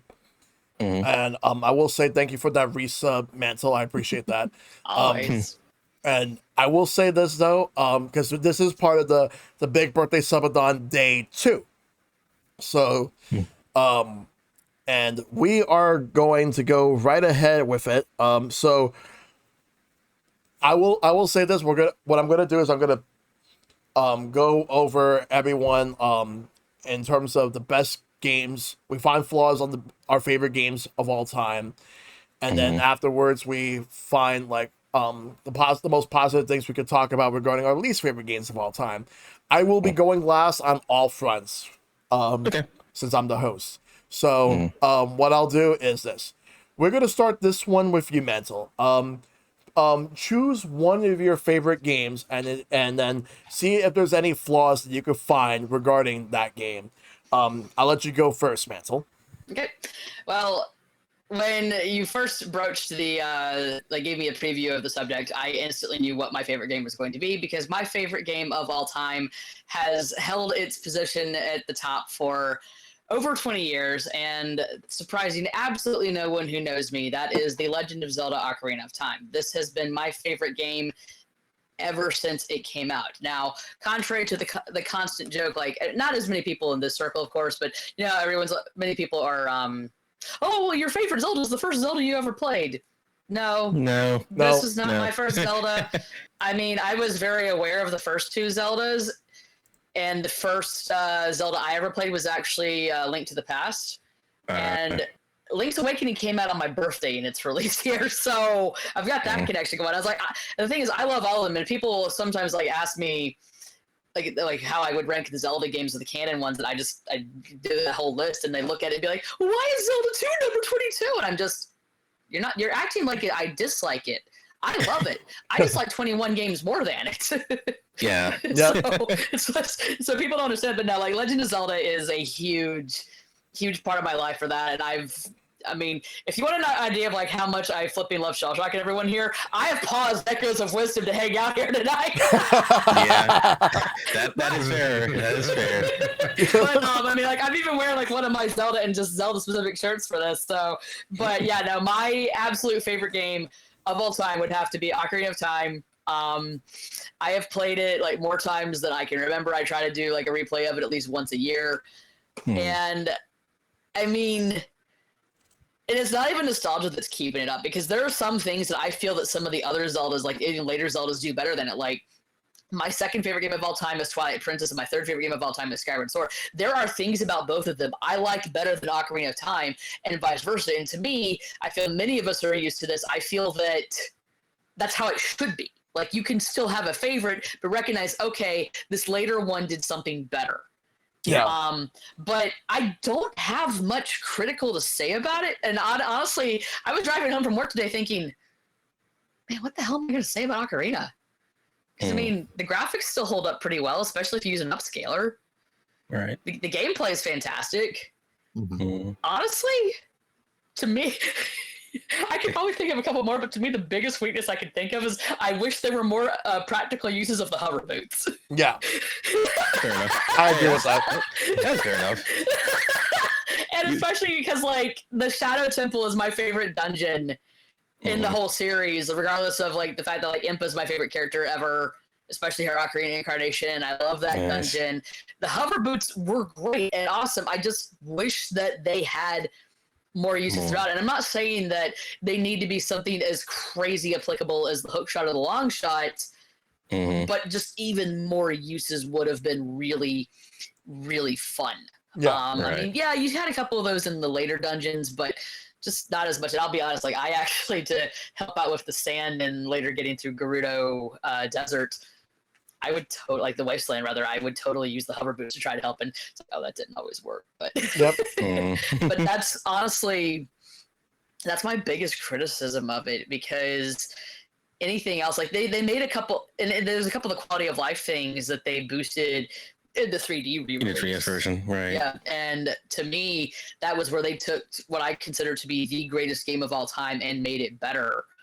Right. That's honestly really it, because anything else would just be like overly critical of a product of its time, and I don't necessarily feel that's fair, because as we all know, all of us here, both like on voice chat as well as in text chat, we all know you can't hold that same standard to every single thing. Like, I'm not gonna fuss at Ocarina of Time for not having cloud saves. I just, I mean, honestly, anything else would just be like, exactly. Anything else would be like overly picky. Anything else would be like overly picky, like what was it? Like it'd be cool. It'd be cool if the PS1 had cloud saves. I get it. I see what you got. I see what you did there. Yeah, no, I get it. But I mean, in a sense, yes, but not for me. I guess one of the other ones would. I just lost my train of thought. I mean, it would be neat if you could access like both the original game as well as Master Quest like from the same cartridge. I wish we still had Ura Zelda, like even more so. I wish that we had got some stuff on 64 DD, but it's more just like all these what ifs, but we still got really cool stuff from them. So to me, and a lot of people, myself included, would love to see another remaster of it. I would, I mean, honestly, if you ever hear an explosion from the center of the Mid-Atlantic over Zelda Ocarina of Time HD remaster being announced, that's right, that was me. But the thing is while I would love that, I am 10 billion% okay if I never get it. And that's actually, some of you've heard me talk about this with other remakes and ports and such before, because while I want to be able to enjoy this game another way and I want more people to be able to enjoy it, I still have this. Still have this. So I don't need a remaster. Would it be nice? Yes. Is it required? Absolutely not. So yeah, like honestly, outside of like any unfair nitty gritty, the biggest one for me really is just let me use my hover boots in more applicable ways.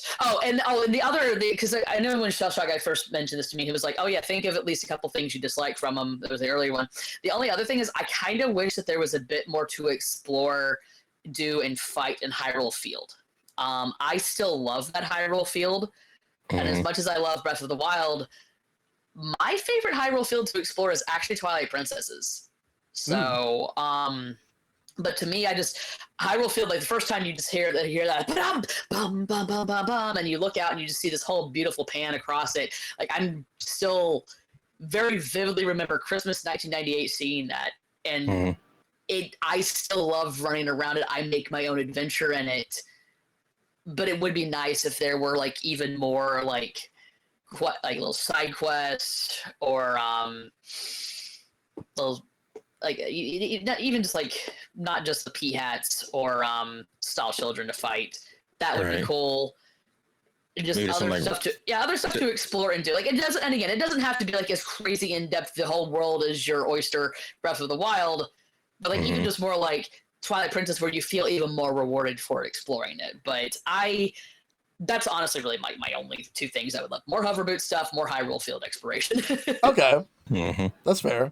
All right, that's fair. All right, but yeah, because Ocarina of Time is definitely up there for me. It's one of my favorites. It's not my favorite Zelda, but it's up there as one of my favorite games. Yeah, and very, very similar to like, I know you and I have like discussed this before, but for anyone in chat who's not familiar with it, like again, like Zelda is a huge part of like not just my gaming interest, but my identity for that matter. And anyone can come up to me and say, "Well, this is my favorite Zelda." Like, you have excellent taste because they're all great. So they're all wonderful. Exactly. And wow, cakes vibe. I love hearing what more and more people like love for that. Like my best friend, her favorite is Wind Waker. A couple of my other closest friends, they love Twilight Princess the most. I am steadily getting more and more people like hooked on Skyward Sword, and again, they're all fantastic.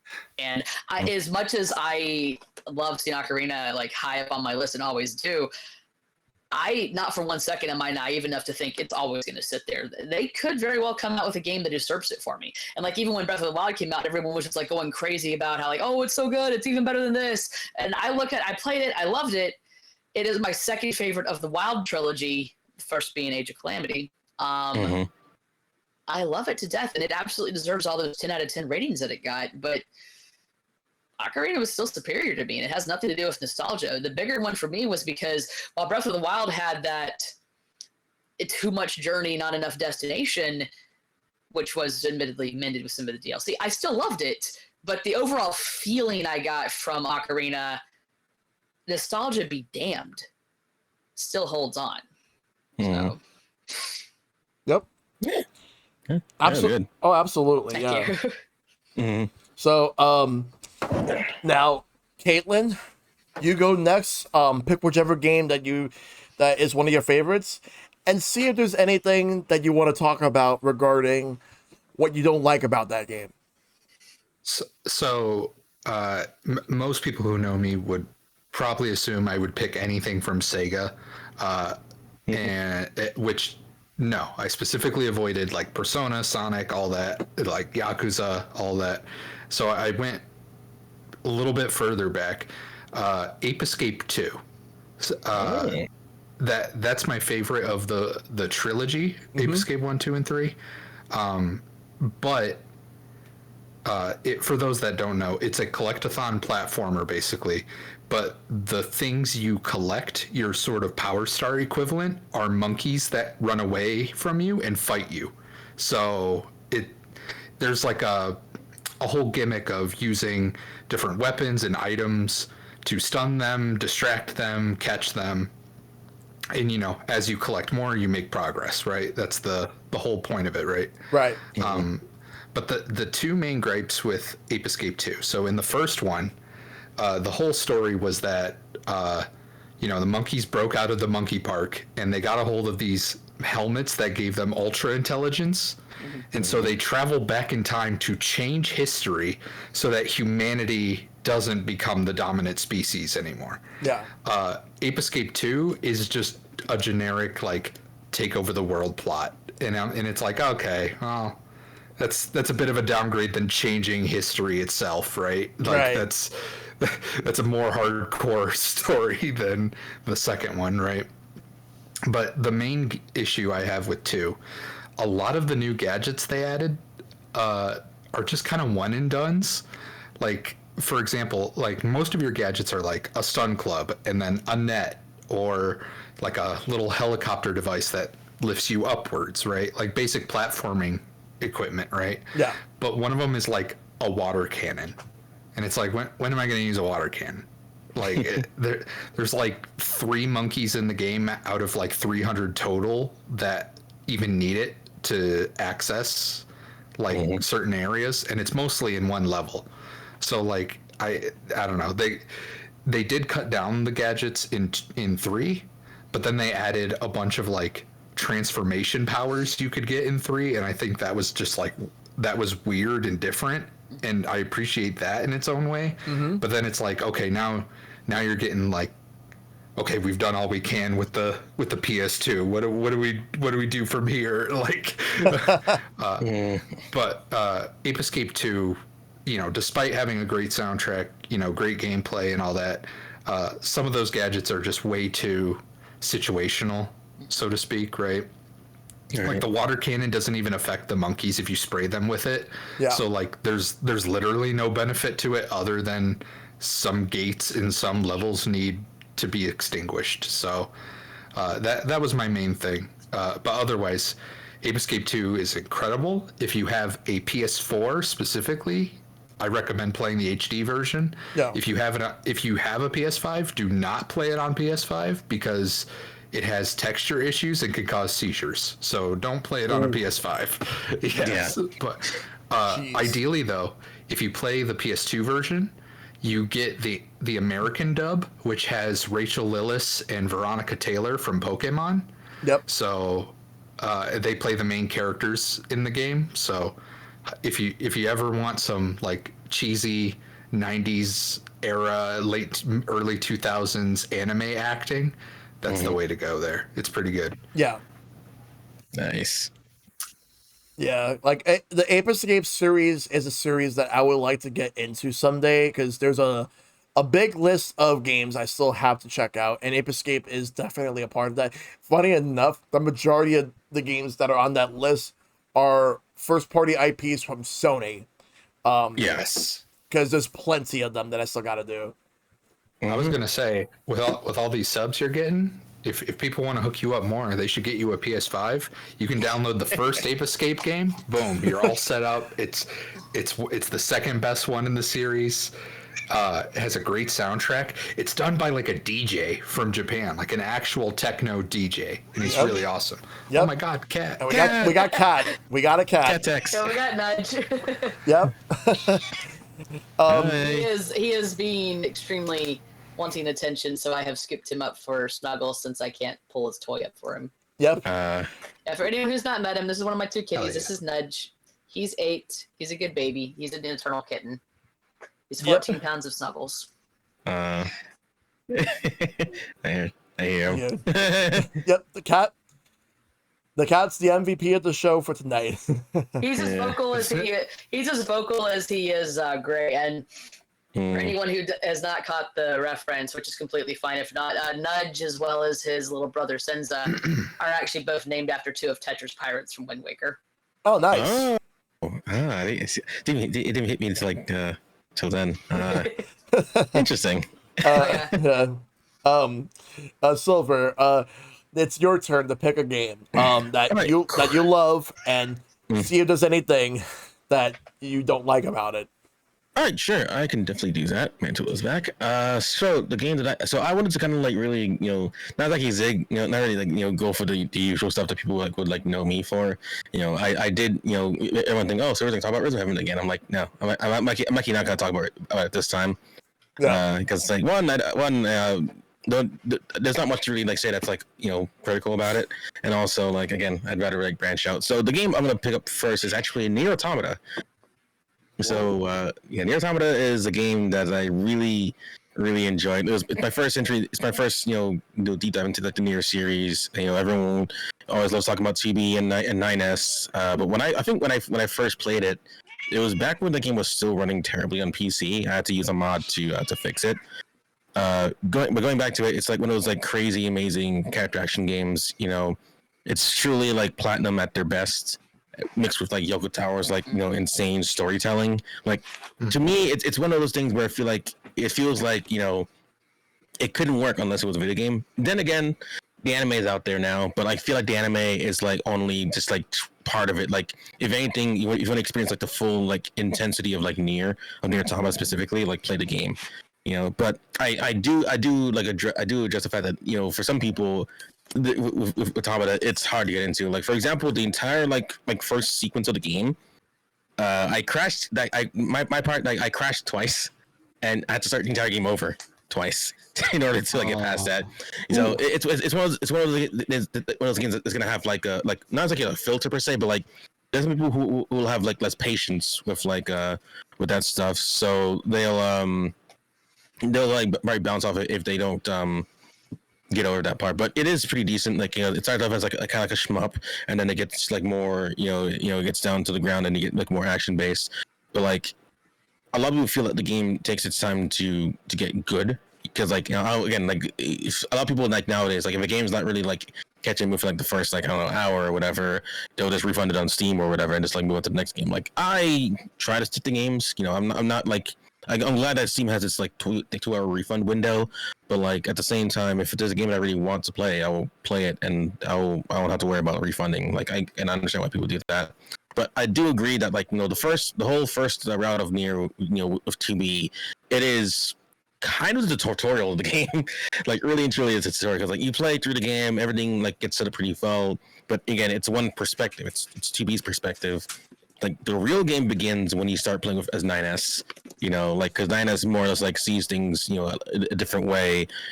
Their perspective is very different. Of course, they're not like a fighter like 2B. They're more of a hacker. So and there's more that they'll expose about the what the robots that 2B won't really think. Because like she's working more or less like, hey, these guys are evil. We're gonna go down there to kill them. 9S is like, wait a minute, something about this isn't really right. Like, I think there's more to this than just, oh, they're robots that are evil. And obviously, I don't want to suppose more stuff here, but like, there's a lot of interesting things about Nier that developed from there. It's about like what it means to be human, like the human condition and all that, because like they are androids, but there's a lot of things about them that are forcibly kept from them. There's a lot about them that they don't try to like act human-like because they exist as kind of the other, or if anything, like in between humans and the robots. Yeah. And then also, as the story goes along, again, it gets really deep, and there's a lot of parts where you really have to like pay attention. And again, I feel like a video game like that like is truly like one of its own kind. And then also, considering like how it is, there are parts of it that are pretty obtuse and archaic. Like it is old school in some things, like some parts, the save structure is a little bit weird, it's kind of old. I you played Nier Automata, you have to go to the vending machine to like just go save. Like I have lost a lot of hours because I didn't save at the right time, so I had to walk back some things I didn't do before. So saving was definitely a big one. I don't know. It's not as open as you think it is. Some people think it's like a real open world game. Again, after Breath, like there's like to me there's pre Breath of the Wild and post Breath of the Wild. It's kind of like in that like era of like it's at the same time as Breath of the Wild, per se, but it's not like as open as people think it is. Parallel. It's not that kind of an open game, but like there are parts where I think that this could be totally open, but actually no, it's not. It's more like constrained. You know, you have to go like sometimes it goes 2D, sometimes it does like this top down style, but which is really cool. I like that stuff a lot. Yeah. But like again, it is it tries to like really emulate like older styles of games on top of like the modern third person style. And again, for some people who may not appreciate that, again, it's another kind of like a filter. Like if you don't understand these things from the get go, it's not going to be something that you, I would say, enjoy. Like there was again I played this thing during the peak of like when it was like a broken buggy mess on PC and the fans had to fix it basically until Square Enix got off their ass and fixed it properly.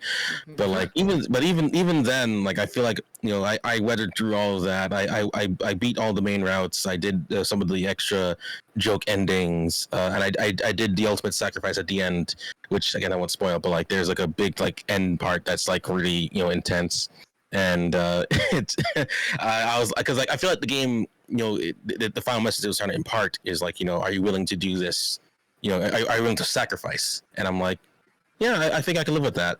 And I just went ahead with it, and it was like it's one of the games that truly will, I would say, will change your life per se, because a lot of people seem to forget again nowadays because everyone's like, oh, it's just a game with the horny looking robot. I'm like, look past that.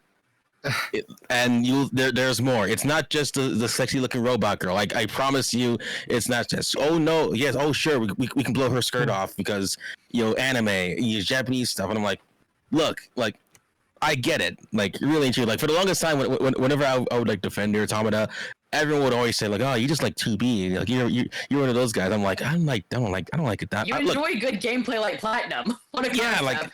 Right, like I haven't even played it yet, and I know that. Well, that's the thing.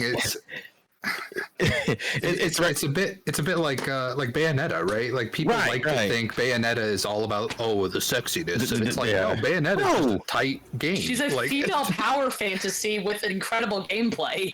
Right, like it's not just like the visual. It's not just the male gaze or whatever. Like it's more than that. Again, are there parts that are like that in the game? Yeah. But like I feel like the creator was smart. It's like he's like, I like this stuff. I'll put it in the game. I won't try to like lie about like what I like and what I don't like. But at the same time, there's more to the story than just robot booty. I'm glad you mentioned that, because that actually reminds me of a point that I've been making for like the past 11 years. Because one of my favorite films of all time is Wreck-It Ralph. And I feel that is a film that really encapsulates a lot of what we're saying here, is that Wreck-It Ralph, at its core, has a really good story. Does it have a lot of video game references and Easter eggs? Yes. Do those make the story, though? No, they do not. They add to it. It's the same as like any of the games that we're talking about here and have talked about on this channel that we love. It's like there's all this good core. I mean, yeah, there's additional flavorful stuff to it, or enjoyable random Easter eggs, whatever. That's what makes the game. I mean, let's face it, Platinum games, no matter what their story or bonus features are, you enjoy them because they're fun to play. Yep. Right. Exactly. And to bounce off what you said, Mento, it's the difference between a Wreck-It Ralph versus a Ready Player One. Yes. Yeah. 100%, yes. Well said. Oh my goodness. Me and my friends were talking about Ready Player One in like our private voice chat yesterday. That was I listened to the audiobook. I watched the movie. It's like I was just getting blasted with like references every 10 seconds. I'm like, can you stop for a moment? You need to make it accessible. Yeah, no, I get that. Because that was one of the fun things. Like when Wreck-It Ralph first came out, like I was in my first biologist job, and I remember talking about it with like a couple of my coworkers who are older than me, and they remember like more of the Atari generation as well as like early. And yes, so they got a few of the references, but they weren't getting some of the newer ones. But they were the way their eyes lit up when they got like a fraction of the references that are in there. It's like, that's doing it right, where they still love the movie just as much, even if they didn't catch that. And I'm glad you also mentioned Ready Player One, because when that movie was about to come out, one of my friends was super hyped because he loved the book, and I was very apprehensive, and turned out my apprehension has saved me from wasting a couple hours of my life. Yeah. Like it took me a while to like really muster the courage to watch the movie, because like I listened to the audiobook. The audiobook again, even though cake to references, it's more icing than cake. granted, but there's a story to tell there, and I just told the story. The movie That's what really I've went heard, for the yeah. visual flair, and I'm like, you guys has made like a thing that I know that was like a little shaky worse. And like I know we're going like way off topic because we're talking about books now. Yeah. but it's still a part of it too. But like again, that's the thing when it comes to like stuff like this. Like, you know, you really can't judge a book or a game by its cover. You know, like there's like a lot more to it than meets the eye. Absolutely, dude. How many like Super Nintendo games had those crazy labels, and then the game had nothing to do with that? Fexanadu, whatever. Like with the farmer, and again, that was a shooter. Oh, that's Phalanx. And then also like the big. Yeah. There's like a lot of there's a lot of games where like again, granted, it's to catch your eye and to like really get your interest, but like at the same time, the game itself, the actual content, you know, that's what it is. You know, yes. The name of the game is the game. Absolutely. Oh, yeah. All right, your turn, Pete. But like I will say for Nier Automata, yeah, like the save system is easily the worst thing about that game. The worst. Yeah, that's what I've heard. And the save system, and then the first like hour again, because you cannot save during that whole section. And if the game has crashed me again twice, and I had to restart it. And people have like messed up where they think the game auto saved. No, it didn't. It did not. Yeah. It does not autosave for you exactly. You have to make sure that you're paying attention to like when you're saving, because there are parts again that I had to redo them because I didn't save properly or I didn't save at the right times. And mind you, the version that I played was the Switch version. I was worried that I was gonna get those random like when a game crashes on Switch, it just like gives you that screen. Yeah. It did not do that for me at all throughout the whole playthrough, at least, thankfully. So my turn. All right. Your turn. So, for me, for anyone that knows me, I talk about a lot of my favorite games of all time, but one in particular means so much to me to the point where if it wasn't for the fact that I got through that game when I played that game, I don't know if I would actually be here right now. And that game is Earthbound. Earthbound. So let's go. I got a lot to talk about. Chatting about that. I love Earthbound. Earthbound has a fantastic story with very whimsical characters. A plot where obviously it starts off with like a meteor and then like an alien threat comes in. But once you get through the game, there's a lot more to it than that. There's betrayal. There's manipulation. There's a lot of drama, a lot of comedy. A lot of really nice references to pop culture from different time periods. It was fun. I love this game so much. And it's one of those games where I would replay it every now and then. And it's just how I love that game to death. But there's some flaws that I want to talk about with this game. There's plenty of flaws. Oh, sure. Holy shit. Okay, so number one is the fact that you cannot run in the game. The only way you can be able to move fast is you have to buy an item called a skip sandwich. And when you eat a skip sandwich, you have to move through and certain areas with it like really fast within a certain time frame, like about like a couple of seconds. Like I think like it's under 10 seconds. It's somewhere between 5 to 10 seconds. And then after that you walk at your normal pace. Also the fact that with the exception of the fourth character that you get, which is Pooh, when you get Paula and Jeff, they're at level 1, and we just lost Mantle right now. Mantle, you okay? Yep, they're here. I see them. There we go. You're back on my end. Anyway. Video Ninja. I am a Sheikah. I'm sorry. I'm a little inspired by some recent Sheikah action. But yeah. But back to Earthbound. Yeah, so when you get Paula and Jeff, they start at level 1. Granted, you can catch them up. All you have to do is get into some battles, and you'll be able to catch them up very quickly. Like, you could easily do that with Paula. Jeff, not as much, because of the fact that as you get more characters, the amount of experience points you get is shared between the characters, so it just divides up. Pooh, on the other hand, he goes up to level 16 to 8, somewhere between 16 to 18 when you get him. So mainly because of the fact that you get him much later in the game, because he's the last character. You get him you get I don't want to spoil where you get him or how you get him, but long story short, you just eat some sort of like the weirdest cake ever that makes you go LSD and shit. And then you get this. Oh yeah, I love that part. Yeah, yeah. And then you get this character. Also, why is he named Pooh? I never understood that. Yeah, I think he just I think it's just because it's funny. I don't think there's like anything other than it being a bit. And another thing that I want to bring up is the fact that the inventory in this game, when you store items like into your backpack, it sucks. Even if you have all 4 characters, it sucks. And the same thing goes for being able to like store any items that you're not going to be using for the rest of the game or whatever. Or if you want to store something for now and you want to get it back later, it's tedious. I will say Earthbound Beginnings is much, much worse in that regard. I will say that right there. Another thing is also at random points, Ness has this tendency to be homesick. He would be thinking about like his mom. He'd be thinking about his favorite food and how he misses it and all that. The only way to get rid of that is by going to a telephone and calling your mother. That's how you get rid of homesickness. So it got to the point where I had to ingrain in my head to always call your mother in the game, just to make sure you do not get homesick. Also, here's another thing I want to bring up. At random points, depending on how long you're playing the game, you're gonna get a random phone call from your dad telling you to take a break. Like, remember, you know how like in the Wii and DS era, and even going into the Wii U era, where Nintendo would just randomly ask you, "Would you like to take a break?" Would you take a break? Would you like to take a break? It didn't start there. No, it started in Earthbound. That's where it started. Like, your father calls you to tell you that he thinks that you should take a break. And the thing also here's the other thing.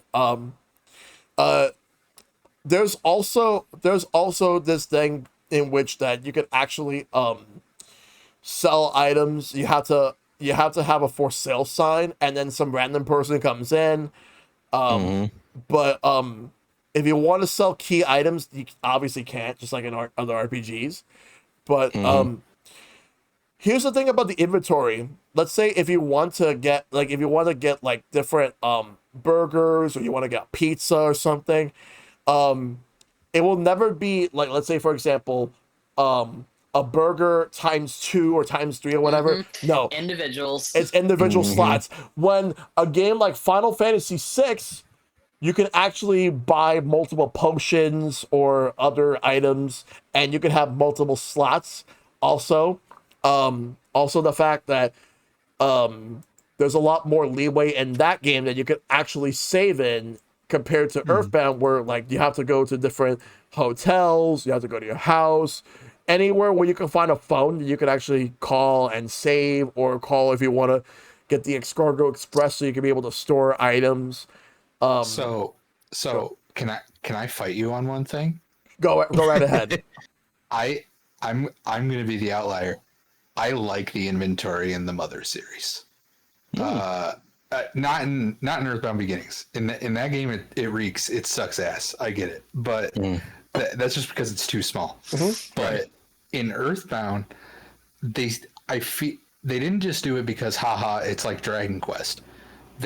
They did it because the idea is that you're a kid going on this journey, and that your backpack literally can't fit like 30 hamburgers. That would be quote unquote unrealistic. I would like to introduce you to Child Mantle's backpack. Yeah, exactly. But I always appreciated that. Like, that was a weird way for Earthbound to quote unquote be realistic, in that these kids couldn't carry that kind of stuff.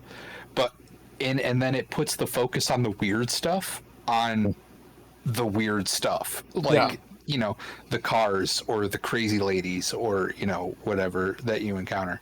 But but I totally understand mechanically. It is not fun for that inventory to be the way it is. It's kind of funny because I'm two of those points. Like one, like Shell Shock, you got me so inspired. I finally looked up why is he named Pooh, and it seems like the best they can really say is it's just a very poor English spelling of the original Japanese, which would just be Pu from the hiragana Pooh, which is simple enough. But I know Japanese, that's easy enough. But over here, I guess they honestly did it just to be funny, and I think that's regardless of the scratch and sniff stickers. But as we all know, that's and I'm going to get into that. That's not necessarily an uncommon name in Southeast Asia, because especially with the Moo arts. So I get that. But the inventory, I'm right there with you. It's really funny. The inventory, while I didn't like that system as much, I think I was a bit primed for it because Super Mario RPGs still had also the individual items in the original version. Yeah, that's another. That's another complaint for that half of that game too. But yeah, and it's like that's like by that point, like I managed it, but that doesn't mean I like it. I like in context, I understand it, and I like what it is in context. Yes. But mechanically, I'm totally with you. I really do wish you could just have 40 hamburgers in your bag. Yeah. Other flaws that I have is I do like the whole system that they have in which that when you're about to die, you could at least have a chance to recover because they have slot. They have the slot machine system. Right. Originally, that was not the plan. It was going to be a Pachinko machine that they were going to have, but they could not implement it the way that they wanted it to. So they ended up settling with the slot machine system for the game. When you when you want to heal or recover your MP and all that stuff, you have it. It's like when you take a huge hit where they say you took mortal damage, you have your chance to recover so you can be able to heal and not die. But but also the other thing about this game is that contrary to Earthbound Beginnings, without spoiling anything, I will say this: in that game, Nintendo is the worst character that you have in the party. He sucks. In Earthbound, on the other hand, it's the opposite. Ness, especially when you go, Ness is a god. He's OP. Yeah. He's super fucking OP. Especially like when you get to the late game, it shows how OP he actually gets. Basically, he's a huge 180 compared to how Nintendo is. Like Nintendo can't even lace any of Ness's shoes. That's how it is. Oh damn. Yes. When said, you're right, you're right. I said exactly what I said. And I don't apologize for it. Yeah, Shell with that iceberg of a take that Earthbound Beginnings is not great. Yeah. Because also, let's talk about the scratch and sniff stuff. Like, yes, it's not part of the game, but the terrible marketing. That marketing sucks. They were trying to capture the whole like gross out humor that Ren and Stimpy started back in the early 90s. And everybody wanted a piece of that pie. Nintendo was guilty of this too, because they had the whole Play It Loud campaign where they were trying to cater towards more like edgy kids and teenagers around this time. And they decided to do this whole scratch and sniff stuff when you get those scratch and sniff cards from Nintendo Power, and they had the slogan, "This game stinks." So a lot of people are like, oh, I guess this game's bad. I don't have to buy this game. Because Earthbound ended up being a massive flop in the United States. To the point, and also to the point where like there's never like a standardized Super Nintendo cartridge and box and all that. It's a big box that has the Nintendo Power strategy guide. In addition to the game, because there's no manual, it's just a strategy guide for Nintendo Power, because they just give you everything. I mean, their guides were the best, but they were, but yeah, pretty much, yeah. They were. Don't get me wrong, but yeah,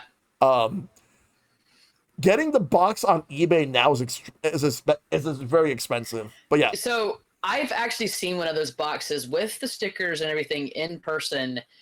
and intact at one of my first MAGFests, and it was going for a whopping $600.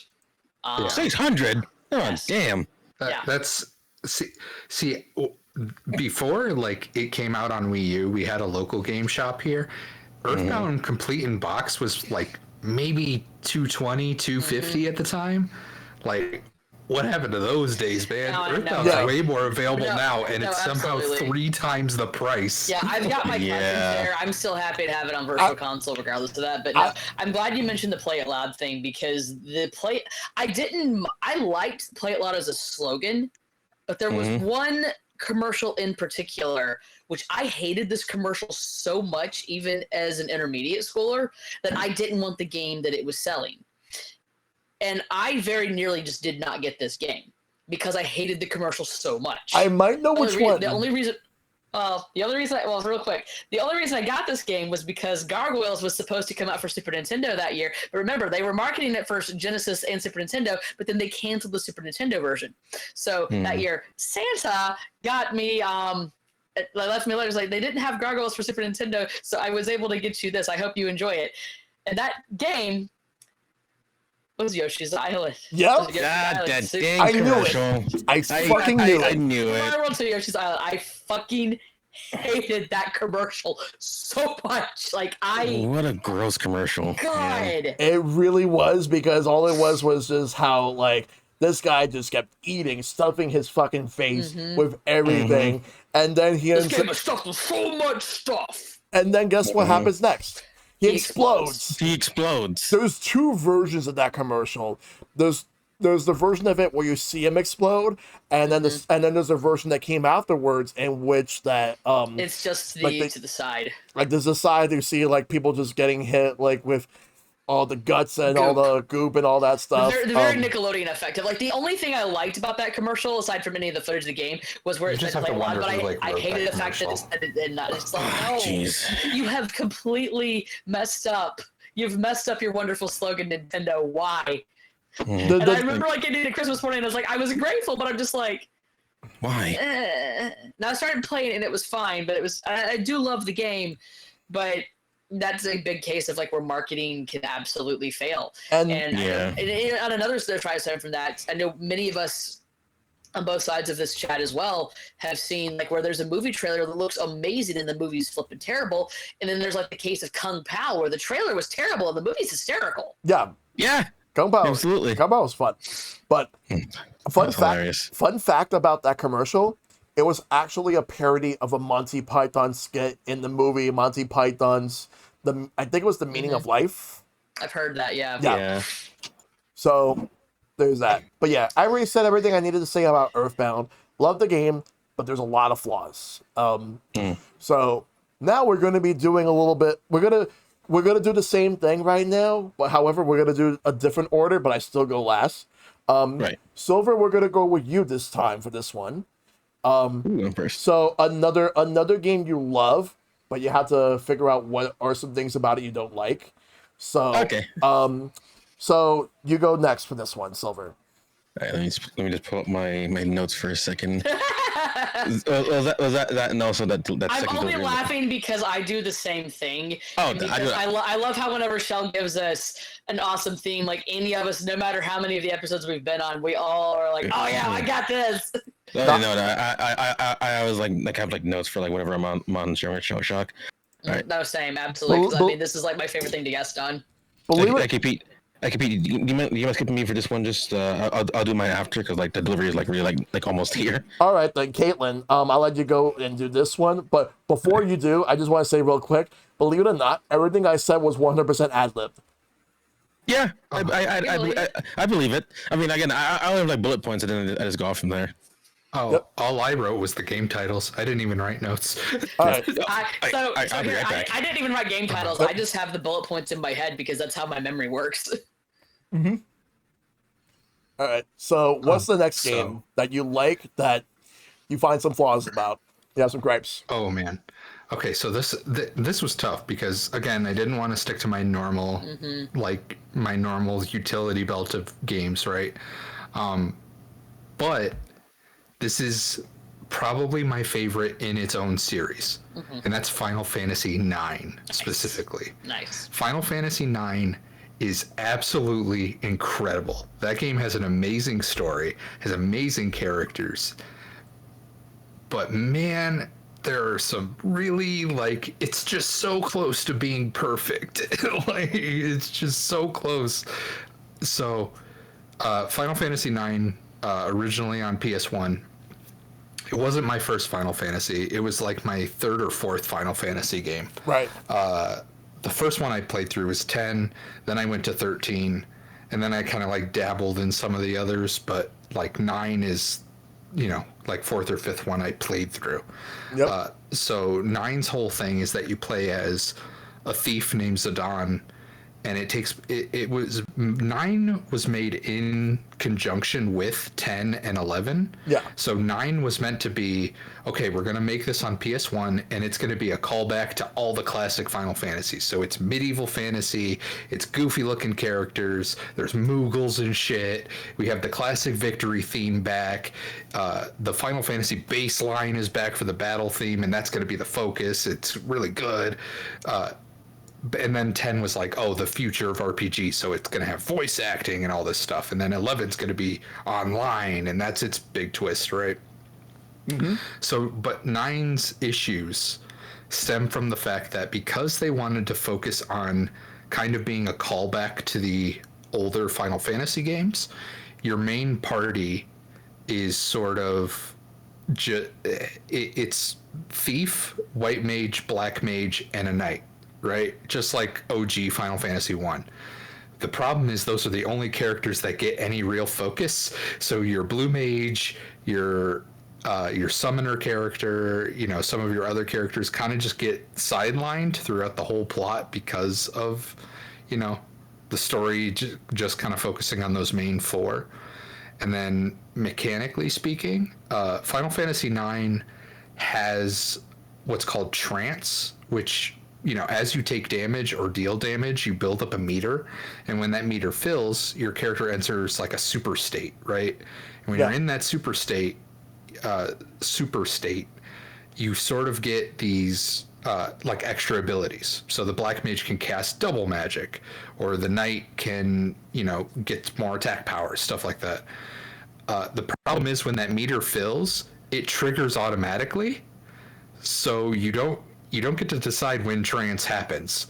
So if you trance in a regular battle right as the fight ends, well, you better hope the next thing isn't a boss, because you're now going into it with no trance meter, and so you don't get any of those benefits, and you better hope you survive. Wow. Because the bosses in 9 are really hard. So the 9 has some pretty, I would say, glaring flaws, but like, it's just so good, and the music is incredible. Like, and there are rumors of a remake, and I hear it's pretty faithful. Mm-hmm. So I hope it is, because if that's like the perfect version of 9, like how Persona 3 Reload is the perfect version of that game, yeah, I think we're good. I'm excited. I love 9. Yep. So it might sound kind of silly, but like, even though I still need to play more of it, like, I'm familiar with it, but the game means a lot to me because two main reasons. One, two of my closest friends who I made used to cosplay, Hyrule Warriors cosplay, which, hilariously enough, that game turned 10 years old yesterday. They love the game, so that's really got me into it. And also, my good friend who I know some of you've seen in like our Twitch circle, Melodic Blue, she gave me a spare copy of her Final Fantasy IX strategy guide back in the day, and that's like one of my favorite strategy guides now, thanks to that.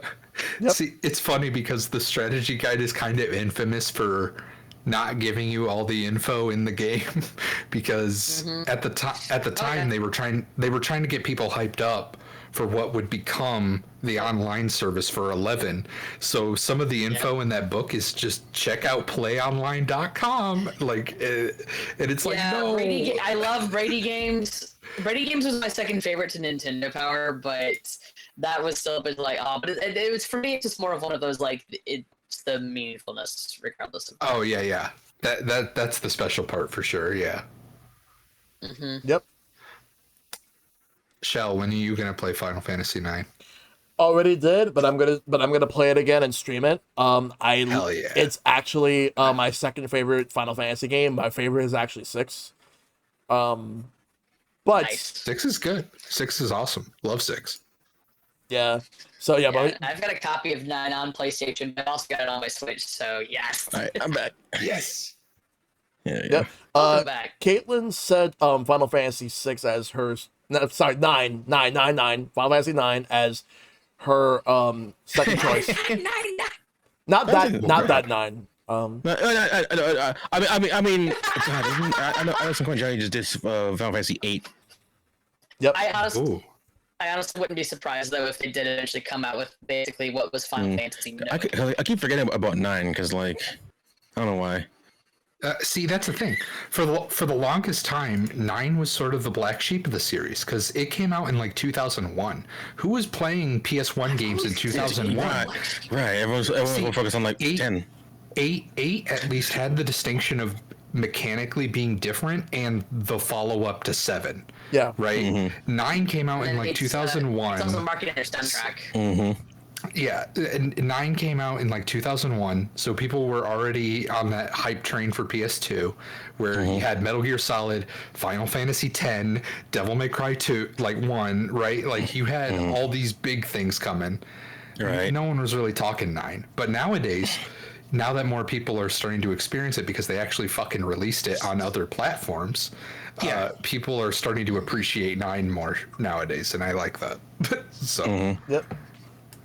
All right. So Silver, your turn. All right. So this is for positive games or Positive games. Yeah. You have this is the second one. Yeah.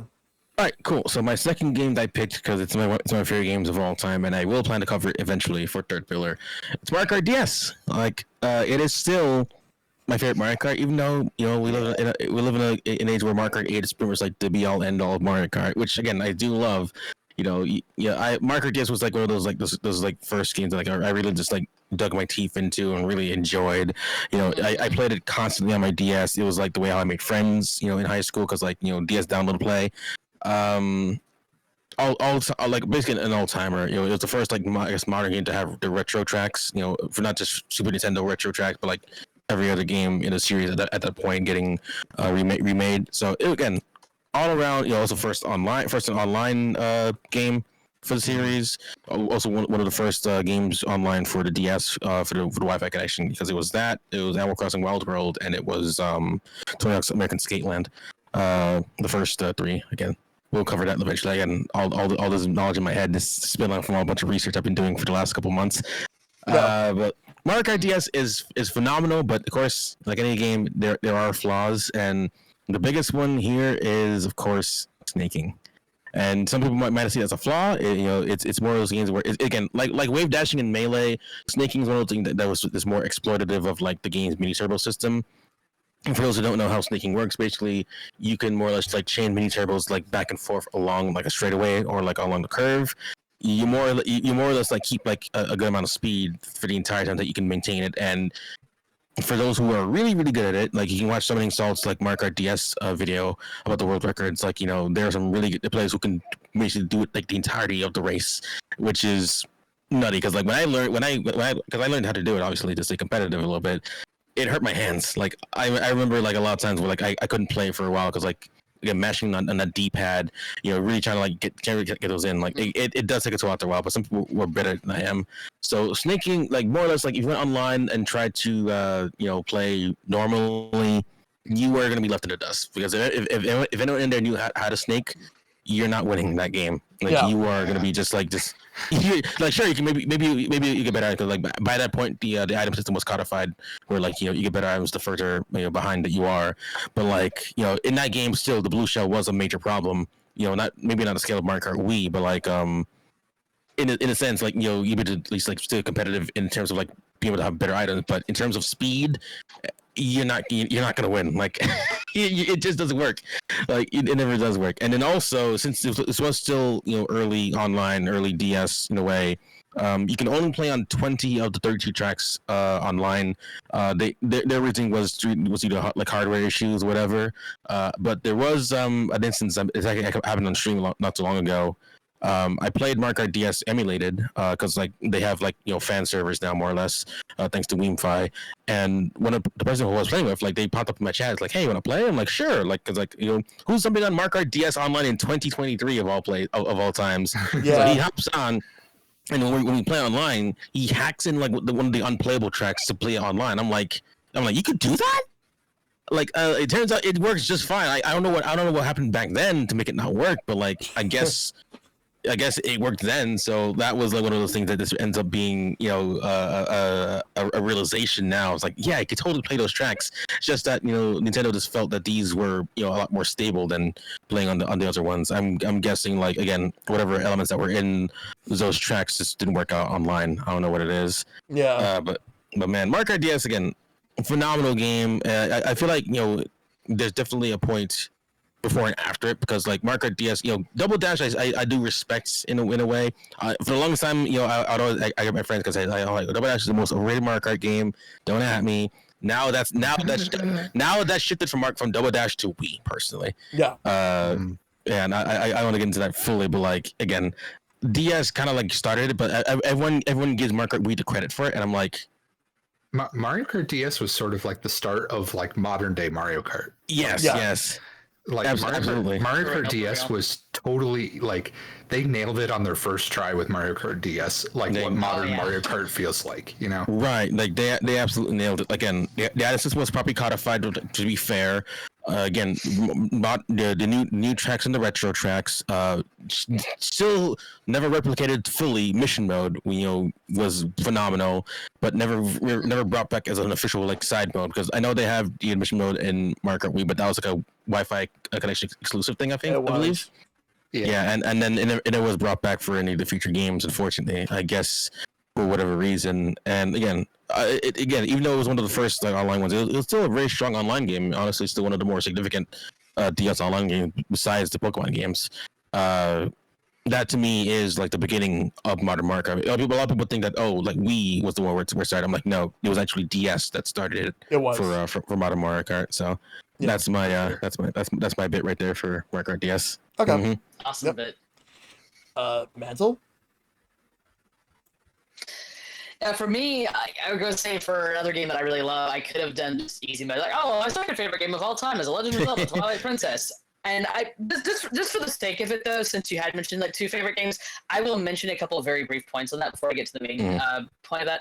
I can mention it like very similar to what I was saying with Ocarina of Time, like an item or two in the game, which was awesome, but I feel could have had even more uses, like the Dominion Rod or even the spinner would have been really fun. And this is a more technical one from that.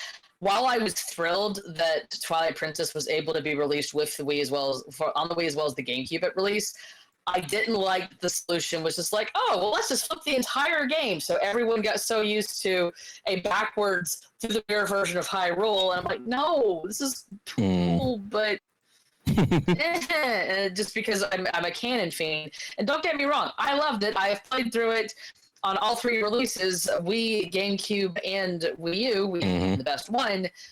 But it was really funny because I even had some friends who were like, man, I was really looking forward to trying to use the Wii belt with the left hand. And to me, especially with how basic the Wii remote controls were for that, I feel we could have still had a left hand in that one. Now, as we all know, especially with Skyward Sword and Breath of the Wild, the whole, Link is always left-handed. No, usually left-handed, often left-handed. Get off your high horse and you understand these games. But anyways, those would be like my two biggest ones for it, which is like how it was marketed for that as well as that. But if we're going, again, out of easy mode, because, again, I love all the Zeldas, I can name a couple things in them, because while they might be close to perfect, again, as we all know, no game is perfect. Yeah. I'm gonna have to go like a big shocker here, but just for the point of the conversation, my second favorite game series of all time would be Splatoon. I have sunk so many hours into this incredible series. I love Splatoon so much, and honestly, some of what I'm talking about could go for the first one as well as for even Splatoon 3 at this point. And this is not a flex, but this is to show that I love Splatoon, so I get what I'm saying here. Is that I've sunk over 1,600 hours in the first one, in both 2, I've sunk over 2,400 hours into, and 3, I'm creeping up on 2,500 hours now. So I love Splatoon. It very rapidly rose to my second favorite game series of all time. It is the online multiplayer for people who hate online multiplayer. The single player campaign in all 3 games, even without the DLC, is so underrated and so much fun. The sheer amount of lore and character development and just fun you get in all the story modes it's fantastic. And it's like, it's great to be able to see the Animal Crossing team be able to work on this and all the stuff that we get in it. And there are some technical things I could fuss about, but again, like I was saying earlier, I have an amazing friend group who I've met thanks to Splatoon, and they all very frequently raise all these criticisms, and I'm sitting there thinking, did we even play the same game? Those are not the criticisms I'm going to raise, and that's not out of like being a contrarian or like, oh, the game's so different. But it's not, I just simply don't see those as criticisms. Mine would honestly be more minor things. Like, one of the first ones is, I've wanted this ever since the first game. I wish that you could, in addition to like changing your Inkling's appearance and everything, I wish that you could also set like a default ink color for them to switch out to for there, because many of us, myself included, have made Inkling characters. That's where I get the name Mantle from. He is my main Inkling character. And his main color is green. I mean, I will often joke around, even my friends will joke around, hey, look, his mantle green. So, it's minor, it's not a huge issue, but it would be nice to be able to, in addition to like, oh, here's your tentacut, here's your eye color, here's your skin color, here's your bottoms style. If you could also just be like, this is your default ink color when not in between battles. Another one which they've kind of touched on in 3, ever since the start screen on the Wii U gamepad in the first one, where you kind of see your Inkling's room or apartment as a map with all that decor up there.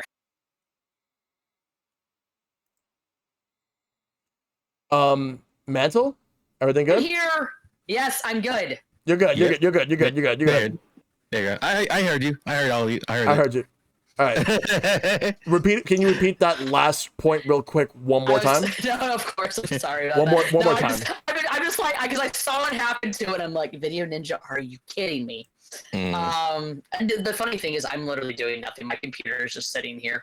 But I was saying that one of the things that I feel was very underrated in the Wii U era was the really cool little like start screen that you would get both on the TV screen as well as on your gamepad.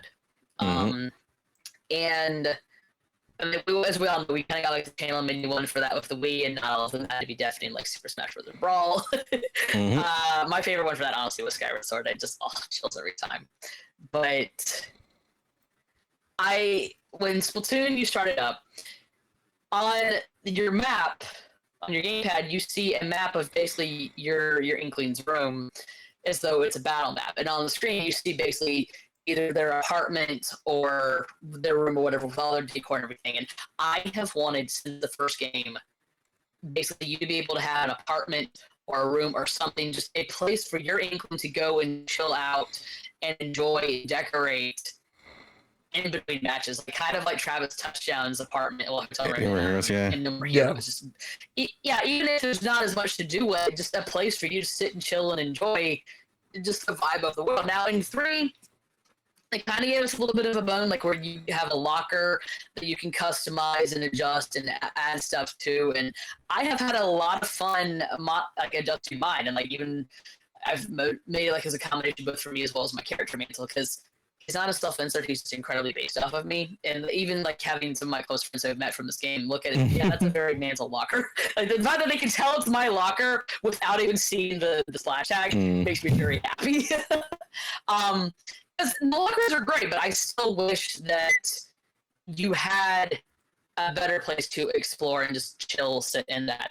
And also from that, especially since, as of earlier this year, the first Splatoon is the internet servers are down for right now. Yep. I wish that there was another way to, within the game itself, still explore some of those maps, test out more of those weapons outside of just the firing range. Like, I mean, the single player story mode is still there. And fun fact, when Splatoon was first teased at E3 2014, I was excited as hell, but also thinking, I'm not going to play the online, but I'm excited for this. I'm at least going to play the story mode. And especially once they started showing the story mode, I was like, yeah, I'll just play this and that's fine. Well, I was level 10 before I set foot in Octo Valley. That's how much it hooked me. But I just wish that there was still a way to explore and check out some of those areas, which, as we all know, with the internet and online gaming, that sometimes that's a downside of it. And this was a new feeling for me because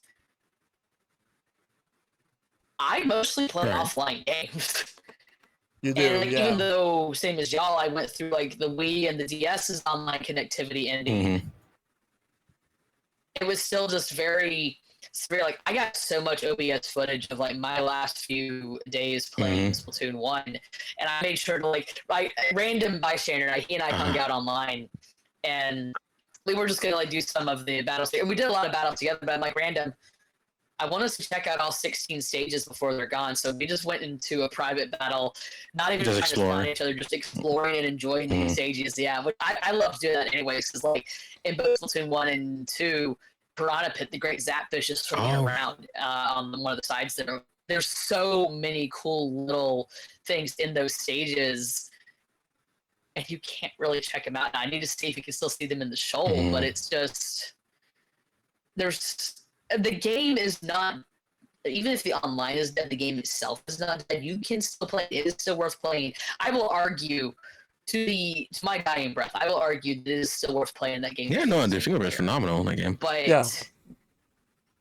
but it's still just, it's surreal to know that you can't even just go explore the stages the same way you used to. And I know that I was gonna say, it's like anything else. Like I feel just really nitpicky about it because some of my friends like always are like going on about like, oh, I wish there were custom. That would break the balance of the game. Thank you. Exactly. No, Sorry for yelling, but it's just like it works. It works in single player stuff, like in side order. But the only way I could see custom kits working would be if it's like, if this, then these are your only options. So, for example, if this is your main weapon. Exactly. Like you can't just automatically choose between all of them and all the subs. You have a limited thing. That would be the most I'd be willing to give it, because I'm just sitting here thinking, do you? Yeah, like again, like I understand like everyone like be up and down over like, oh, I wish we could do custom kits. Like the kits are there for a reason. Like they're all balanced out because there are likely some kits that they found in testing. Like, wow, these things are like completely overpowered. Yes. We can't have this. We can't have these together in the game. Because like I know for some certain like weapons, if they had the right like sub and special, they would be unstoppable. Yep. Exactly. Yeah. No. 10 billion%. It's like meta damned. Some of them are easier to use for some of those things than others, but to me, I'm just going to say I don't want custom kits. I mean, I won't be upset if they add some variety of that, because I wouldn't be surprised if they add a type of that to Splatoon 4, the same as how they added some of the stuff from Octo Expansion to Splatoon 3. But it's now that we've seen it in side order. But I don't want like a full-on, complete, just no holds barred, because it doesn't make sense to me. And I'm sitting here thinking, you keep saying you want this. Do you want to fight against that? So it's really easy to say if it's on like one shoe, but you try it on the other foot. But no, but for me, really just, and then if we're going to Splatoon 3, less than Splatoon 1 itself, I feel that while I love the badges and the more tangible proof of like what you've put into the game, I feel that some of the badges and rewards, like the scales or statement, I feel they're a bit too grind reliant, which, again, I'm ready and willing to pour hundreds and thousands of hours into it, but I still feel that some of them, it takes too much RNG or too much time investment to get some of those. And I'm not saying that they shouldn't be worth working towards, but like, for example, the amount of time and effort that you have to put into 4-starring a weapon versus 5-starring it is obscene. Yep. So I still feel the series is on the right track, and like I said, my biggest criticisms of it really are just like, oh, just minor cosmetic things. Like, let me choose this color. Let me do more custom stuff that's not just in the battles. And frankly, as much as I love exploring cities, I wish I could explore even more of the world. Yep. But it's similar to what I was saying with Ocarina of Time. Like, I can make those couple criticisms and remarks, but even without them, the game is still flipping amazing. And for anyone here who has, I mean, I know like all of y'all checked it out, but if anyone in chat like not tried Splatoon yet, yes, we've just had Grand Festival, but the game still has so much life in it. I mean, Splatoon 2 is still active. Like, I actually hopped into a match in Splatoon 2 like last month and didn't have to wait too long for it to start. I really want to definitely hop for Splatoon 2. It's been a long time. Yeah. Yeah. And I know that we've been talking, like three of us at least have been talking about trying to get some matches in some time. It's just a matter of when, not if. Yeah. But I'm excited for where it's headed. And I love how they just keep adding more stuff to it. I mean, I can't believe. Honestly, I'll go ahead and give y'all a preview. The game in the series itself is going to be 10 years old next year. How does that happen? Yep. And on its anniversary, I'm probably going to stream like going through the single player story mode just because why not? Oh yeah. But yeah, just real minor things like just add-ons. Like they're not required, but they would just like it's like you've got like the perfect meal, but you add just a little bit of salt, and it really just makes it amazing. It's something minor. Yep. So there you go. So that's Splatoon. Yeah, Splatoon, baby. Yep. Sounds good. Yep. You know it. All right. Yep. So now it's my turn. So yes, the next game that I want to talk about, I actually love this game a whole lot. But here's the thing. It is up there for me, and I will say the sequel to it came out last year, and it's better in every way. But this one I hold it in a much higher place because of the impact that it actually had. That said, it has a lot of flaws that I do want to talk about, and that game is The Legend of Zelda: Breath of the Wild. Ooh, So okay. So Breath of the Wild. So what type of flaws do I want to talk about regarding that game? I have plenty. However, before I get to that, I just want to say real quick though, like that game is absolutely phenomenal. Like I felt that Zelda really needed this change. They needed to do something completely different because I remember like people were talking about, like people were saying how Zelda would, like especially 3D Zelda was stale and they wanted something completely new. And they felt that Skyward Sword did not give them that. They felt that Twilight Princess didn't give them that. People didn't like Wind Waker because of the art style. So like after Majora's Mask, like people just like to complain. Yeah. That said, when we got to Breath of the Wild, it has a huge open world. You could be able to go wherever you want when you want. They have different towns. You can meet a lot of people. There's a lot of quests you can actually do. But what are some of the flaws that I have with this game? Well, the first off is there's barely any music in this game. Compared to, I mean, the music that's there is great, but there's barely any music. It's usually like the same type of music that you keep hearing whenever you go into any of the fields. It's just ambience. It's more ambience, yeah, ambience. Yeah, that's what it is. And when there is music, it's definitely on point. It's really good. I like a lot of the renditions. It's one of my favorites is like the when you go to Zora's Domain, and that's a really good rendition right there. But like the moment to moment music, like in Hyrule, like Hyrule Field, it's like, like it works for that game. So it's like quote unquote not it's not bad objectively speaking, but like it's not on my playlist. You know what I mean? Yeah. Like, and it's like it's a beautiful track, like even just the field itself. But I mean, I agree with you completely on the towns and cities like that. To me, it's like it's on point when it's there, but so much of your game is exploration. And I understand you have to strike that balance between subtle music and being able to hear your environment. But there's a big reason why I was constantly riding around on a horse so I could have music. Yep.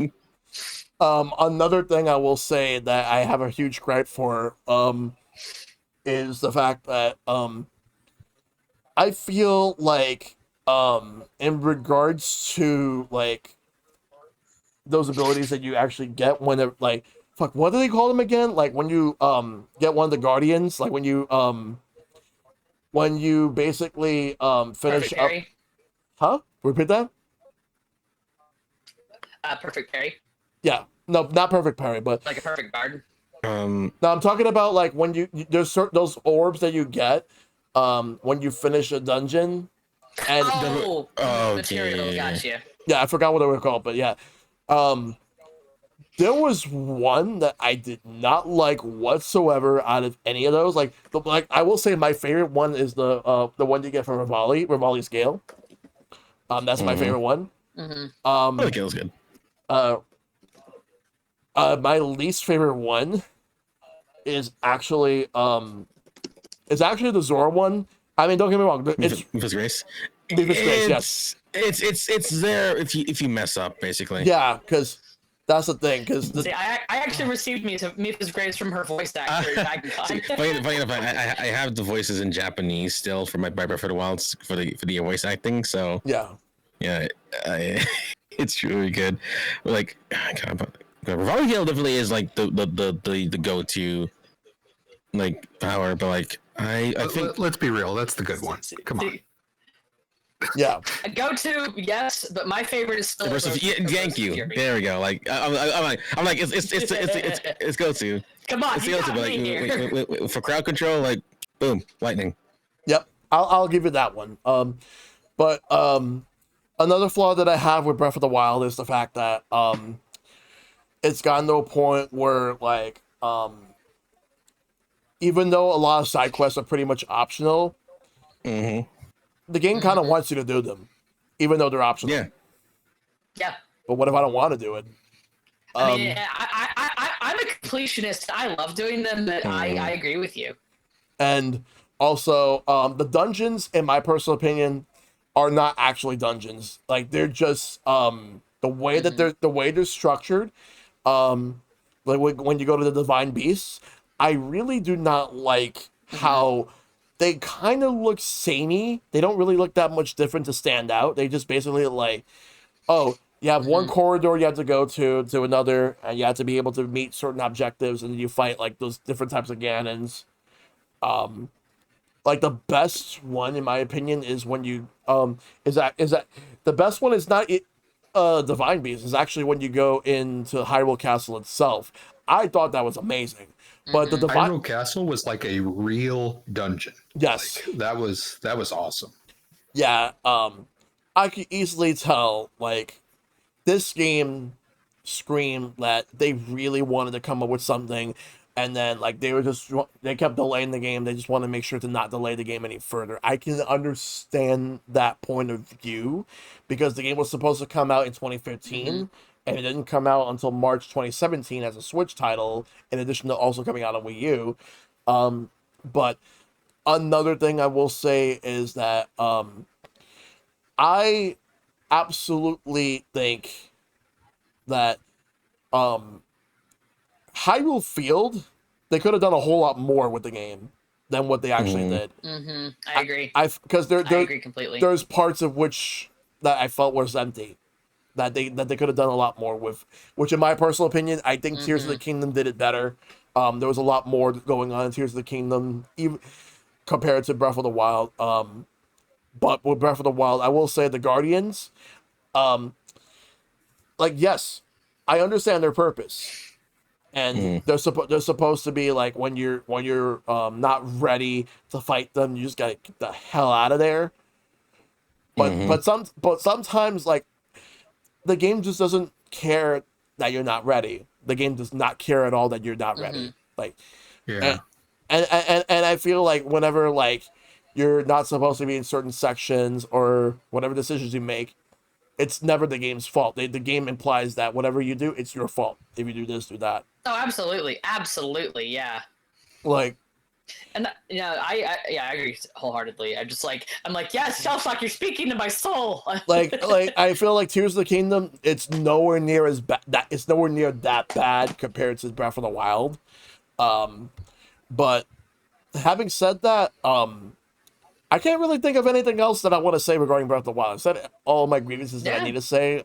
There's probably some other things I might have missed, or oh, actually, there is one more thing. Trying to find those dragons. I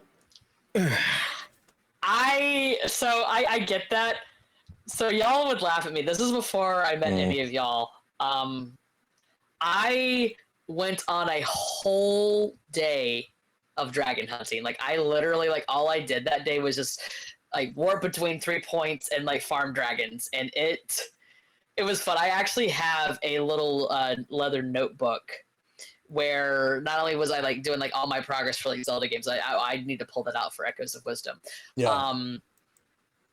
I actually like marked down like how many of each shard I got for that particular run. I was so, fun. But no, I honestly, I felt that they were better defined in Breath of the Wild and Tears of the Kingdom, but I get that. And it's like, in the end, I liked Breath of the Wild more than Tears of the Kingdom, but like I feel like each of them did things better than the other did. Yeah. And Age of Calamity did it better than both of them. But no, it's just they're all great in their own way. And it's kind of like I said earlier, like where it's an amazing game, it absolutely deserves all the praise it gets. But does that mean it's the best? I don't feel so. If someone says that they feel it's their favorite or the best, I'm not going to argue. Be like, oh, it's a great one. It's not my favorite though. Yeah. I mean, it's not even in my top 5. Yeah. But that being said, I will say though that I do think Breath of the Wild, while I do prefer Tears of the Kingdom, Breath of the Wild had a lot more impact going into it, whereas Tears of the Kingdom was just a really good sequel that fixed a lot of issues that Breath of the Wild had. Oh yeah, yeah. But for sure. Other than that, I don't really have any other complaints about Breath of the Wild. I think that Breath of the Wild is still fantastic. It's just those flaws are what I wanted to bring up. So yeah. Now that we got all the flaws out of the way,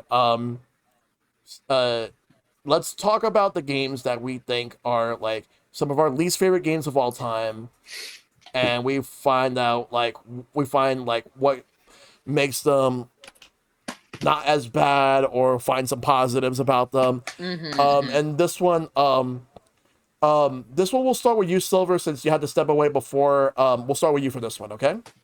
Right. So for the games that I didn't like, but I will say things positive about them. All right. So I'm going to flip for this one. So I went from, because I chose a PC game and a DS game. So now I want to go for a DS game and a PC game. Okay. So it's not that I dislike this game per se, but like when I think about it, like it's not really a game that comes up immediately in conversation. But Pokemon Dash for the DS is an interesting game. Definitely one of those like launch era DS games where you're using a touchscreen for various things. In this case, it's probably, I think, I'm not sure if it's the only one, but like it's the only time I've ever seen a Pokemon racing game, because you are Pikachu, you're trying to race against other Pokemon going from island to island, and it kind of is a little bit one note. It's one of the games from Umbrella. Most people know them from Hey You Pikachu. Yep. Particularly among other like smaller, lesser known spin-offs for Pokemon. I still think it's a very different kind of game. Again, like we don't see anything in that genre for Pokemon at all. Like I don't think they've made like a sequel or anything else ever since. We've had many different Pokemon puzzle games, obviously. A lot of like other like different types of like genres, but like racing was one I wasn't expecting at all, and it was like I think it was like I'll give it like the benefit of the doubt. Like it was a very different kind of like spin-off, and it was pretty solid.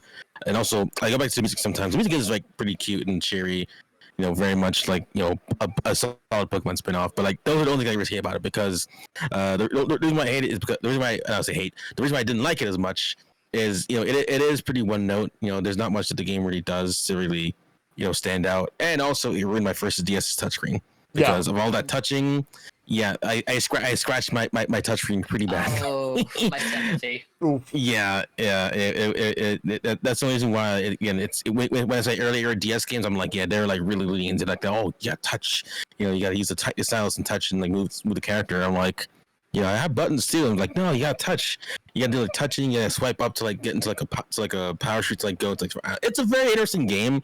Like I'm planning to replay it in the future, and I know that there's something I don't remember very well, but I remember getting really into it because like I did enjoy it, but then looking back, I'm like, it's one of those things like again when you think Pokemon spin-offs, it's not gonna be like the first one you think about. It's maybe it'd be like I don't know, Pokemon Rumble, Pokemon Troze, Pokemon Puzzle League, but like Pokemon Dash is gonna be like really low on the totem pole in terms of like what you can remember as like a decent Pokemon spin-off.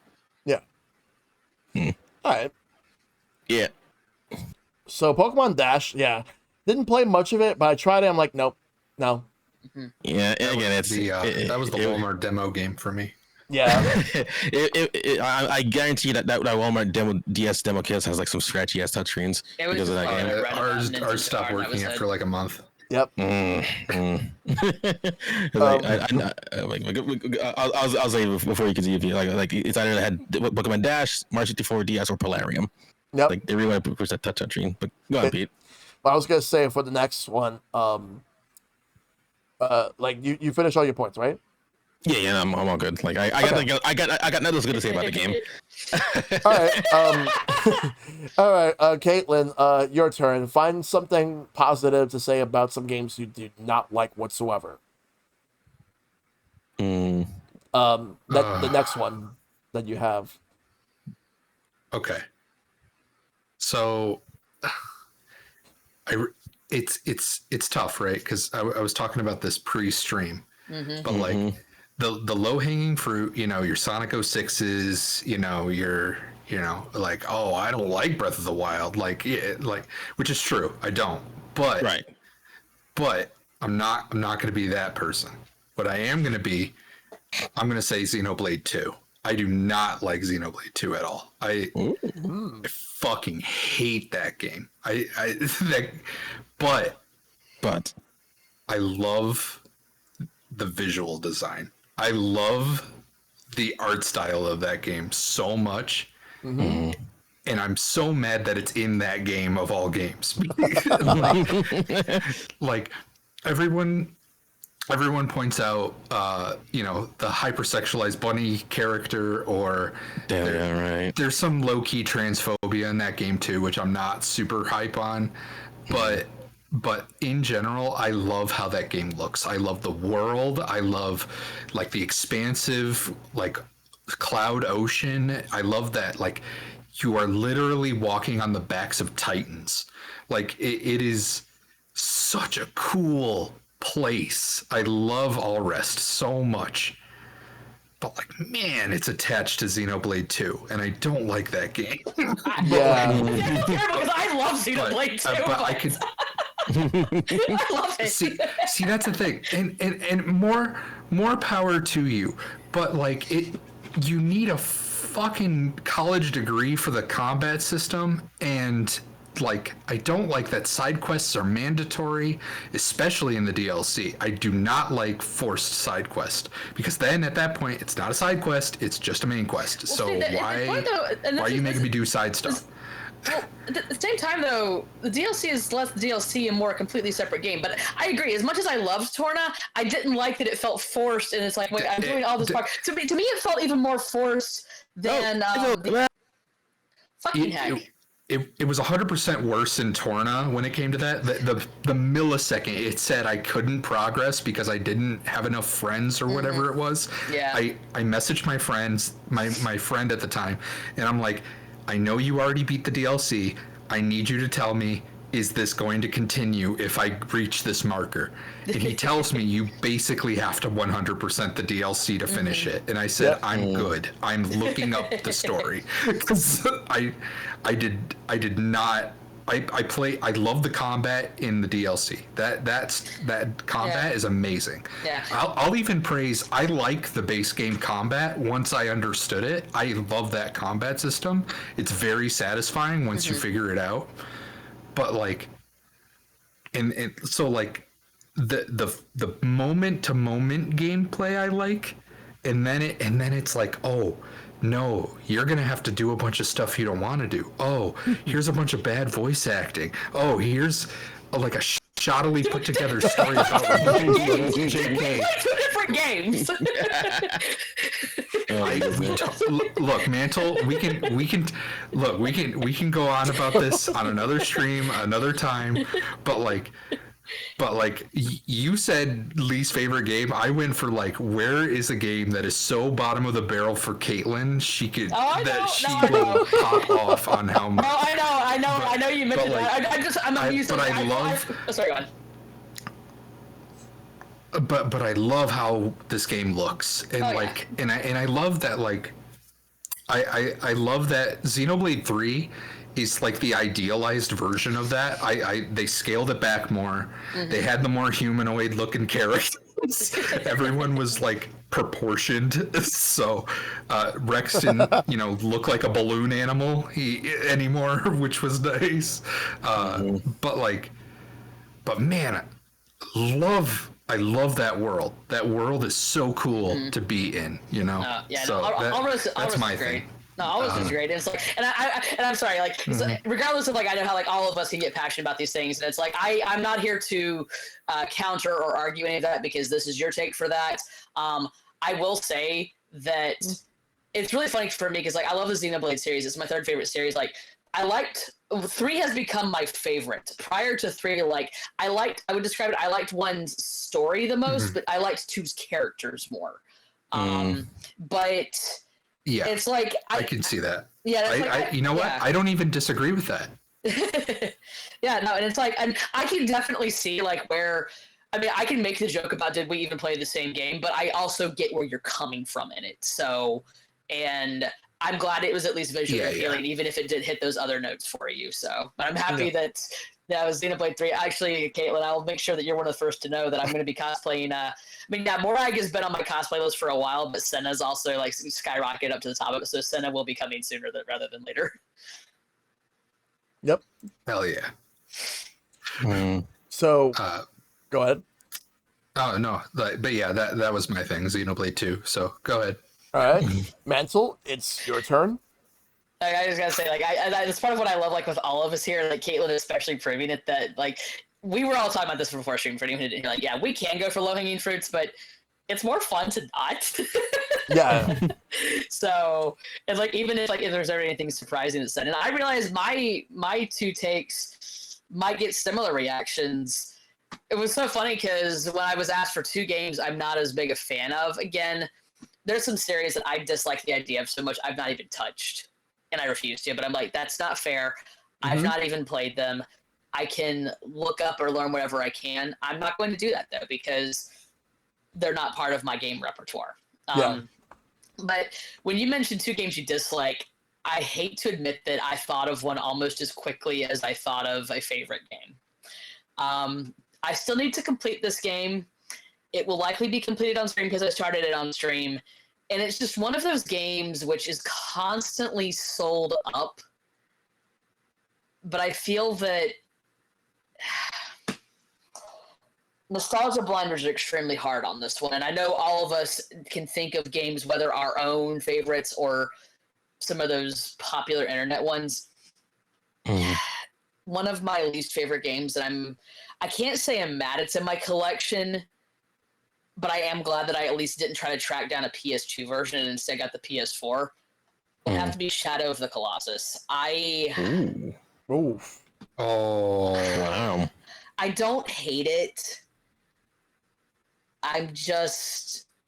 It's not as fun as I was hyping it to be. And it's like, I realize that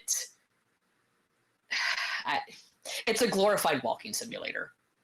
Yep. I mean, you want to talk about like a world with no music. Hyrule Field, Breath of the Wild, Tears of the Kingdom in between events is a blasting symphony compared to this world.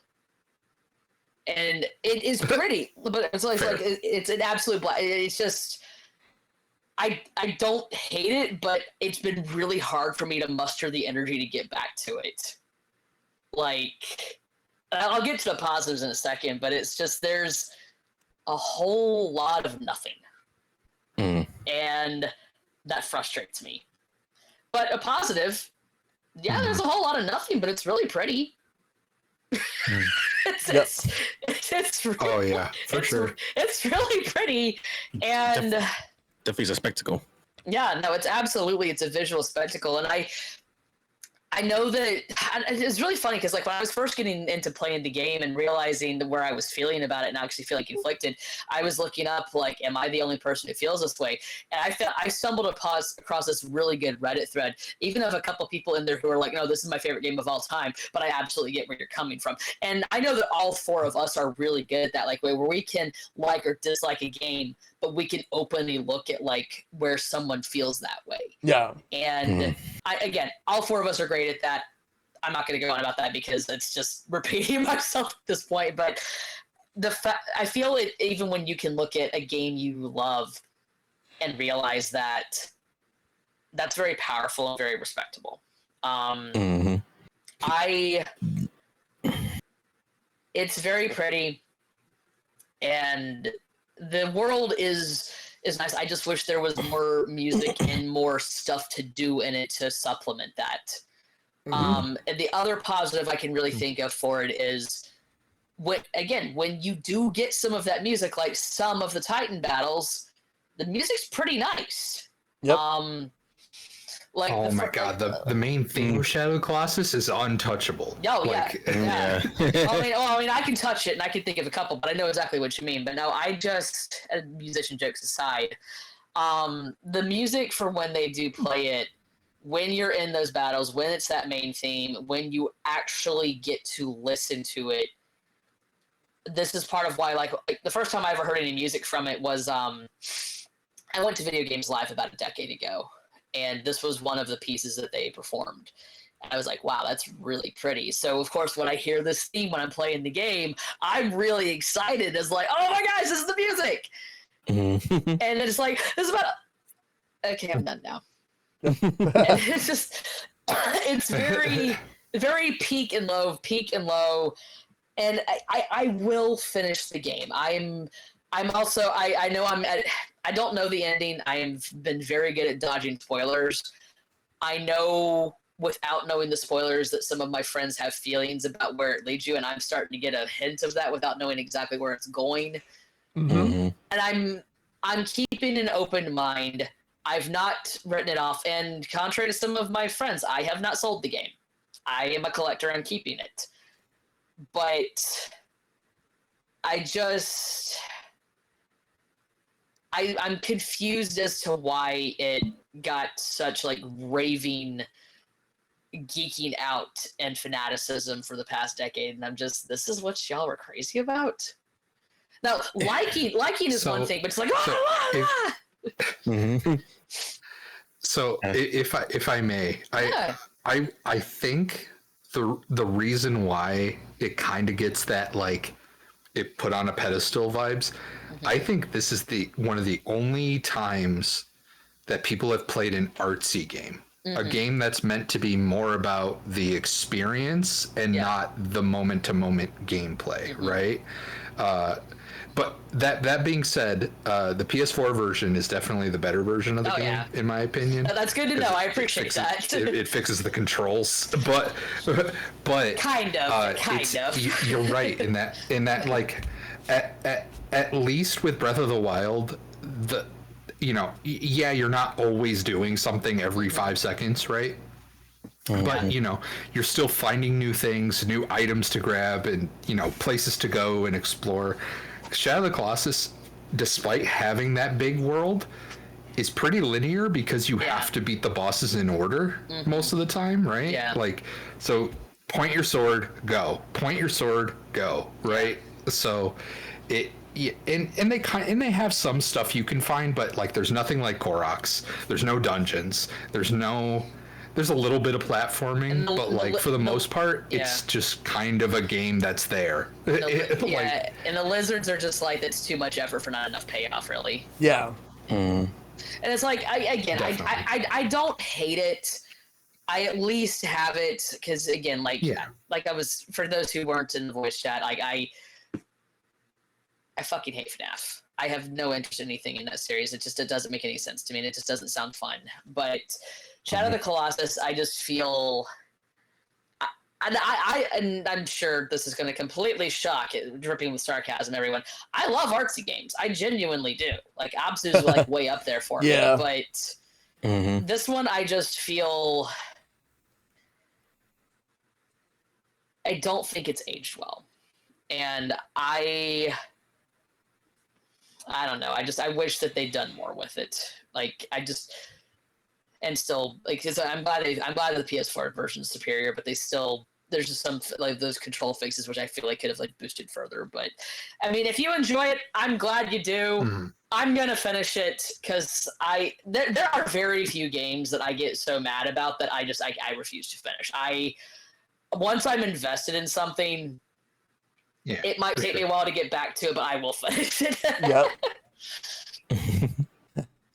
So. Obviously, people know me. People will probably expect to hear me say Donkey Kong 64. You're not going to hear that here today. You're not. All I'm gonna say is for Donkey Kong 64, real quick, before I go to my actual like first choice, is that I had a bad experience with the game. Therefore, I'm not the biggest fan with the game because of the fact that it just didn't really give me a good time. That's fair. And I'm reluctant on going back because of the fact that I had that bad experience. But now we go into the game that I'm going to go with, and it's low-hanging fruits that this game gets shit-talked with, like, to death, honestly. But it is easily the worst game in its own series. But the reason I picked this is because this game was so boring that I'm surprised that there were even games after this. And the game that I'm going to go with is Devil May Cry 2. Oh. So why am I going with Devil May Cry 2? Okay. Here's the thing. Yes. Devil May Cry 2 is not a good game. It's easily the worst game in its series. The fact that we actually managed to get more games afterwards that were really good is just shocking considering how bad the second game is. It's like with Devil May Cry 3, it's one of those things where it's like, if the game wasn't good, that was going to be it. But it ended up being one of the best games in the series afterwards. But with 2, the problem is that game, the original team who worked on that game went on to work on other projects, and Capcom ended up getting their arcade division, who mainly worked on fighting games, to work on Devil May Cry 2. And they had one or two different directors who started with the project or were part of it, and then they left. And then they had another person, Hideaki Itsuno, who recently left Capcom. He stepped up to at least try to do something, but the problem is there wasn't enough time. So there was a lot of changes he wanted to make, but he couldn't get a lot of it in time. Unfortunately, we ended up getting the game that we got, and while it did sell well, it was not good. And like, because the gameplay is a huge step down. Like, and the difficulty is ridiculously easy. It's not a hard game at all. Like, I was expecting it to be a hard game for no reason. No, it's actually really easy. Like, you could beat the game in less than 10 hours. With both characters. And to be honest with you, I'll tell you this right now. In terms of what I like about this game, the music. The music absolutely is like the best part about the game. I felt that like the music is just as good as Devil May Cry 1. I thought that they did a good job with it. But I personally like using Lucia. I'm not sure if I pronounced it right. I like her more in this game compared to Dante. Dante's the worst thing about this game. Like, he has no personality in this game, which is a far cry of how he was in Devil May Cry 1 and every game afterwards, where he has a lot of personality. Like, he's like, because he loves pizza, drinking chocolate milkshakes. He loves like going out, shooting and like attacking anyone, like kicking so much ass. He is like, he's like a fun loving character. Here, he's very stoic. He's very boring. He has no personality whatsoever. Whereas Lucia, at least, like, she is actually really cool. I like her play style a lot more. It actually makes the game more tolerable to me. But they do have like those styles, like for example, like Don't Worry has Come On, Bingo, Are You Ready, Showtime, and all that stuff. But it goes back down to Don't Worry a lot easier, because they basically linked it with like D, C, B, A, and S and all that stuff. And the Devil Trigger can be OP if you know how to use it. If you know exactly how to use it. But that, and also the fact that like, I like the fact that when it was over. Yeah. I mean, that's a mood. That's a mood. That's all I can say about Devil May Cry 2, because otherwise this game sucks. No, I think we've all felt that about various games, and I have to admit, my friend, you're making me very glad I've not played it. Yeah. Now, we're gonna go to you, Caitlin. Caitlin has stepped out for a bit. She had to take the dogs out. Oh, okay. Oh, okay. All right. Then we'll go with you, Mantle. Okay. So for another game that I wasn't as fond of, like, again, we've all talked about some of the. It's just really funny because when I was I literally had to look at my game shelf earlier to be like, okay, I know I'm going to talk about Shadow of the Colossus. What's another one I'm going to talk about? And I'm looking through them, and for a moment, I almost thought Assassin's Creed 3, but I'm like, no, I liked the game except for the ending. I mean, even with the ending, I wouldn't go so far as to say that the ending ruined the game, but it really didn't help it. I think the biggest saving grace for that one for me is the fact that Assassin's Creed 4 came out, and that's my favorite game in that whole series. For me, I literally look at my shelf, I'm like, because the way that I arrange my video games, I'll do like a full collection picture at some point because I'm working on updating them again. It's a very... If you're trying to find it alphabetically, you're in for a tough time. I do a combination of like by console, favorites, series, and then a grouping together. Right. So I literally had to go at the bottom, and I realized, oh, I do have a PS4 game that I've got underneath Shadow of the Colossus. Yep. And it's like, okay, this is what I'll talk about. Again, no low-hanging fruits on this one, and I realize that this might be another controversial take, but I gotta go with The Last of Us. Interesting. That's fair. That's fair. Okay, so I gotta go with Last of Us. I didn't hate it, but let's just say that I'm so conflicted about it that I'm not sure if I'll ever play part 2. And I feel weird about it because like some of my friends are like, "Oh, I hated this," and other of my friends are like, "Oh, it's one of the best games I've ever played," and I'm just. Yeah, it's one of those like either you like it or you don't. Yeah. Now, I will say this though. I was sitting here because again, like I know many of us will occasionally have like props for any of that because like it's like I know I don't have to pull up my copies of the games and be like, oh, hey, I've got this, but it's just, as we all know, it's fun. I'm looking at my copy of it here because I got it on PS3, never got around to playing it, so I gave that one to a friend and I got the PS4 version when that came out. So it was like, well, if I haven't played it, I might as well play the better version. And I'm looking at the top here where it says over 200 Game of the Year awards. And I'm literally thinking to myself, how? How? A lot of publications. How? I mean, I know that you can't spell ignorant without IGN, but outside of that, just... you know I'm right, but it's like... I'm like, wow. I've heard that phrase so many freaking times in the last, like, 10 years. Like, geez. It's so accurate, though. It is. I mean, accurate.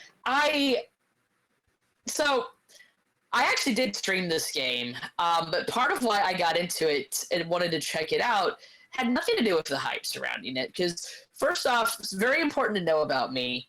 I'm extremely picky about my zombies. I'm extremely picky about zombies or zombie-like things. Like, to me, they have to make sense past a certain way. Like, case in point, like Resident Evil. Part of why I like Resident Evil is that it never takes itself too seriously. Yeah. Right. As we all well know, I've actually had a couple Capcom fans try to argue with you, and I'm like, you are missing the point of the series you claim to love. But it's like, well, yeah, you have that foreboding feeling, but there's still that camping thing. You don't even have to play the original Resident Evil on PSX to get that. Right. And then I flipping love the anime Zombieland Saga. It's my second favorite anime of all time after Sailor Moon. But then stuff like Left 4 Dead, I was watching friends play that, and those don't look, no, those are dumb zombies. I don't want that. Yeah. And I realized, and now I will say, speaking as a biologist, one of the positives I can feel for this is that I did like the fact that it was fungus based, because for those who don't know, while fungi are one of the major kingdoms of life, they proliferate at an astounding rate. But so, like, to the point where as every single fungus out there had a 100% proliferation rate of all the spores they release, you would literally be sitting there buried in puffballs and have like mushrooms all over your house. They have to hit such specific conditions to be able to have those spores actually become an adult. Right. So that, plus just the way they get in, and I say this as someone who's even had to work treating fungal infections on animals at work. They're a beastie, and they're tricky to deal with. So the different nature of this, because I mean, that, as we all know, with when certain zombie things are taking itself a bit more serious, like, okay, is this a bacteria, a virus, or a fungus, or is it a parasite? And even in my own trials and tribulations with fish medicine, same as in human medicine, you can't treat them all the same. I thought that it was very clever for that. So one of the positives was, I'm picky about my zombies, but I felt that they did a decent job with using the fungus. Now, that said, some of the later designs I wasn't as huge a fan of, but the base premise of using fungi was pretty cool. Also, now, real quick, yeah, Caitlin can't hear you at all. That's extremely strange. Yeah. Yeah. You don't even show up on Video Ninja. Well, I see myself on there, and y'all Yeah, can see me. I see you too. That is. Yeah, I see you too as well. That's so weird. Thanks for the heads up, Caitlin. Yeah, I Like, I can see you on stream. Okay. Yeah. All right. I guess. So I guess weird. Weird. Weird. Sorry about Yeah. that. Yeah. No problem. But- No problem. Okay, cool. But I was gonna say the back on one of the things that I was the original point of, like, part of why I checked it out. Like I said, it had nothing to do with the hype for it. It's because I like Naughty Dog. I'm a big Uncharted fan. Like, Uncharted is not a top 10 series for me, but it's always at least an honorable mention. I really do love Uncharted, and actually, when I first started streaming, the first 2 streams I did were Breath of the Wild, because I was like, okay, something really quick and easy for me to test out. It was something I'm familiar with, so I can just run around and explore while I'm getting used to chatting. And then after that, I dove into doing a replay of the first 4 Uncharted games, because, again, a chance to play the new versions of them, but play a game I'm familiar with and still keep up with chat. So because of knowing that Naughty Dog had worked on them, I was like, oh, let me check out Last of Us. And now I knew going in that it wasn't just going to be Uncharted revamped. I knew that. Right. But that didn't help it for me. So this leads into my next positive, and frankly, the main positive that comes to mind. The gameplay is solid. The gameplay is very solid. Like, again, you've got that mixture of combat and stealth. I enjoy the style of gameplay that you get in Uncharted and, frankly, in The Last of Us. But too many of the story elements it's just messy. And it's just not fulfilling. And it's like, I realize that when you're post-apocalyptic, you're going to have shades of that, but there's a limit. Because, like, when the game is first starting out, like, no, I got emotional on stream because, without spoiling anything, it kind of hurts early on. Like, it's like, oh, I was not expecting that gut punch so suddenly. But they sure love the gut punches. yeah, And that gut punch was brilliant Naughty Dog fashion. I was happy for it as much as it hurt. And another positive is some of the characters, they're great. But so much of there's just a lack of cohesion holding the story and the characters together. And without even getting into again, no spoilers just in case if anyone is still curious about playing it despite me ragging on it. Or I'm not even ragging, I'm just being critical. I'm not going to say don't play the game. I'm just going to say don't buy into the hype. Form your own opinion. Yeah. And raise a skeptical eyebrow when you see it's won over 200 Game of the Year awards. But I was actually, as far as like awards go, I was actually having this conversation with Random the other week because he really gets into the award shows. I personally don't, and I started asking him, okay, what game won this sound design award this year? And he just kind of paused and said, well, I don't know. I said, neither do I, because no one remembers after the show's over. Yep.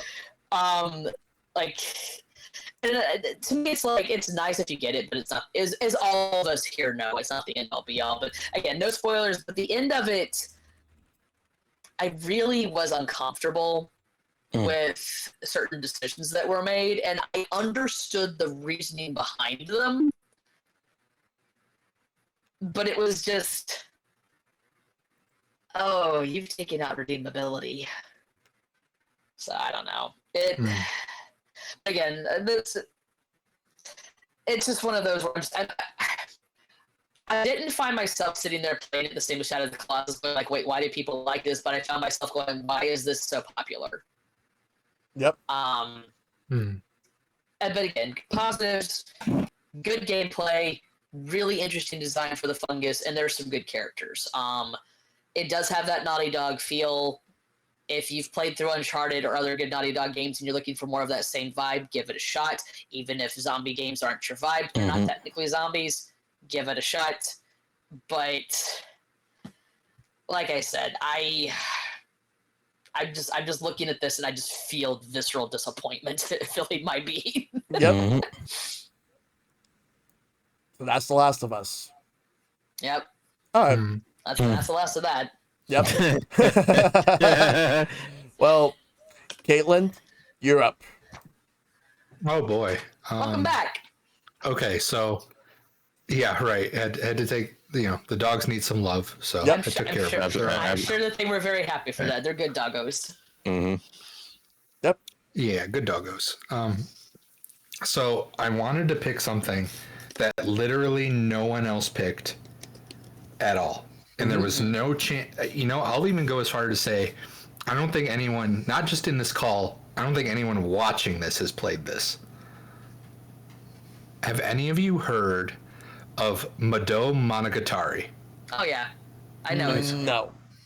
The name sounds familiar, but I can't No. say that I've Monogatari. So this is the series that eventually spawned Puyo Puyo. Oh, that one. Okay. Okay. So it was originally a dungeon crawling series with, Arl, Satan, the Prince, like all these characters that are kind of more well known for Puyo nowadays, including said Puyos, the slime of the series. Yep. And then, eventually Sega got the rights to the characters, but not the RPG part, so they just made nothing but puzzle games, while the company that owned the RPG part just kind of had to scramble and make their own crap now. Like wasn't there like a game called Sorcery Saga? Like that's the English version. Yeah. Oh, okay. So eventually we did get one game in that series, and it was for the Vita. No one played it. No one cared because it didn't have any of the characters people wanted. It didn't have any of the Puyos. It didn't have Arl. It didn't have any of that. It was OCs. It was nothing but OCs, right? Wow. Interesting. But the game I wanted to talk about was the remake of the first game that they did for Sega Genesis. I played this last year through a fan translation. And because I was like, you know what? I just wanted something, kind of classic, like, every now and then I'll play a classic Sega RPG. Like the year before that, I played Phantasy Star 1. And then, last year was Sorcery Saga. So Sorcery Saga on the Genesis is a really it's interesting, right? Because it's a dungeon crawler where there's like 100 floors you can go through, and each floor kind of not literally 100, but there's dozens of floors, and there's 100 side quests you can do to quote unquote beat the game, right? So, and the whole objective is that you play as Arl, and she's trapped in this tower. She's not allowed to leave until she passes her exam, which is reaching the top of the tower. And you only get the good ending if you beat all 100 of them. But I fucking hated. I got 99 out of 100, and so you see that final tally mark at the end, and it's like, oh, you did a swell job, I guess. You don't get the good ending, and I'm like, no. Wow. Oh my goodness! Wow!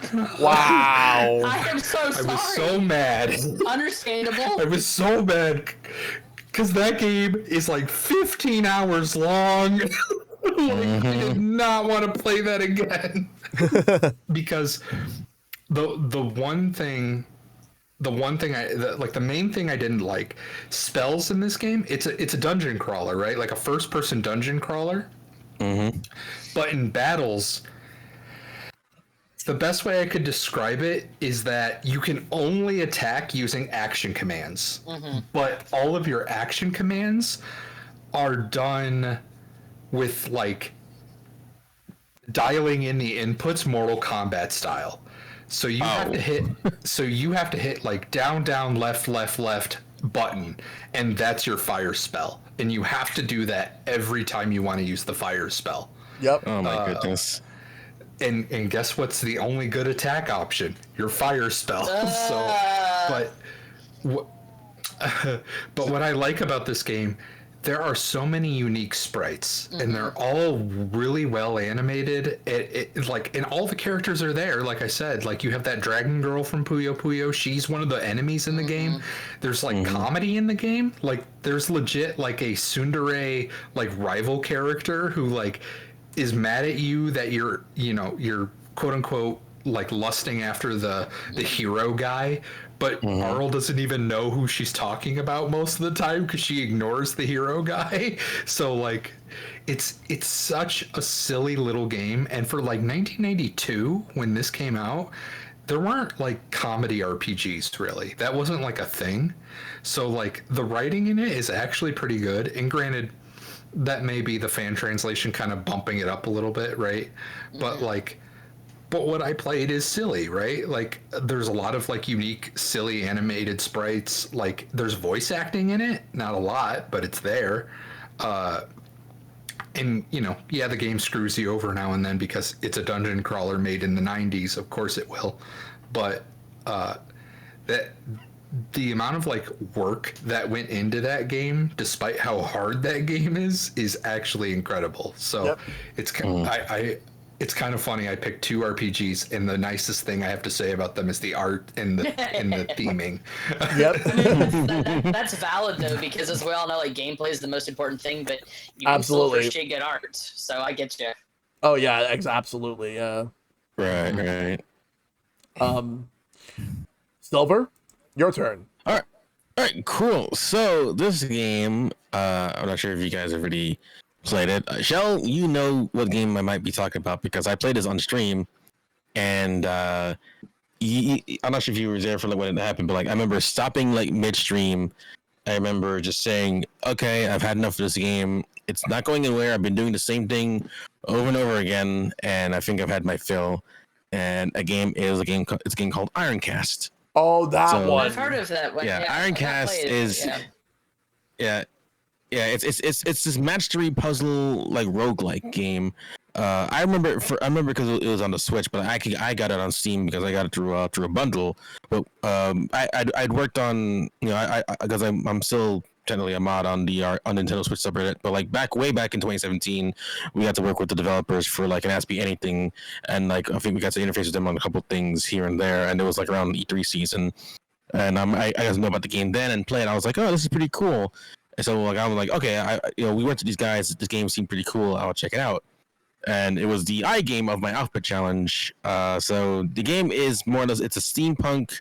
It's a kind of like a steampunky like take on like it's a steampunk game like it's like I think an alternate version of like World War One or Two. Again, I forget like all the details now, but like the problem with the game was that again the actually puzzle stuff great, like it's like an RPG. You basically like chaining combos to like get attacks done. Great.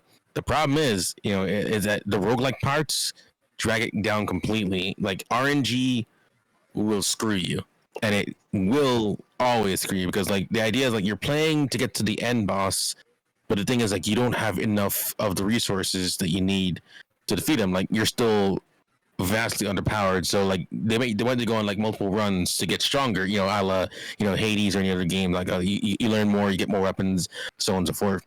It felt as if every run I was doing, I wasn't getting better. Like I was struggling to like get through some certain aspects of the game. I tried different tactics, I tried different like mechs, but anytime I got to the final boss, I did just instantly destroyed. And like obviously the whole point of the alpha challenge was to beat the games. I never rolled credits in the game because I don't know where the end was, because obviously he was supposed to beat the boss, and I just could never beat him. So I remember just again, rare time that I ever on stream just like, okay, I can't do this game anymore. No more of this. We're moving on to the next game, because like at that point I had a streak. Like games A through H, I beat them all. I think the only thing I think the game I skipped was like a bit Chip Runner, because that was like really really hard towards the end because of a huge difficulty spike. But besides that, I was like, okay, let's like not make this like a habit to skip the games, because I want to make sure that we beat them. But this one was just like pushing back so hard, and I'm like, I can't do it. But if I were to give it like any sort of like positive spin, the lore is really good. Like I think they really they brushed up the history. The lore is really decent. If I can look it up real quick, because like I forget like what time period it's in. Because like I'm always a huge like history like nerd, so I always like what they have for like what they do for like the history setting. So so it's steampunk Victorian era roguelike. That's where it's at. And it's about like more or less like defending the British Empire from being taken over by outside forces, namely France. But yeah, all the lore is there. Really, really well done. They really build up the whole how do mechs exist in this world, and it's all steam powered stuff. And I'm like, okay, cool, industrial era, industrial revolution kind of type of stuff there. So I think that was like that was a big takeaway. And then also the gameplay itself is pretty good, because like I could see like where the game is fun, because I was enjoying it. Like I really enjoy like a lot of the gameplay, So there are parts where like I was able to kind of like pull off like insane combinations, and come back and win. But the problem is like those victories didn't matter in the grand scheme, because by the time like I learned how to play, and I was doing well, but I was too underpowered, and I couldn't beat the boss. I couldn't beat the final boss. And as you go through these things again and again and again, it's like again. That's the definition of insanity, trying to do the same thing over and over again, trying to expect a different result. And, that's where I just, like, it became less endearing and more annoying. So I'll give it that. But, like, again, thinking about now, it just reminds me of all the, like, just, like, the mind-numbing sessions of, like, me playing and trying my best to, like, really just, like, be engaged. But then, because you've had a game, you probably had a couple of games after where, like, you're trying to, like, really get into it, but the game's, like, pushing back at you. Yep. Like really hard, and it's like you can't like really. You try to give it like the benefit of the doubt, but the game's like, no, we're doing it this way, we're doing it our way. You like it or you don't, and I'm like, well, I don't, and I quit on the game. Like I just couldn't do it. Yeah, exactly. I feel that for sure. Like I think it was that point where I realized like if a game's like really not respecting my time, like I can't like keep playing it. Yep, it's never just one game. Go ahead. No. Oh, I was just gonna say there comes a point where like you gave it an honest shot, right? I gave it like the most honest shot possible. I'm like, granted it's a different thing. I play like a match 3 like puzzle variants, whatever. At the time, and I love match 3 puzzle games. I play a lot of them. Like they're great. But like Puzzle Quest, this was nothing. It would just not as a roguelike. I think it just really really just did not work for me, because like there are better roguelikes to play out there, like obviously, but like I feel like if it had taken up those things, it probably would have been fine. Like but like with it just drags it down completely. Like it's like they wanted to make the game like everlasting, really have like a lot of like content, like really keep going. But like at the same time, it kind of really like, made the game feel a lot more monotonous. And like I feel like if they had built like maybe a better story, you really like expanded the amount of like stuff that you could do in the game. Upgrade some of that. Like, there's a lot of ways where they could have like stripped out the roguelike stuff and make it like a good standalone, puzzle RPG, on the likes of like Puzzle Quest or like those kinds of games. But I like it's just like nah. Like, if they ever do a sequel, don't make it a roguelike again, please. Oh yeah, exactly. So go ahead. And then one thing on the thread too, like I remember specifically after I put the game, I took out any roguelikes that were in my outfit challenge like polls just for a bit because I was burnt out on those. Yeah. Understandable. I mean, sometimes when you get that burned, like how good the others are, just the style. You need a break. God, I think I'm still on a break because like my Steam Discovery queue, like I have roguelikes taken out because everything's a roguelike, and I'm like I like them, but like. I feel like after Hades, like I just wasn't really enthused with as many anymore. Yep. Yeah. So understandable. So I have a couple of. So I already mentioned Devil May Cry 2 as the one that I did, but now I did play. But as far as what the other one that I'm gonna go with, ironically enough, same company, Capcom. But different series, and I'm gonna go with the Mega Man X series. And which one specifically? Because there's two that people talk about that are really bad, and that's Mega Man X6 and Mega Man X7. I'm gonna go with Mega Man X6. Understandable. Because with Mega Man X7, it's like I love the first three, and then it just I'm happy I'm a Nintendo kid. Because when I felt like at first I was like no, but. which I will, like, because I will say, once the Mega Man X series jumped from like Super Nintendo to PlayStation, X4 was amazing, but X5 it was okay. It was not really that great. It was supposed to be the last X game, but then they just made X6. X6 is just too fucking hard for its own good. I'll get before I get to X6. At least with X7, they were trying something completely different with it. They were at least trying to do half 2D, half 3D. They were at least trying that out. I'll give them credit for that one. And but it's just X6. It's basically like they take what they have for X4 and X5. And X5 was a step down from X4, but X6. How did they fuck that one up? Holy shit. How did they fuck that up? And what happened is that the more I there was actually a character like after you beat like the 8 Mavericks, which some of them are really hard, but I will say there's one boss that you get to named Hymax who feels like a final boss style character, but he's actually one of the stage bosses after you beat all the Mavericks. He's a hard boss that took a while to beat, and it turned out he's actually the easiest one compared to every other boss that you were going to face against after that. And then when you fight Gate is a piece of work. Holy fuck, man. That boss fight was so drawn out. Like, it took a while for me to beat him. And Sigma was basically just meh. One of the weakest Sigma fights in the entire series.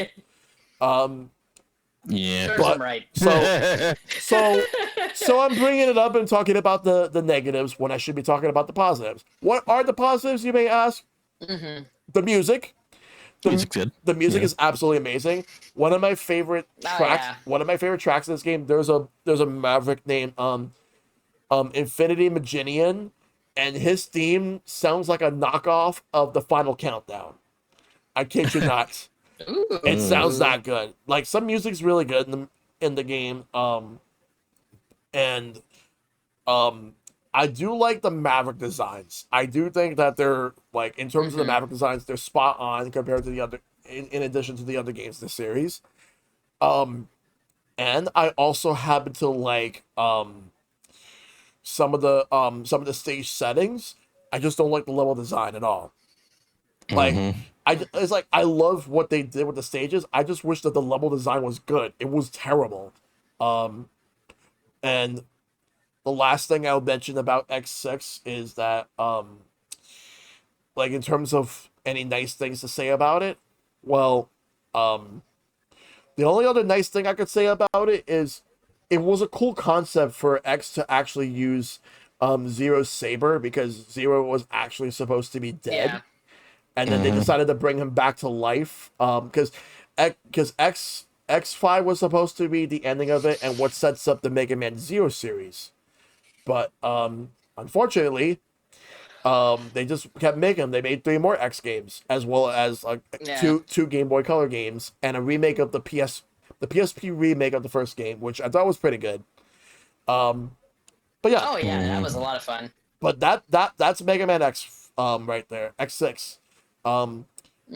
Otherwise, I think it's a really bad game. It's the worst Mega Man X game I play. Actually, no, I take that back. There's actually one that's worse.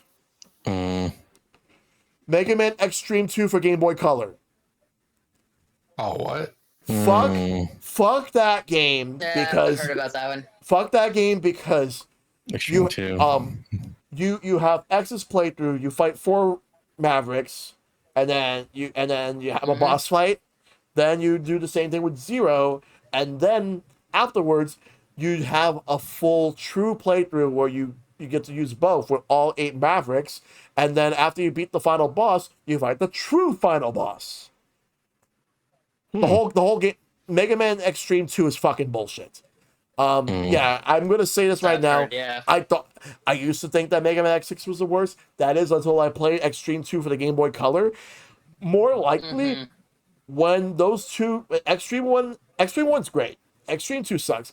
But at some point, they're going to hit the Game Boy Color NSO, just like the 5 Game Boy games did for Mega Man.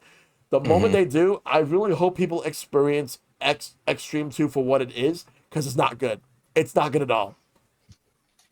So, but the only positive thing I can say about that one is it looks good for Game Boy Color. That's about it. Looks good, I guess. For a Game Boy Color game, but that's about it. Oh yeah. Right. So that's it. Yeah, for sure. So that's 2 of our games that we like, that we find flaws on, and 2 games that we don't really like at all, but we have to find nice things to say. That was fun. I like this concept. Oh yeah. That was great. That was cool.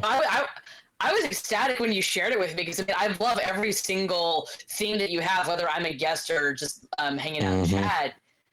But I was like, every single time, like, you surprise me with one, I'm always excited. But this one in particular, like, ooh, oh yeah. Oh my god. So yeah, no, that was great. I just happened to notice the picture you just posted in the podcast guest room, Caitlin. Oh yeah. Oh my god! Wow. Oh, wow. I even noticed that too. Yeah. Xenoblade 2. Yeah. I'm gonna have to fund the that one. Yep. Because to be honest, this concept, you showing. I was just gonna say real quick. After you, sorry.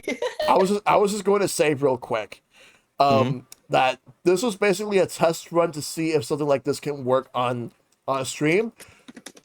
I want to eventually turn this into a panel for a future convention. That'd be good. Ooh, that'd be fun. I'd love that. That'd be good. Yeah. And also, I plan to do another one of this at some point later in the year, but but I'll have different responses, and I'm gonna have different guests with their perspectives just to see what they can come up with. I'll figure that one out in due time. Absolutely. But that being said, Mantle, Caitlin, Silver, thank you all so much for being a part of this. I really appreciate it. Yeah, Thank you for having us. Yep. So we will be wrapping up. Always like, yeah. No, go ahead. Like, as you know, like I feel like speak for all three of us. It's like we all love hanging out with you, and we're all always happy to be here. We know we can't be on every single episode because that wouldn't be fair with the amazing assortment of people you get. But no, seriously, thank you so much for having us. It is a blast as always, and I always just love chatting about everything we have, like both the direct for the questions and the topic as well as just in general, because it's just great hanging out with y'all, and it just always. Video games are, again, outside of marine biology, my biggest passion. Being able to enjoy that with all of y'all is just. I'll just be blunt. I need Yep. Aww. Even if you hate good games like Shadow of the Colossus, I can understand. Yeah, even if you hate good, and even if you, well, it's okay, Caitlin. I mean, I can say the same. If you hate good games like Xenoblade Chronicles 2.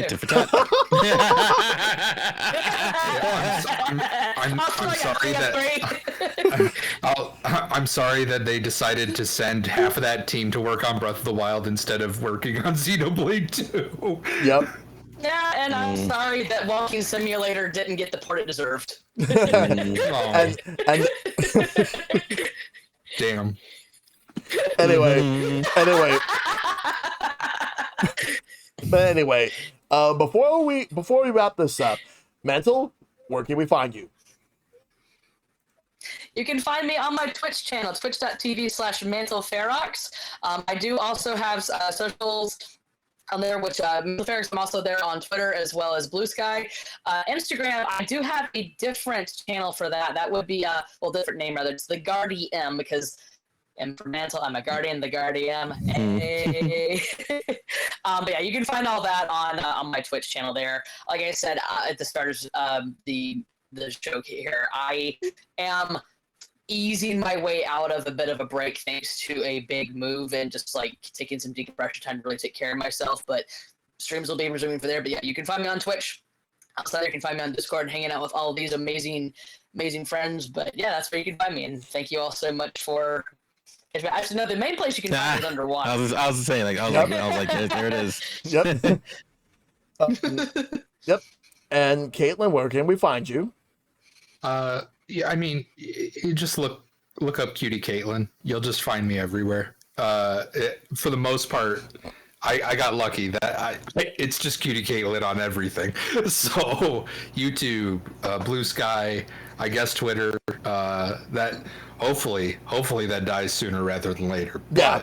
But Yeah. All the stuff like that on Twitch as well. Like I said, I stream all kinds of stuff from. Random RPGs to random classic games, and every now and then, maybe I watch something political because that's important. So,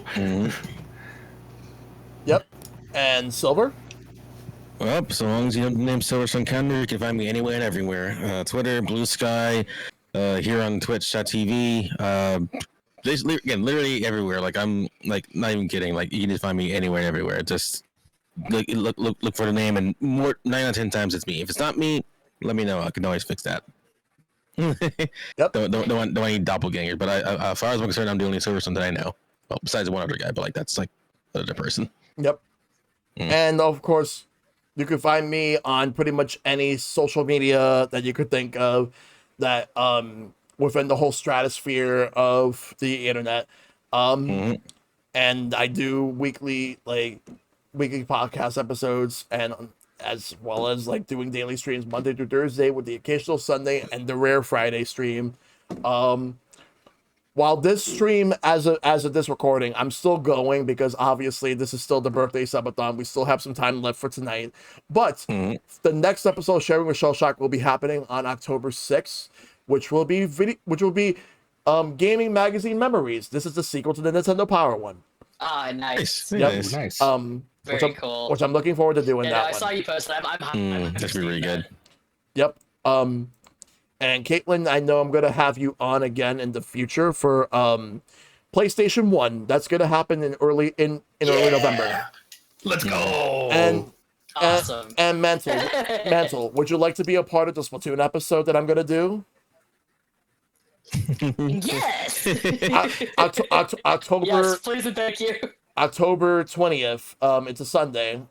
8 p.m. Eastern. so far the guests for that are Mr. Ben and Epic Man. And the Epic Man. I was gonna say Epic Man's definitely gotta be there. Yeah. Yes. I, So I love both of them. Yeah, absolutely. yep. So that'll be happening October 20th.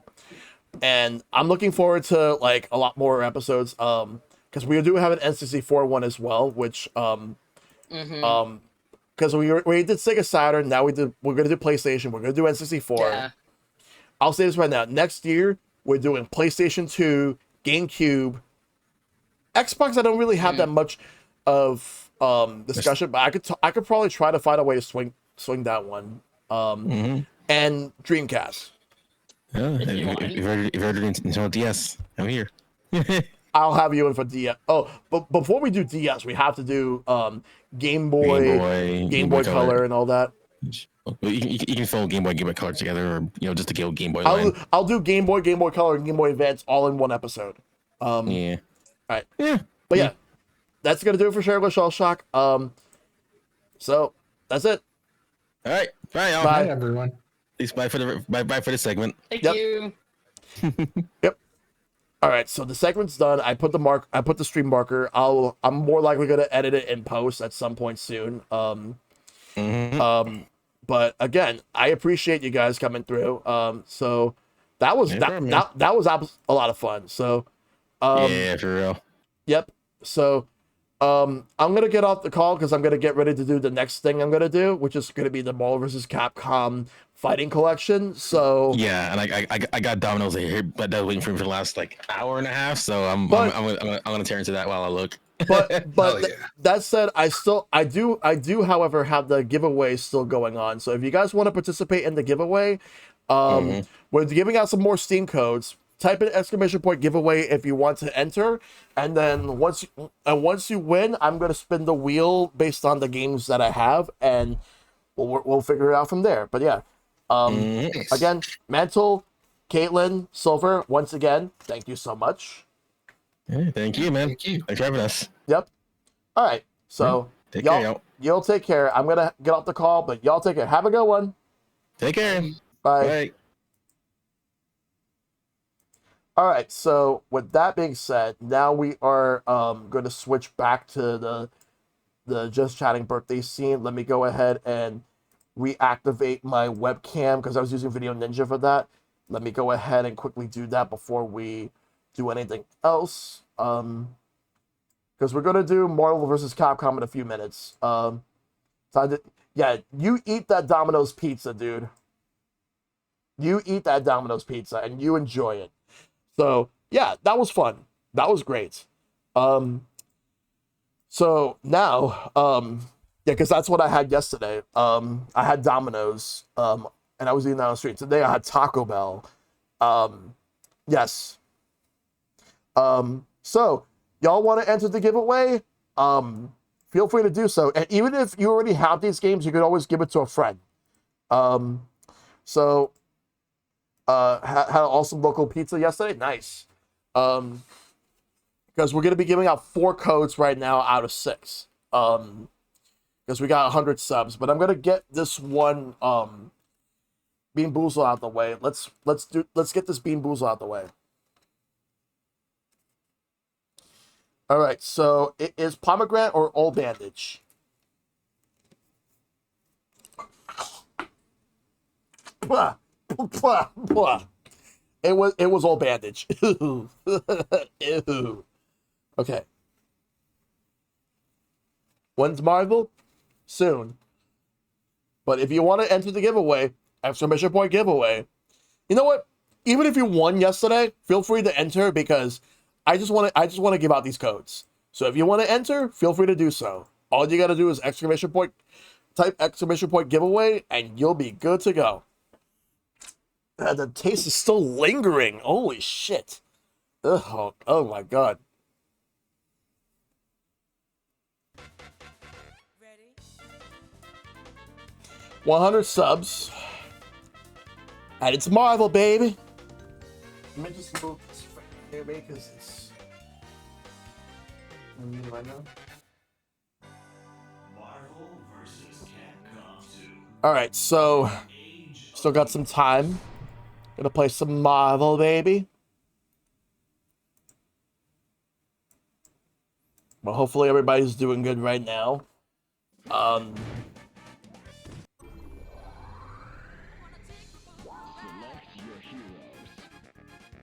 but we're gonna do some online matches.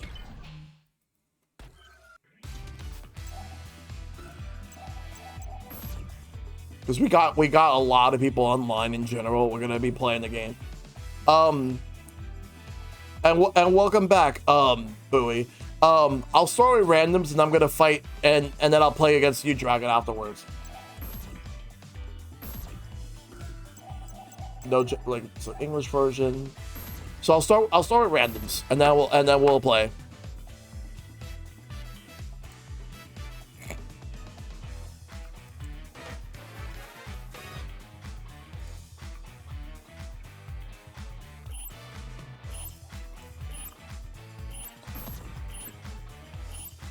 Some suck at these games, but they're fun. They are.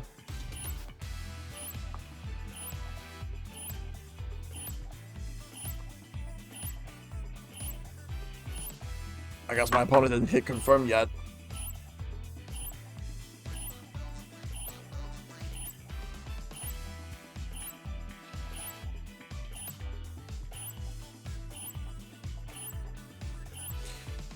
Oh boy. Are they gonna hit confirm or what?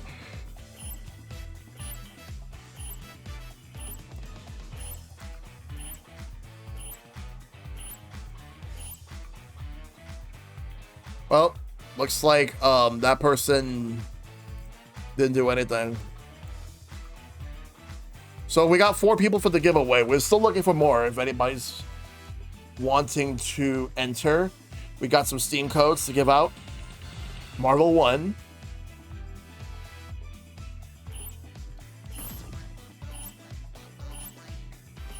Alright. It's a different person, but there we go. Let's see what happens here.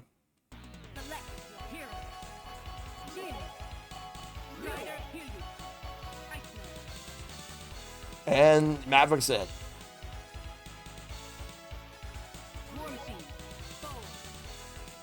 I can remember when one of the years your birthday streams used the MAHVEL aesthetic. Yep, that was 2 years ago. MAHVEL for this particular game in general.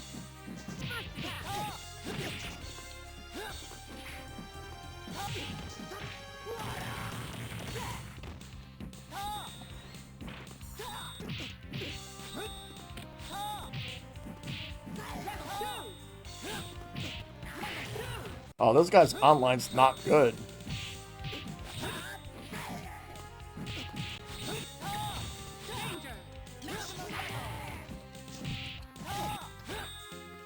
But at least it's stable enough to at least function.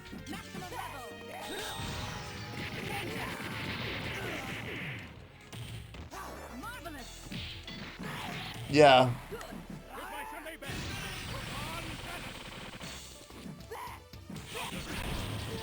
Thank you, Thor.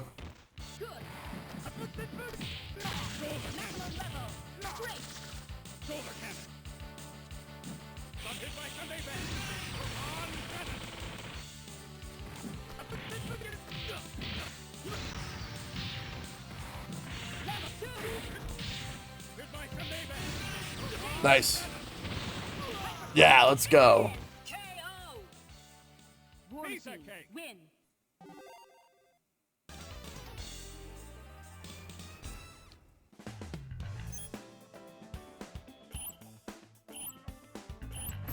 All right.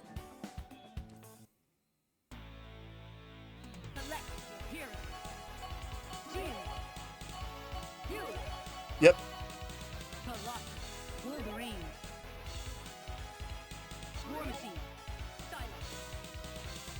I need to look at assists on how to and like how to choose Colossus. Ready. Fight.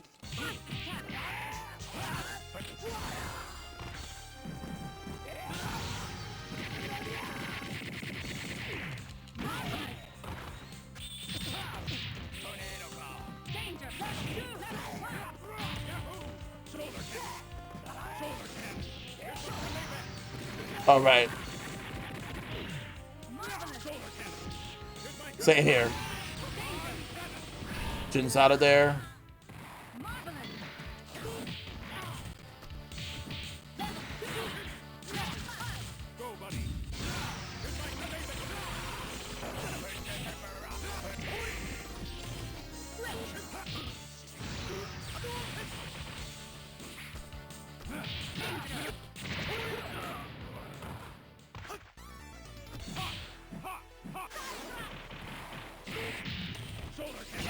Nice.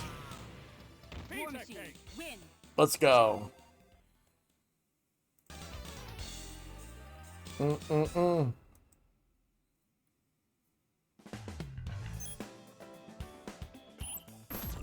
Want to level up from rookie to bronze. Select hero. Wolverine.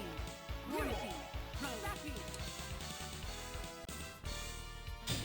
I want to look up how to get Colossus. Let's go. Ready. Fight. First attack.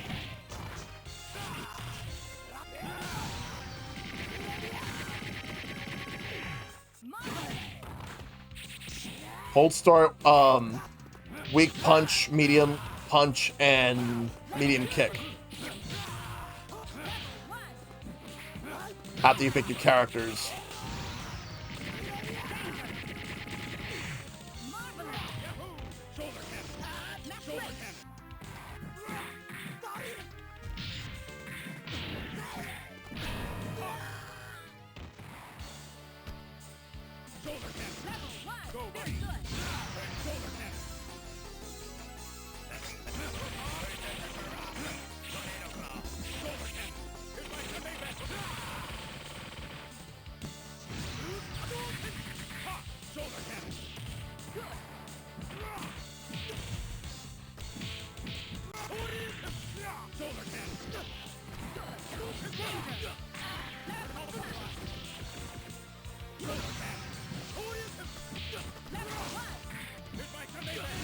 Proton Cannon. War Machine, win. You can chalk this loss up to experience. And bronze. Oh, they don't want to play again. Oh, it really is good, yeah. Let's see who we get next.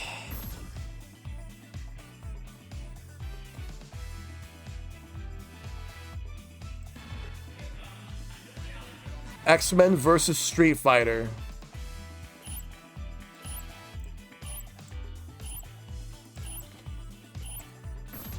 Alright, we're doing X-Men versus Street Fighter. Let's go. Here we go.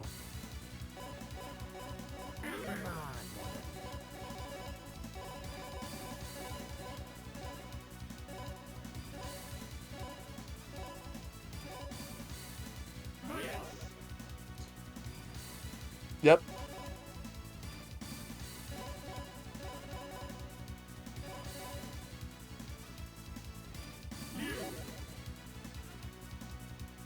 My opponent did not pick their second character, they only picked the first one. So thanks to time, they automatically go with Wolverine. Ready. Come on, mon ami. Oh, they're AFK. There we go, now they're moving.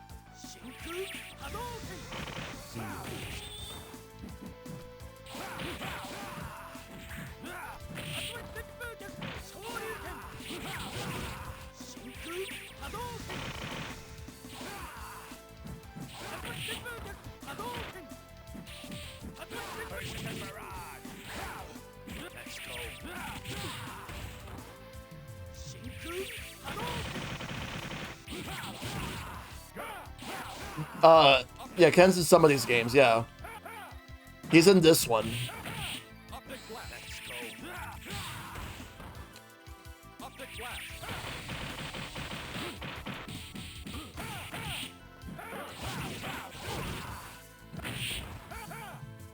Yeah, that cyclone kick was added to this game.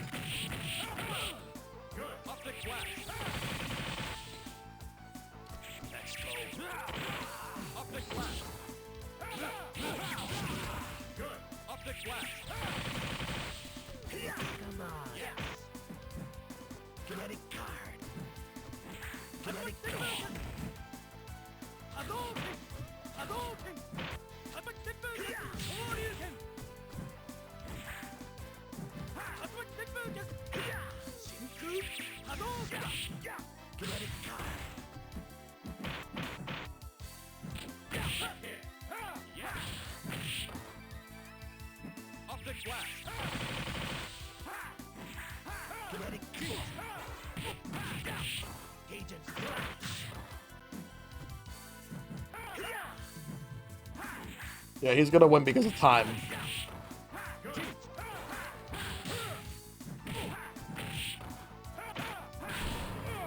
Yeah, he wins. Time over. See you, share.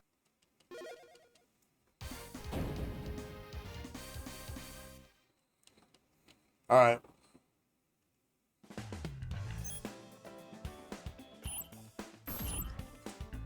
We're actually very close in terms of rank.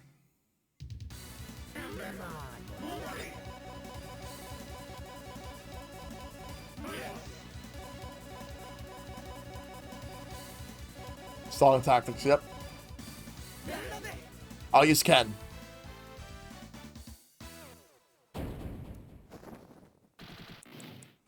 Ready. Come on, mon ami. Fight. Kinetic card. Optic blast. Optic Kinetic card. Kinetic card.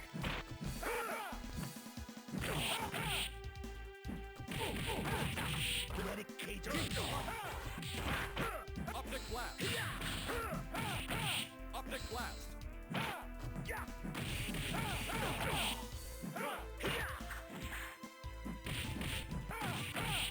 Optic blast.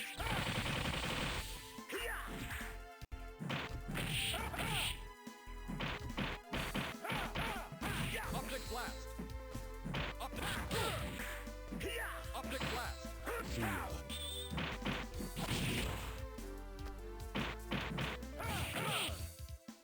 Optic blast. Let's go. Optic blast. Yes.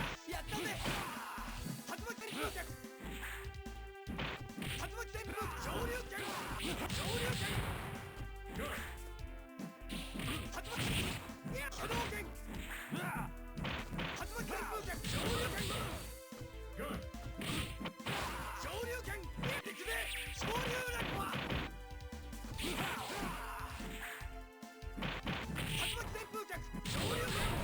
I got Wolverine out of there. Good.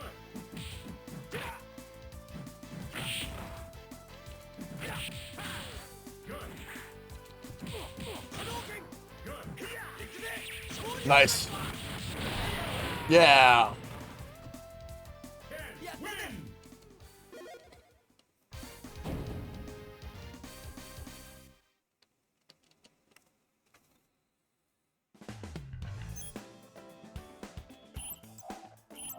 Let's fight somebody else. See what we got now.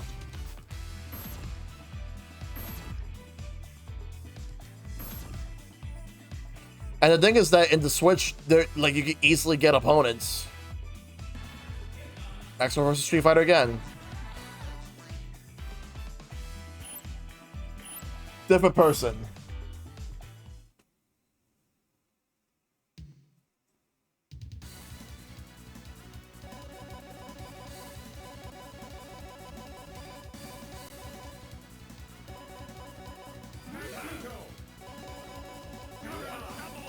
Oh, Juggernaut? Okay.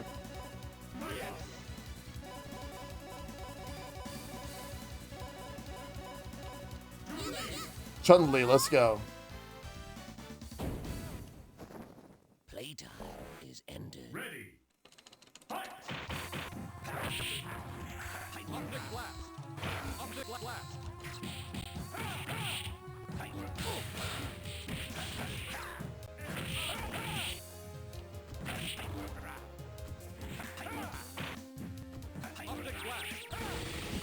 That's a consequence of using hyper grab like that.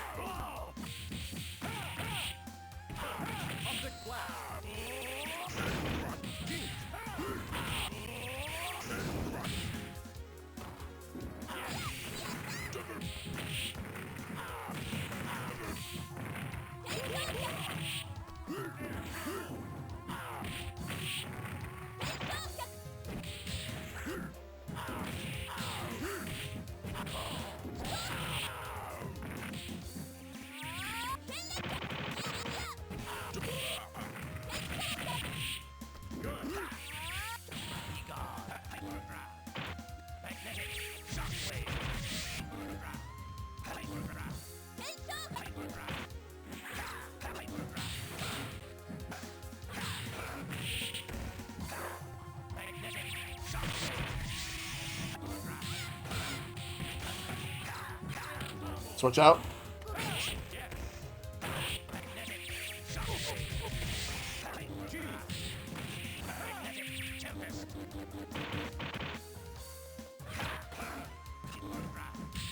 Fuck.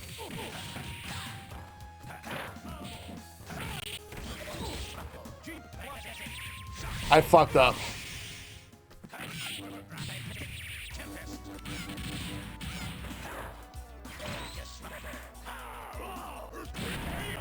Fuck. Juggernaut, win! I'm unstoppable!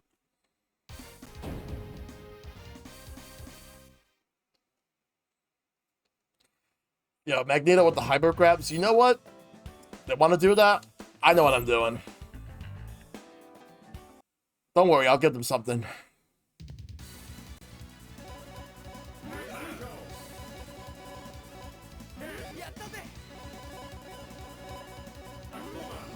Oh, they went with Akuma this time.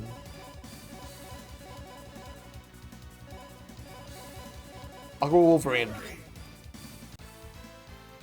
Because I was going to pick a different character if they use Juggernaut, but I'll go Wolverine. Playtime is ended. Ready. Fight!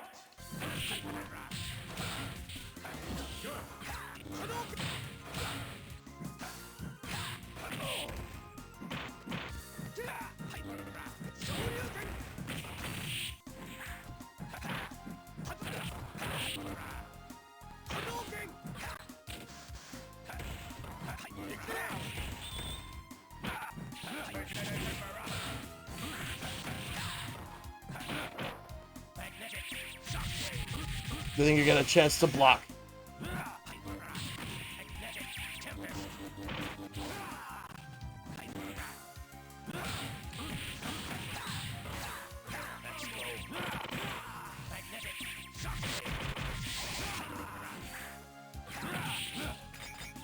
Fuck.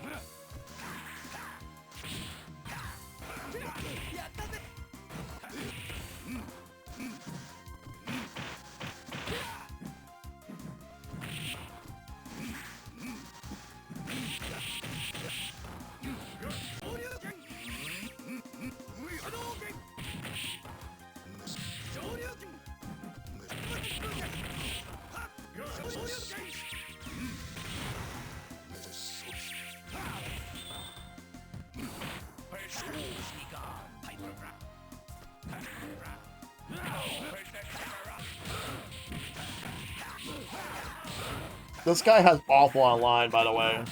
I'm not playing him again after this.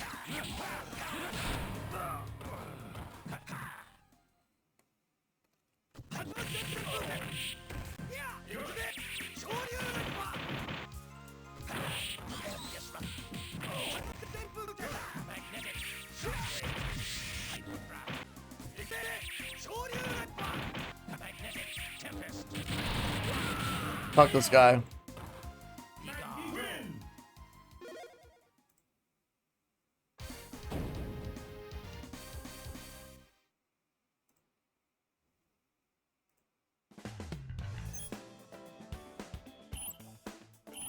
Alright.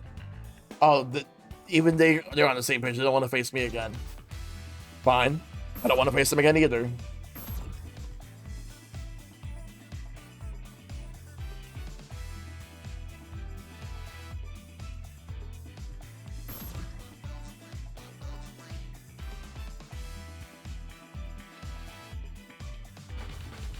Marvel superheroes. Let's see what we got.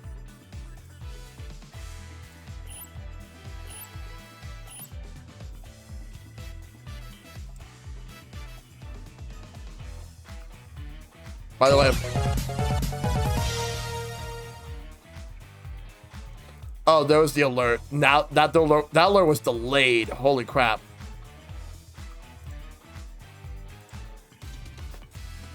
That was from a few hours ago. Nothing like the power of lag. Yep. Well, I guess that person said no, so we're fighting a different opponent. I would have wanted to do Marvel superheroes, but it's fine.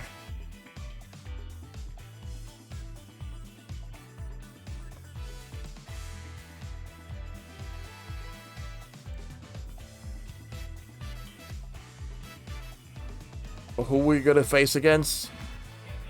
X-Men versus Street Fighter. Different person this time.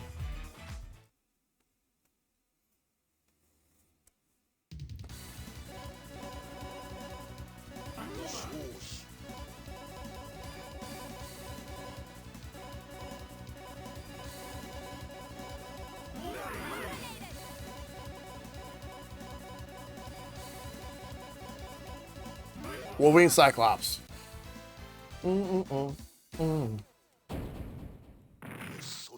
Let's go, bub. Ready. Fight.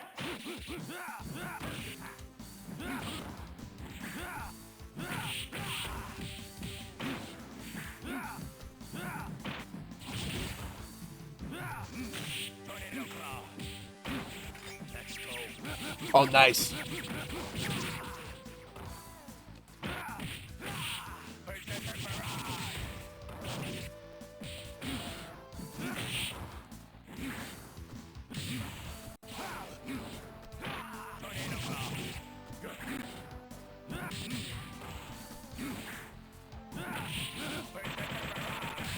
Nice.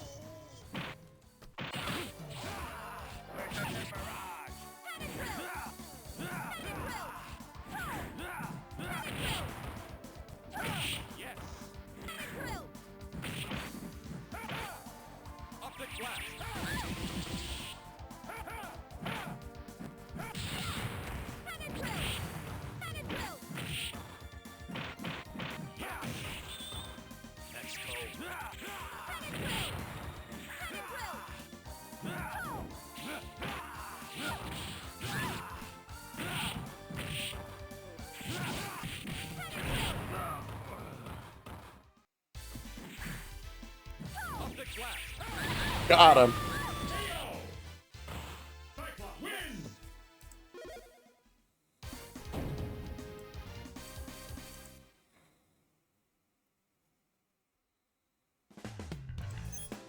Very nice.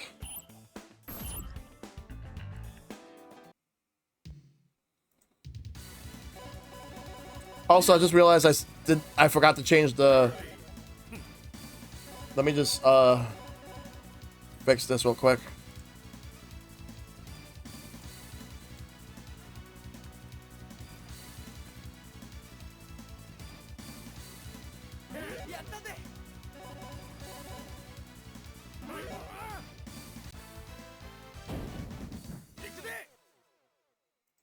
Ready. Fight.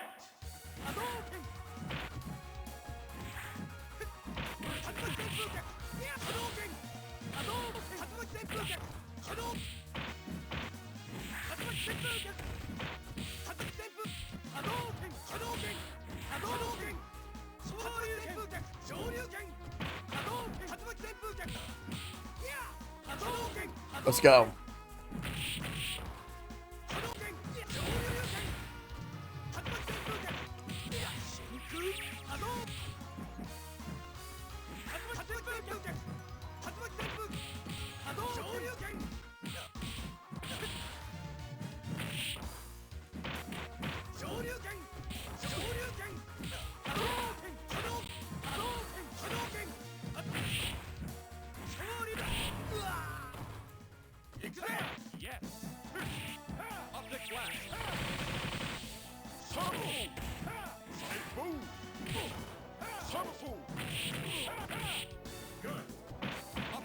We'll beat him up. Fighting Charlie Nash.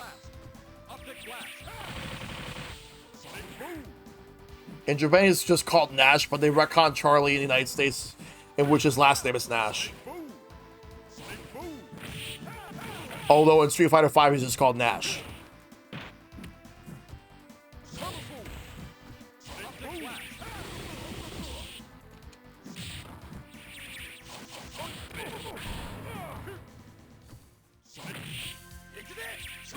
Nice.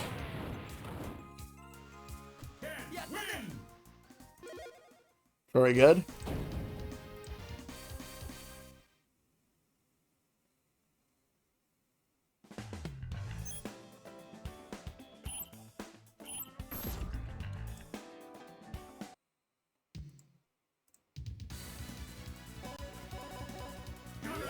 Makes you think of that edit any character. Yep.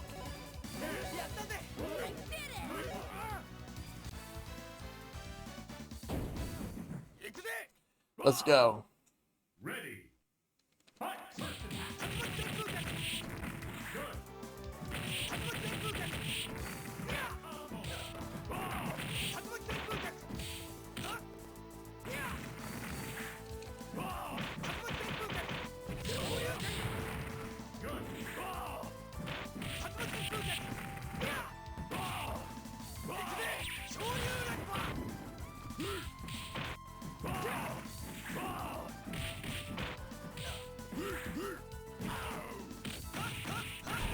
Got him.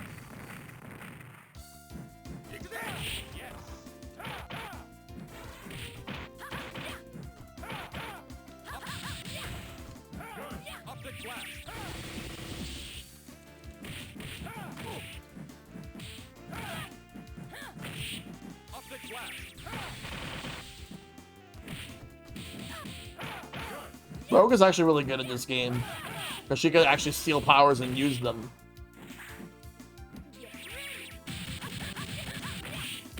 Good night, sugar.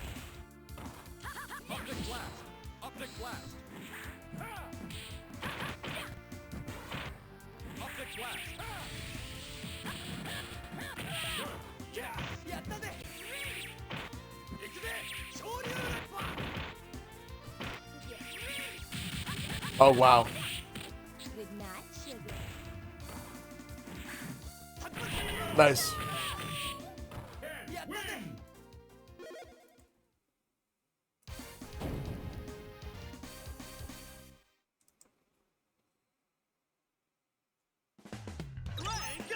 Rank up to Super Bronze. I'll do one more with this person. I'll do one more with this person, win or lose, and then we'll move to the next one. Or at least, let me know when you want to get in on this, Dragon. Because I could actually host a room if you're interested.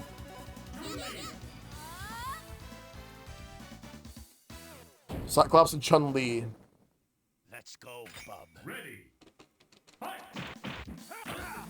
What?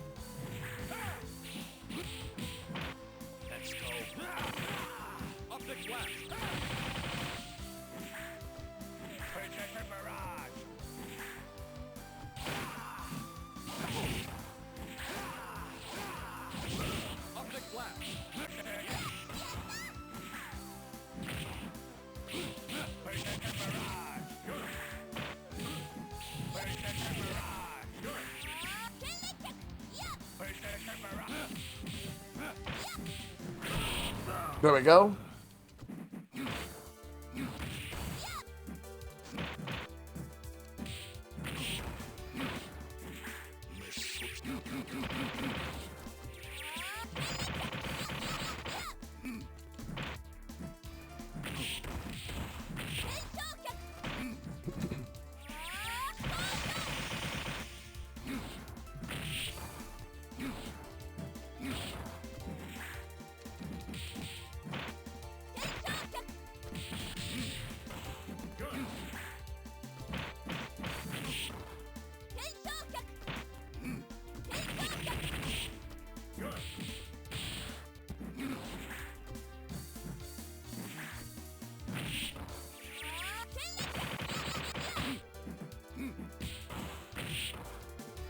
Gonna take this guy out. Gonna use Cyclops to do it.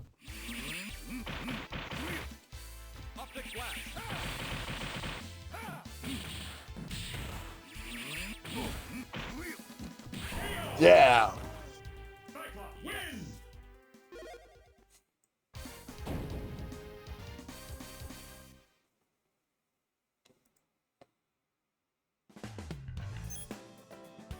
Alright, so I'm gonna hit no, and I'm gonna set up a room.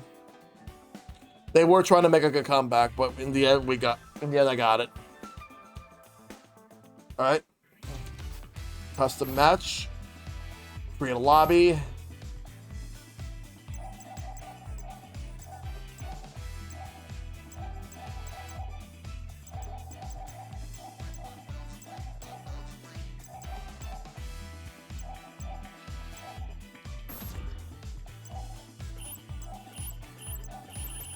The password is today's date. So I'll wait for you.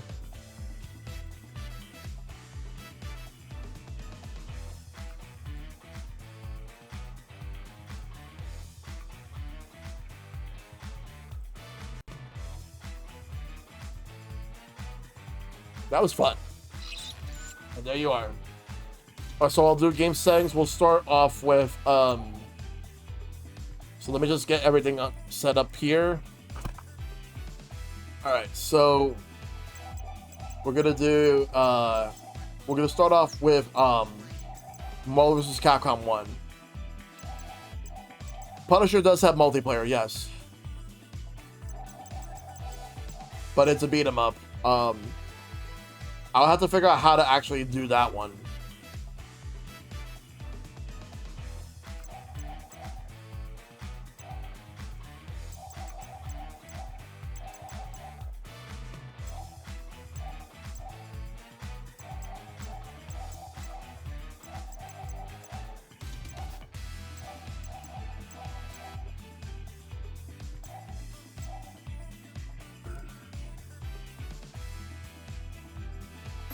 Let's do Marvel vs. Capcom 1. And I gotta see how to do online Punisher at some point.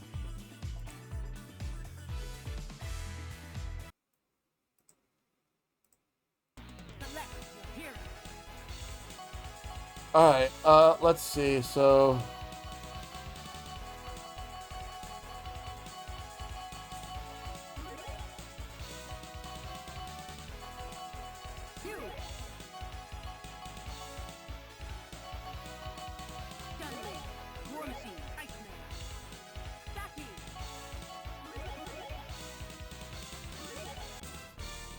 let's go. Ready. Fight. First attack.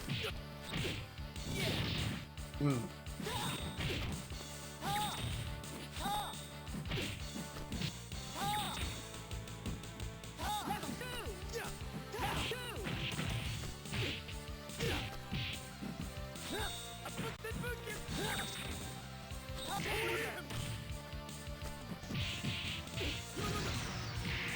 Damn. Shoulder cannon! Maximum level. Danger. Good.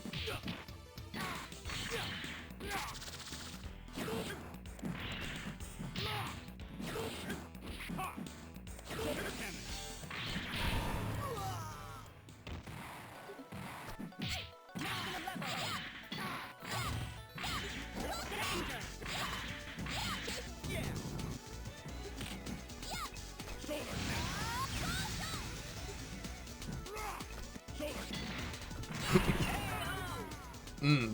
Chun-Li, win.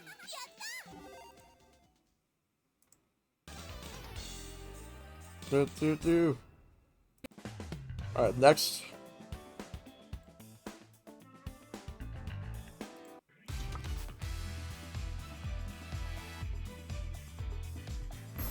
Let's do another one.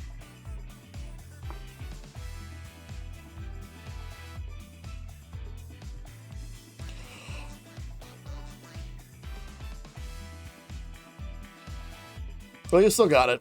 You got it.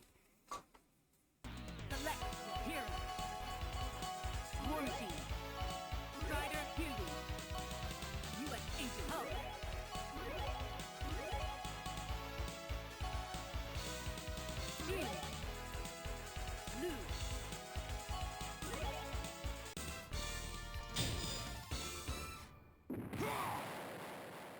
Ready. Fight. First attack. Solar cannon. Very good. Solar cannon. Good. Solar cannon. Level 2. Good. Level 2. Danger. Great. Great.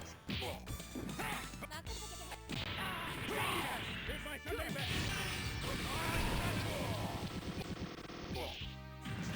Marvelous.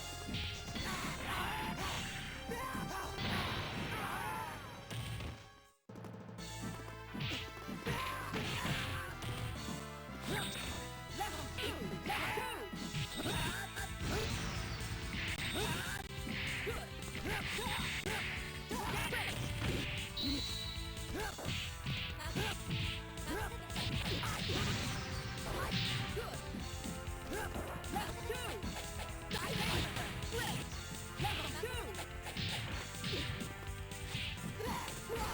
Wow, that was close. Jin, win. 宇宙のどこかでまた会おう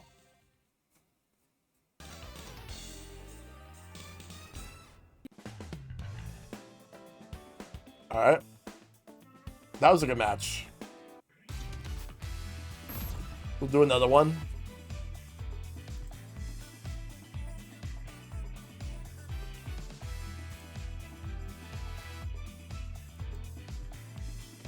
It was really good, yes. Select your hero. Minimum.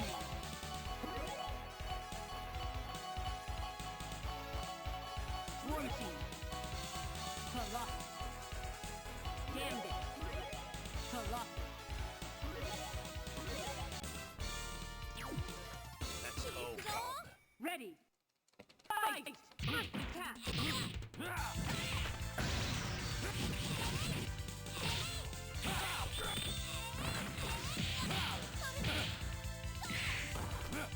Level 2. Level 1. Great.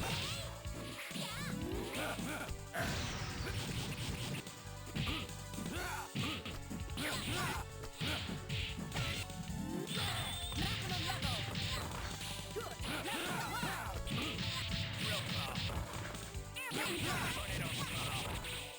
Air combo.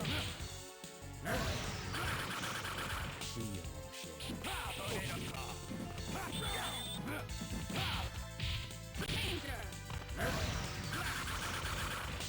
All right.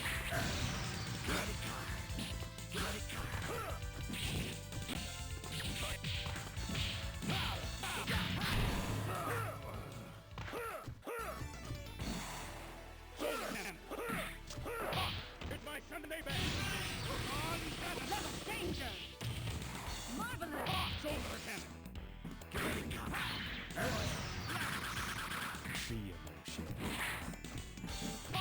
Smart toss.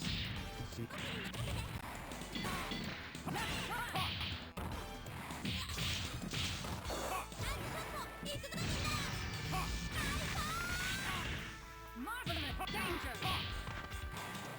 Level 1.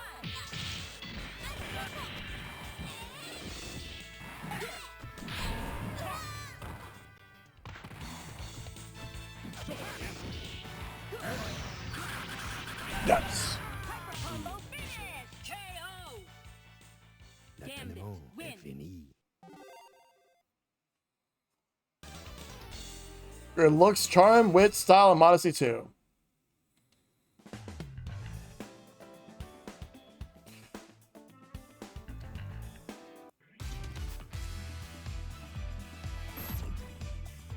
Let's do...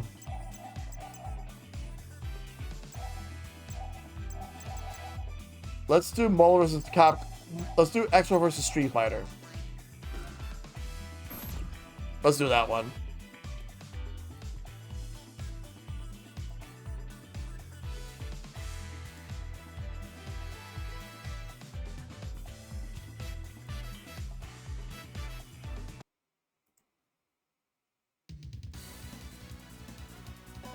GG's.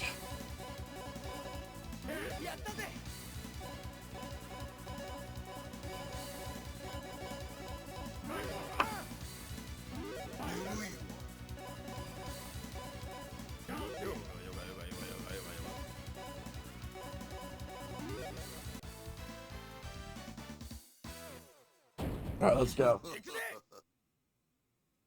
Ready. Fight.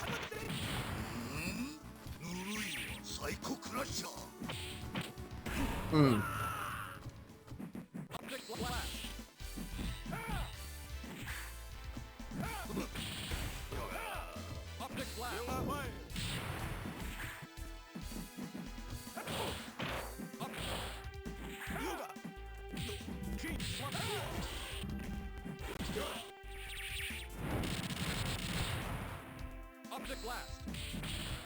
Young optic blast. Optic blast.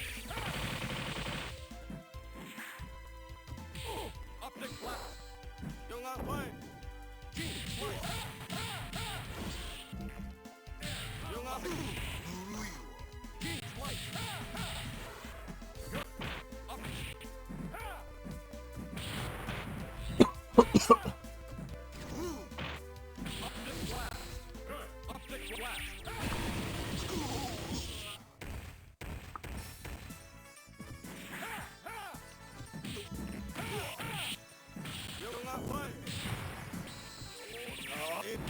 Ah.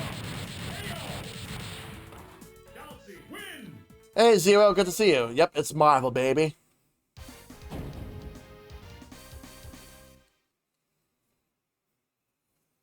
Hope you're doing good.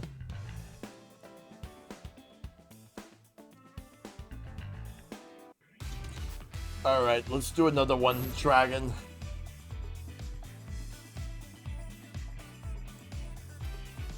I hope you're doing good, Zero. It's good seeing you.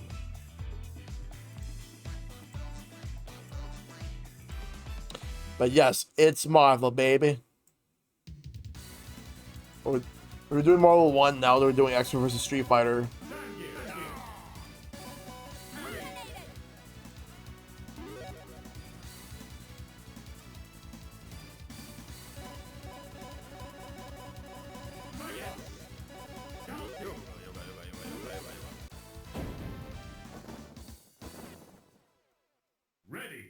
Doing good. Had some noodles, Dr. Pepper for dinner. Not much of a dinner compared to the other weeknights. Ah, I see. Okay.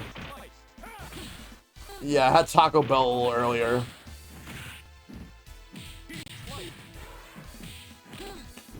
Ow. And then I was doing some taste tests earlier. I was trying out C4 energy drink that had a orange creamsicle flavor based off of the popsicle. White rice teriyaki chicken with green onion garnish. Ooh. I do love me some teriyaki chicken.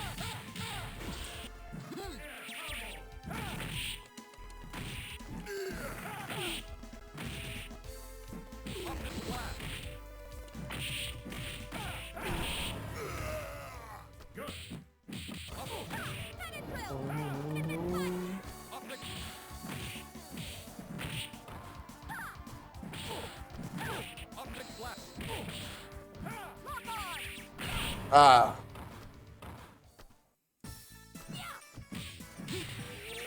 I made so much of that stuff I began to hate cooking it. Oh, wow.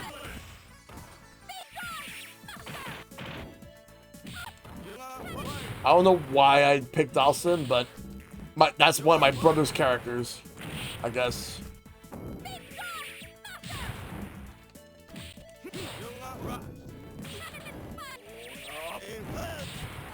Nice.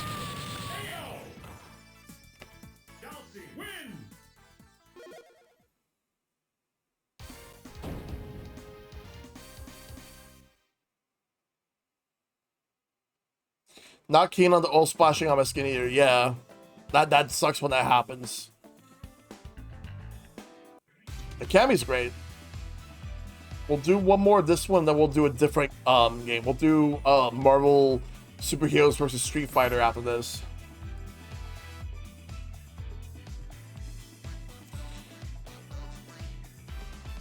The thing is, Marvel Superheroes vs. Street Fighter has some good ideas, but it was kind of a step down compared to this game. Came close to my a few times. Oh no, that's not good.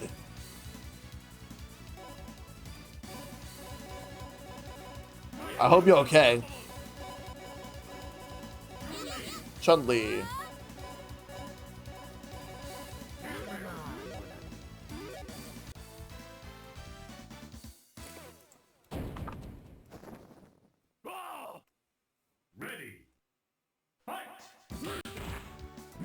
Doing okay now? That's good to hear.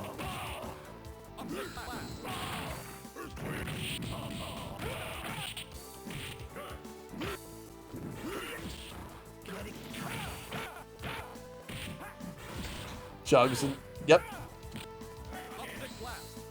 The Switch version didn't get the patch yet for the Juggernaut glitch. Apparently, we're gonna get it later because they wanted to prioritize the Steam version having like fixed matchmaking, and to a lesser extent PlayStation, because the matchmaking in Switch is actually really good.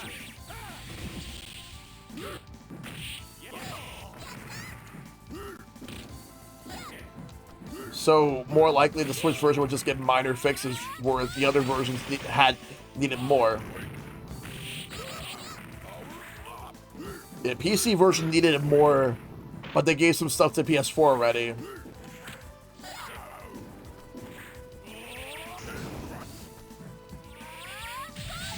I still gotta get my...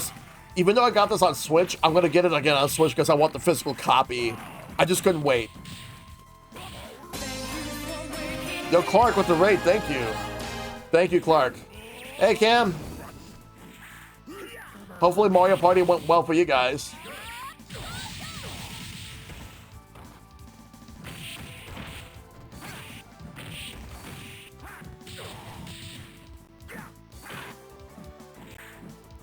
Oh, Super Mario Party, nice. Hope you guys had fun. Not gonna lie, Jugs Gambit's a team I make too. Yeah, that actually sounds like a really cool team. Mario Party was something? Oh, I gotta find out, like, the results later.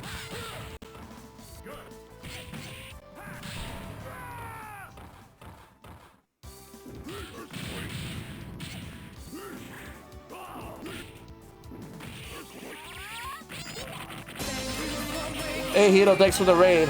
I appreciate it. Hope Mario Party went well for you, too.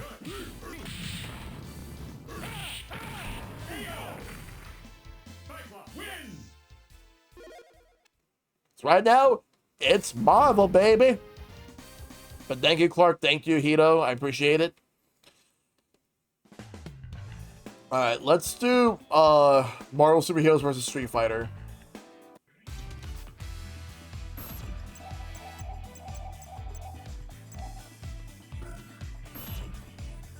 Let me take you for a ride.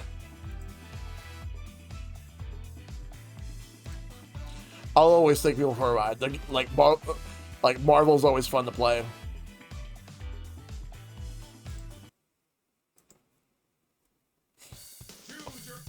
Oh, Juggernaut's great.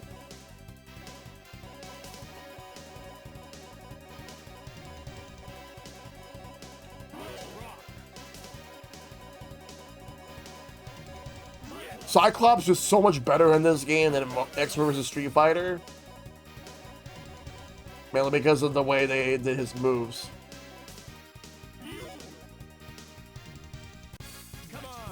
Captain America and Hulk versus Ryu and Cyclops.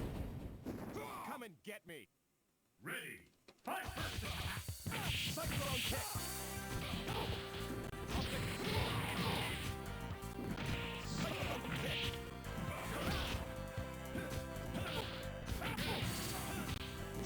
A little bit of lag, but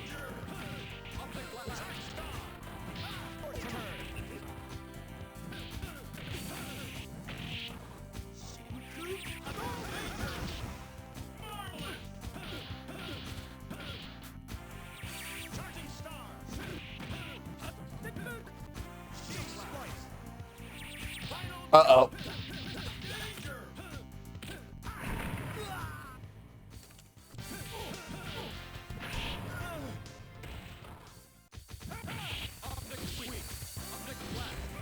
True about Blackheart, the versus series if I want to play them again. Yeah. Oh.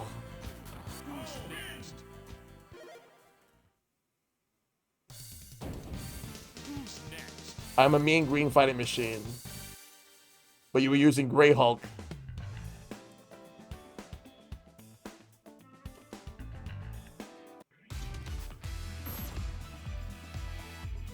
Sorry, I'm a Wi-Fi warrior. I love the fact that that emote's a thing. I love the fact that I made that emote.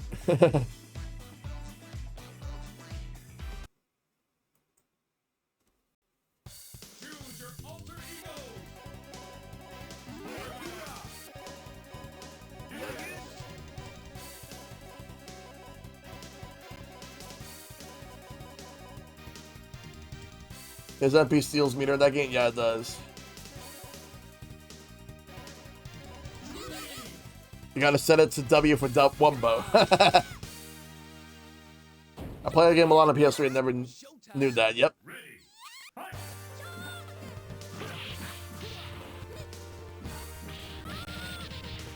I wonder between PS4 and Switch, I wonder which version will sell more on like for in terms of physical copies, because I think it might be Switch, because Nintendo Switch collectors are like absolutely like all over the place. But I think like in terms of player base, it depends on what you're gonna go for. Like there's gonna be a lot of casuals on Nintendo. The hardcore players will be on PlayStation, and for PC it's gonna be mainly content creators. But I think in terms of physical, Switch.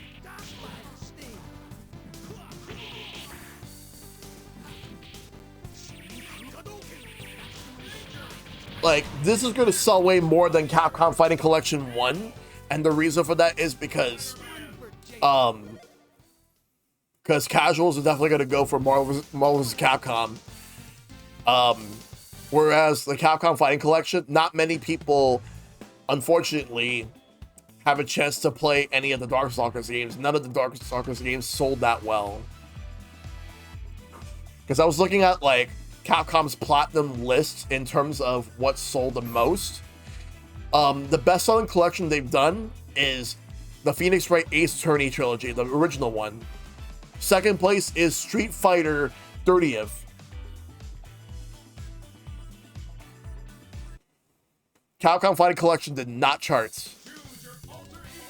And when I checked, this was back in June, like around after this collection was announced, because I was trying to do my research to see like just what type of threshold would this collection need to hit in order for a new Marvel vs. Capcom game to be a thing. And the answer to that is simple. This needs to outsell both Ultimate Marvel vs. Capcom 3 and Marvel Infinite. Both of those are the best-selling games in the series.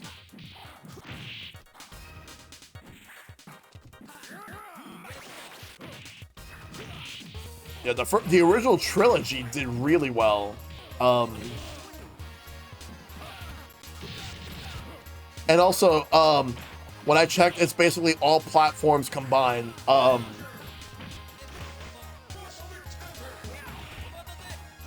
It's all platforms combined.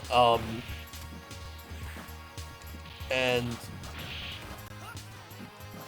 I believe it sold the most on Switch, and it sold the least on Xbox, and it sold decently well on both PlayStation and PC.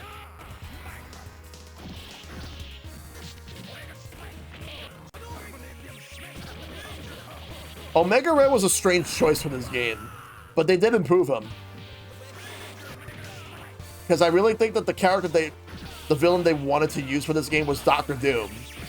But at the time, they couldn't get him for this game because Acclaim, I think, had him for a different game.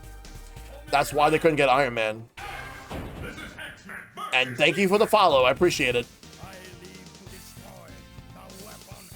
I'm glad. It's a great trilogy. Yep. I know for a fact that Great Ace Attorney sold at least 1 million units across all consoles. For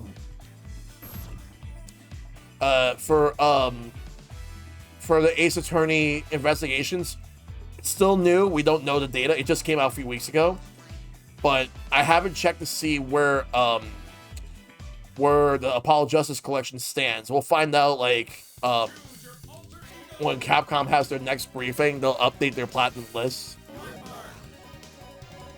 Yeah, the Iron Man Exo Man of War crossover. That game, from what I've heard, that game was not good. And it was published by Acclaim, so take that for what you will. It's how we got War Machine in Marvel vs. Capcom. And it's also why in this game, Iron Man was supposed to be in it, but they ended up replacing it with Cyclops, which it was a blessing because Cyclops actually got better in this game. And also Norm Spencer, who voiced Cyclops in these games and in the X-Men cartoon, came back to voice Cyclops with new voice clips. Rest in peace, Norm Spencer. That said, if Cyclops returns in a new Marvel vs. Capcom game, more likely he'll have his voice from X-Men 97. In fact, I think that's all the X-Men will, especially the ones that appeared in X-Men 97. And I think Nolan North is going to come back to being Deadpool.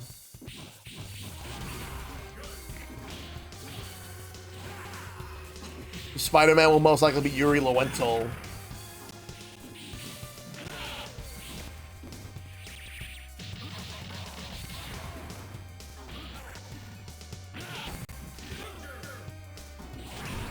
You wonder who would be the first new character they'll introduce in the next Marvel vs. Capcom game? It'll most likely be Miles Morales. He'll be like the first new character they'll introduce from the Marvel side. Miles Morales will definitely be a part of it. Alright. Let's do Marvel 2. Well, so it's 11:51. We're going to do this for 9 more minutes, and then after that, we're going to do the giveaways, and then we'll wrap it up. But at midnight, we're going to pause the clock, and then it'll carry over for Sunday stream.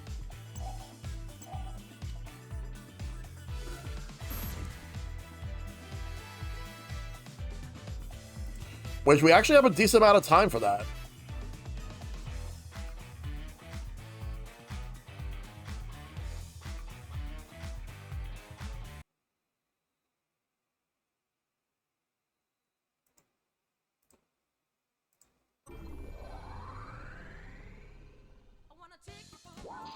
Yep. This roster is huge.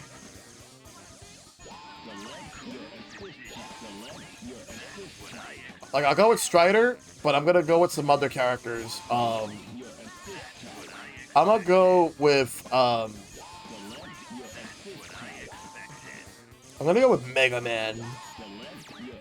I think Balance was the one that I would use for Mega Man. And then the third character I'm gonna go with will be let's go with a Marvel character. This is the Adamantium one, this is the Bone Claw one.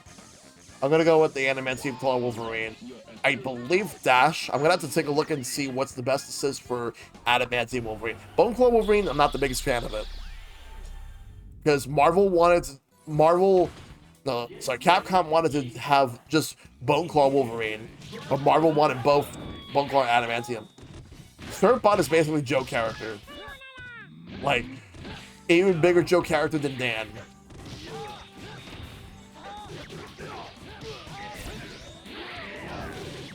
The funny thing is that Roll is still a worse character. Surfbot's at least funny, and it's more comedic relief.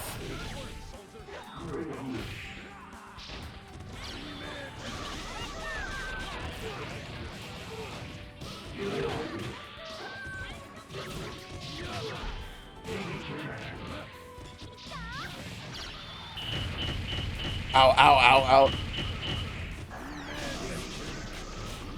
Wow, nice. Nice cancel into another super. That's actually pretty cool.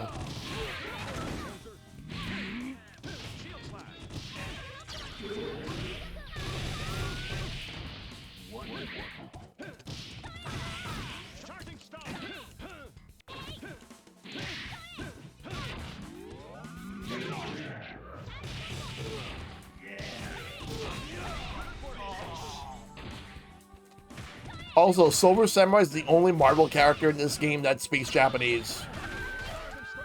Because he was voiced by a Capcom in-house employee. And the reason for that is simple. Because originally all the X-Men characters were going to be voiced by in-house Capcom employees. Marvel rejected all of them except for Silver Samurai. Survival has a Strider Legion with Super Saiyan ship. Yep.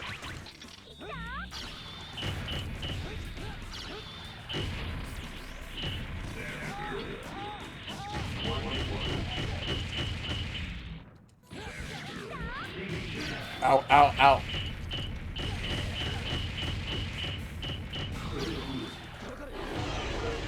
That was close. That was a close one.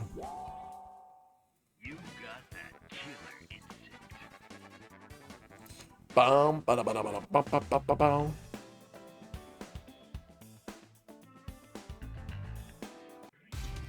Let's do another one.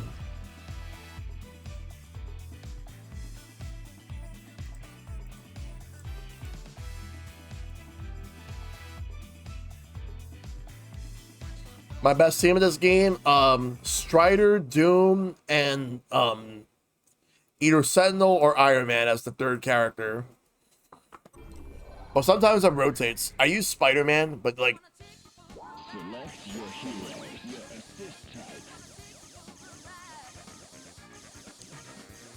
Like, whenever I play online with random people, I watch to see what characters they go with. And what happens is that if I see them use Magneto, Storm, and Psylocke, then I'm like, okay, time to play a lot more seriously.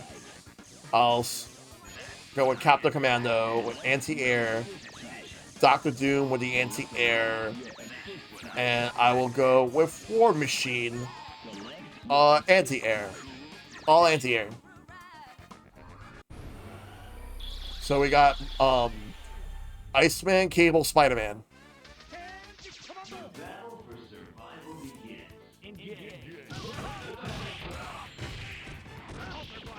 There's one Marvel character that Capcom really wanted to bring into Marvel vs. Capcom, but they couldn't figure out a good moveset for him. And that would be Silver Surfer. They could not figure out a good moveset.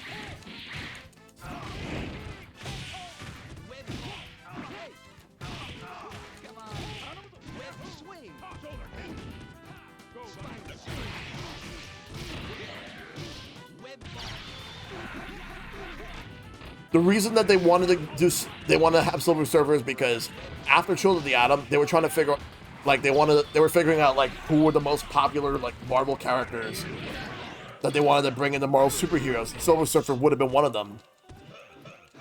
They couldn't come up with a good moveset for him, so they ended up having to scrap him multiple times. They've attempted him at least twice or 3 times. Marvel Superheroes was one of those times. The other was Marvel vs. Capcom 3.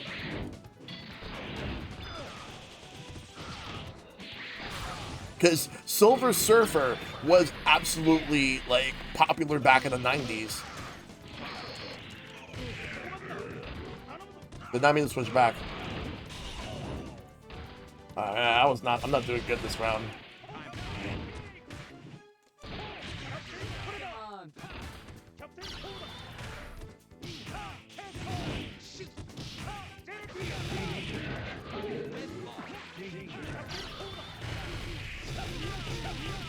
Boom.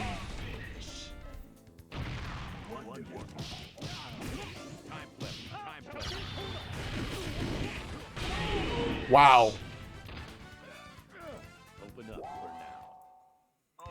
Also, the guy who voices Cable in this game is also the announcer. He's the same guy who voices Cable in the original X-Men cartoon. And he was Gil in Street Fighter 3 Third Strike. There was a cartoon on Nickelodeon, or at Nicktoons TV, called My Dad's a Rockstar. Same guy played the Rockstar in that cartoon. He was Cable.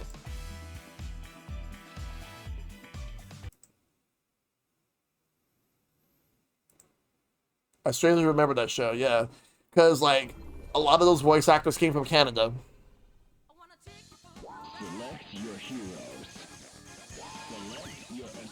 Iron Man. Like, Iron Man has better combos, but War Machine has more variety in moves.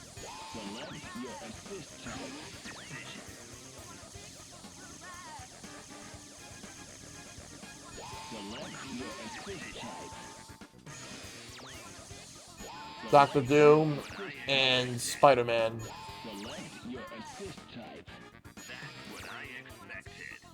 Oh yeah, I gotta get ready to pause this timer soon.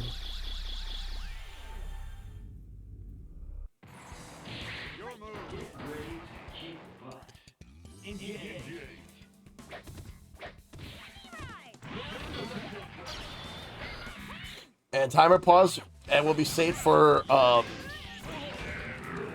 Sunday.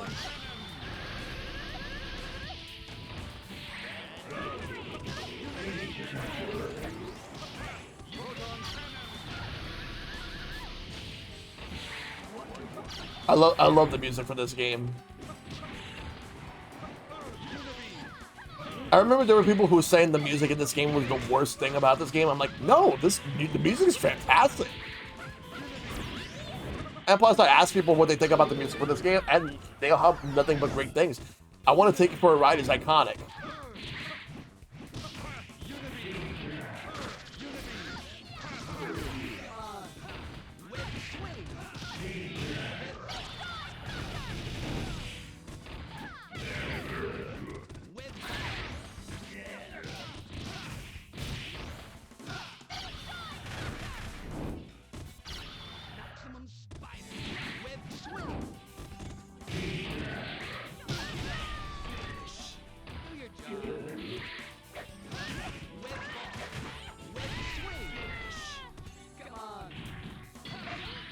Why is he echoing when he says, come on?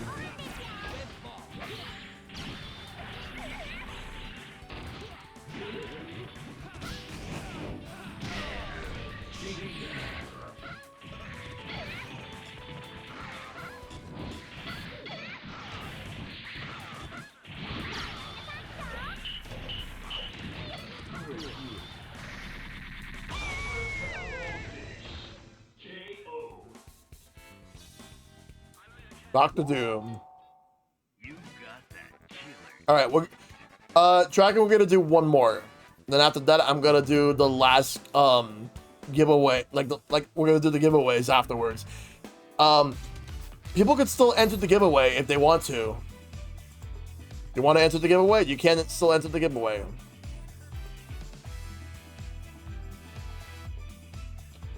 Because we still have some codes to give out.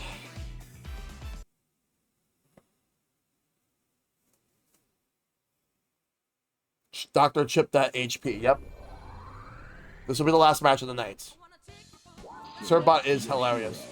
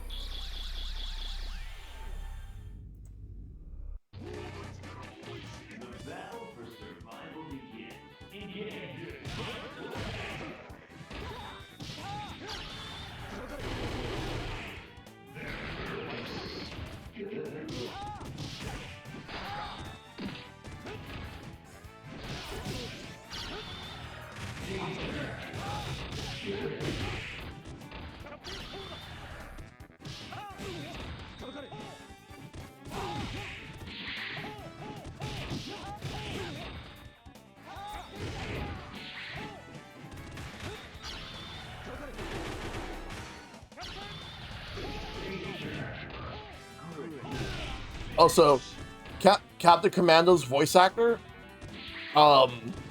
is the same as the Ocarina of Time Ganondorf, as well as the current Donkey Kong voice. Holy shit, that's ridiculous.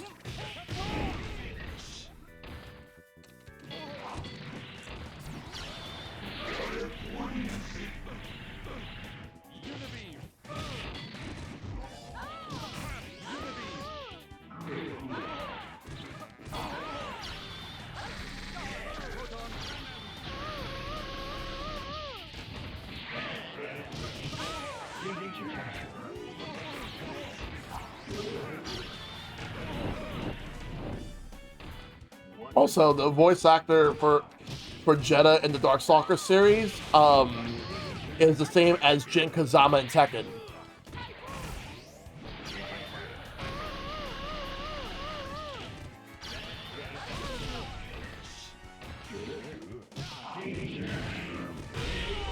GG's. I forgot who voices Naka is. Alright, so that's gonna do it for now, Dragon. GG's, dude. Alright, so I'm done for now, because we're gonna... I believe I did, but, there's a lot of quality that go into these games. A lot more than people would actually expect. But yeah, that's gonna do it for night 2 of the birthday stream. But we're not done quite yet because we still have some giveaways. We have a couple of codes we're gonna be giving out. If you want to enter, make sure to type !! giveaway so you can be able to get in. We are giving out some more codes. I have 4 codes tonight that I'm gonna give out of 6. If we can get 20 more subs, then we'll give out the last 2 codes as well. So, ! giveaway, if you want in, we have how many entrants? We have a total of 5 entrants. So if anybody wants in, feel free to enter, and then if you win, I'll make sure to give you the codes. They're all on Steam. The games that we got are Rain World, Resident Evil 4 2005, Resident Evil 2002, Dragon's Dogma Dark Arisen, Capcom Fighting Collection, and Street Fighter V Champion Edition. The winner will get one of those games for the giveaway. So I'm gonna give it like a minute or 2 before we determine who wins what. So you guys want to enter the giveaway? Enter the giveaway. Oh, you're already in there, Dragon. But anyone that else wants in, you can actually get in to get in for the giveaways. So right now I'm gonna wait a few minutes before we figure out just what we're giving away and who we're giving away to. Because we got a couple of codes. We're gonna be giving out 4 codes right now. So so there's multiple chances to win something. And then what I'll do is I'll DM on the Discord. And then after that, we're gonna go send the raid over to somebody. So we'll wait just a little bit. If you want to enter the giveaway, feel free to do so.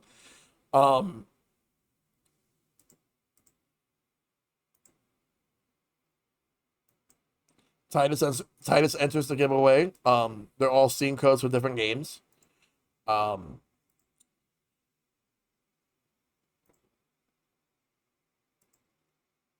Another fun birdie stream. I'll look back at the taste test. Oh yeah, absolutely.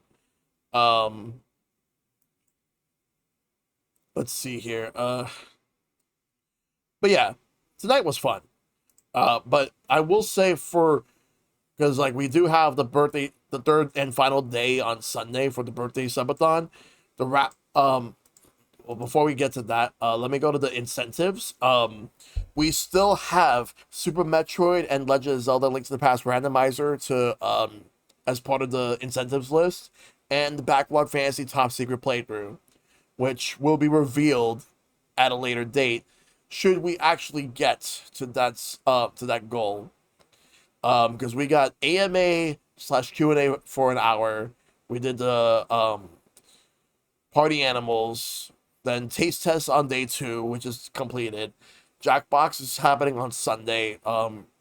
Retro Achievements Thanksgiving weekend stream. Looking forward to doing that. N64 tier list worst to best games. Retro Night LGN games, which that'll be a fun retro night to do. Mega Man X Crowd Control. Old versus New Legend of Zelda Majora's Mask N64 versus 3DS. And we're gonna do a gaming trivia stream at some point. So yeah. And for the lineup, for Sunday's lineup, we got F-Zero 99 for the first hour. Then we're gonna do 2 hours of Jackbox, then 2 hours of Mario Kart, and then we're gonna do Mary Kate and Ashley Sweet 16 License to Drive Madness. That one is gonna be a lot of fun. I'm looking forward to doing that as well. But yeah, so we're gonna get the first giveaway ready. So I'm gonna go and get ready to do the latch tools. The winner gets a Steam game that's within a wheel. So we're gonna go to raffle, and we're gonna go and determine who wins the first giveaway.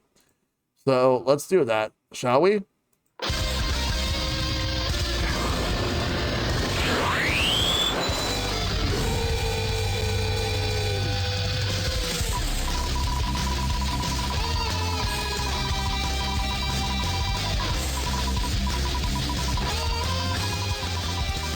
Yeah, it's loud. I had to lower it.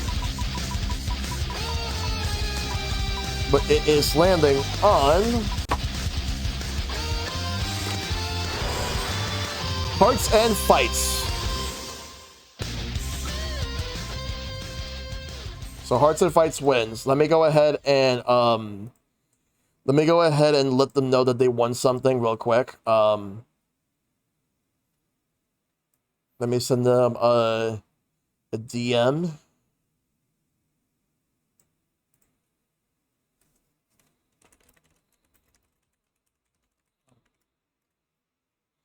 So there we go. So right now, let's I'm gonna check real quick to see if the games that I'm gonna be giving out on the game that's part of the game wheel, if Fights has any of those games on Steam. I'm gonna go and take a look real quick.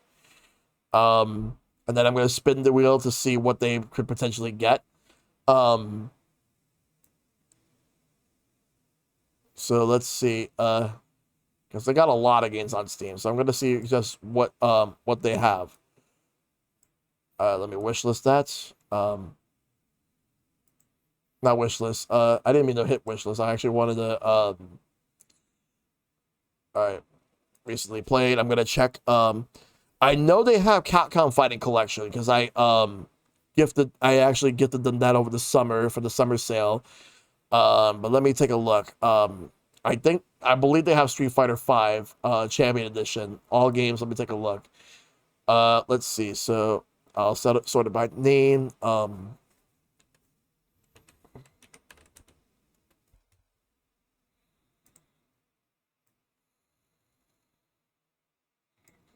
Let's see. So I have Dragon's Dogma Dark Arisen. And no problem, Titus. No problem. Do they have Dragon's Dogma Dark Arisen? Let's see.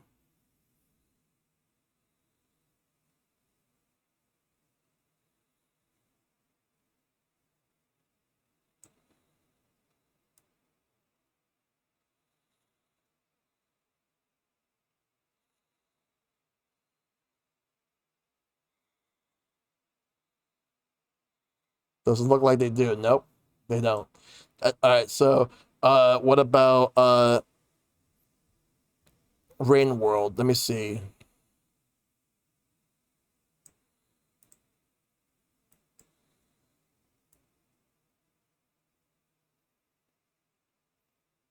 All right, now I'm just checking to make sure.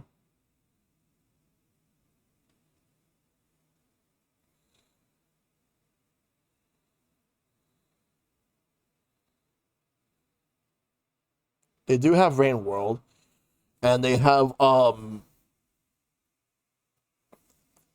basically the only game that they don't have on here is Dragon's Dogma Dark Arisen. Because I don't see it on this list, so I'll just give that to them. I'll just give them Dragon's Dogma because it's the only one that's part of that they don't have.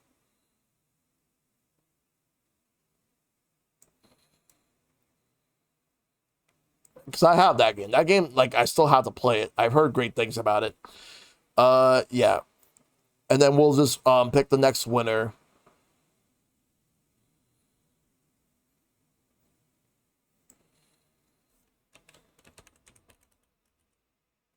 And they definitely don't have Dragon's Dogma. That's the only one in that list that they don't have. So we'll do the game wheel for the next winner. So Dragon's Dogma Dark Arisen is the game that they're gonna get. Because everything else they have already on Steam. So I'll give them the code afterwards. In the meantime, back to the now we're gonna do the raffle again. So let me all right.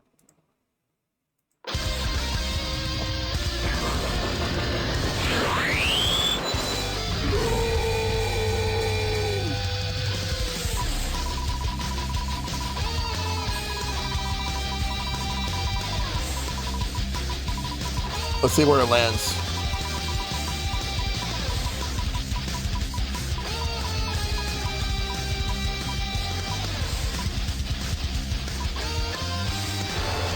Dragon, you win.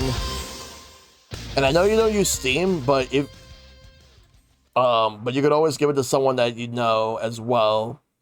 If you choose not to keep the game yourself, but I'll do the wheel backlog. But oh, not yet. We're not ready yet. Let me get it together. Let me get it ready. We're not ready for that yet. Let me just there we go. All right, cool. All right, let's do it. All right, we're gonna spin. Where's it gonna land?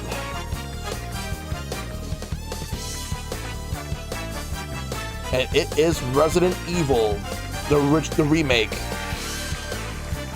So I'll just give it to you, and you can give it to anyone you know.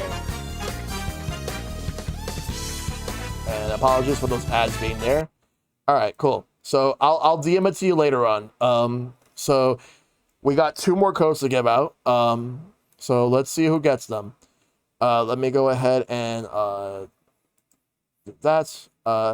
So we're gonna do raffle. We're gonna see who gets what. I'll DM the winners.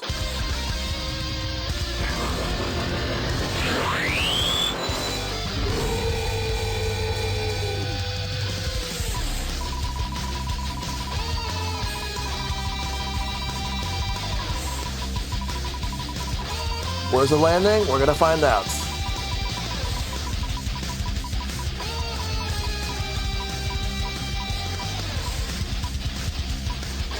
And it lands on Maverick. So Private Maverick wins. So Maverick, you win. So we're gonna spin the wheel to see what you get. We're gonna go to the wheel right now.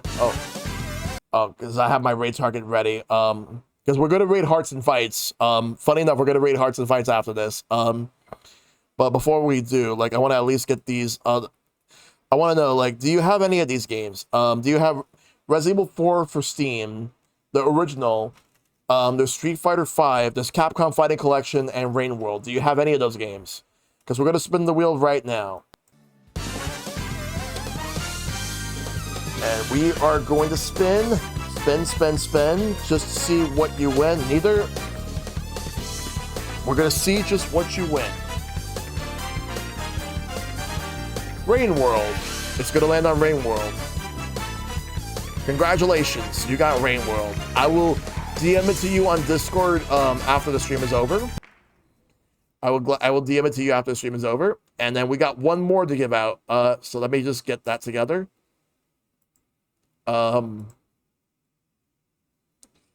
So let's see. So wheel of backlog. raffle. We're gonna raffle off the next one. Let's see. So last chance to get into a giveaway. Feel free to do so. Otherwise, we are going to go ahead and start it up. Last chance, because I'm about to start it up. Otherwise, I'll just start it anyway. I'll start it, and then if we get 20 more subs, then we'll give out the last 2 codes. So the winner is going to be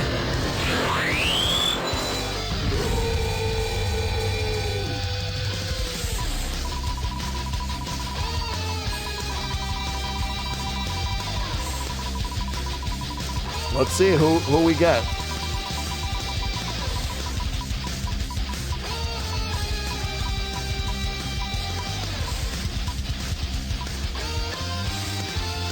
Titus. Congratulations, Titus. You win. All right, Titus. Now we're going to go and spin the wheel to see what you get.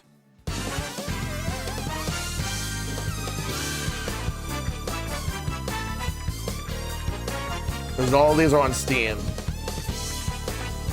Street Fighter V Champion Edition. I'll DM it to you.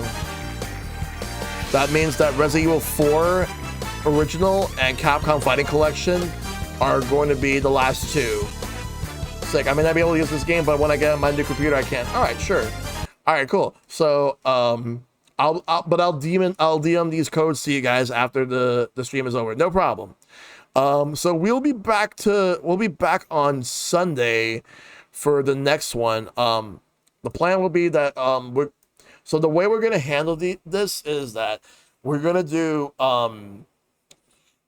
F099 for the first hour, then we're gonna do Jackbox for 2 hours, then we are going to do Mario Kart 8 Deluxe for 2 hours, and then the rest of the night is going to be Mary Kate and Ashley Sweet 16 License to Drive Madness. That one is going to be a wild time. I'm looking forward to it. But thanks to everybody that came through. Thanks to all those gifted subs, all the bits, and all the raids, and all the new follows. I appreciate it. Tonight was a lot of fun. And also special thanks to Cutie Caitlin, Mantle Ferox, and Silverstone Condor for being a part of sharing with Shellshock. And thanks to everybody that came through. Thanks to Dragon for participating in the Marvel vs. Capcom games with me. And to everybody that just came through and supported the stream tonight, all night. I appreciate all the supports.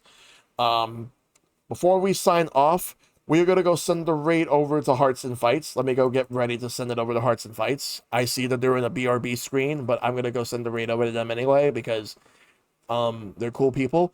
We have reached 100 subs, and we only have 2 incentives left. Will we hit them? Will we hit those final 2 incentives? We'll find out. And we got on the clock, we got 6 hours, 6 minutes, and 53 seconds.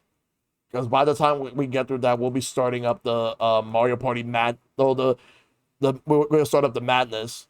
Hey, Sork, GG indeed. Yes, again, Sunday, we will do the 3rd and final night for the big birthday subathon. That one is going to be fun. I'm looking forward to doing another session of it. So, may you all take care of yourselves. Be awesome. Stay awesome. Tell your loved ones you love them. Check up on them as always. May you all fight for lasting peace. And I'll see you guys on Sunday for the 3rd and final day of the big birthday subathon. And thank you for waking me up. Boom.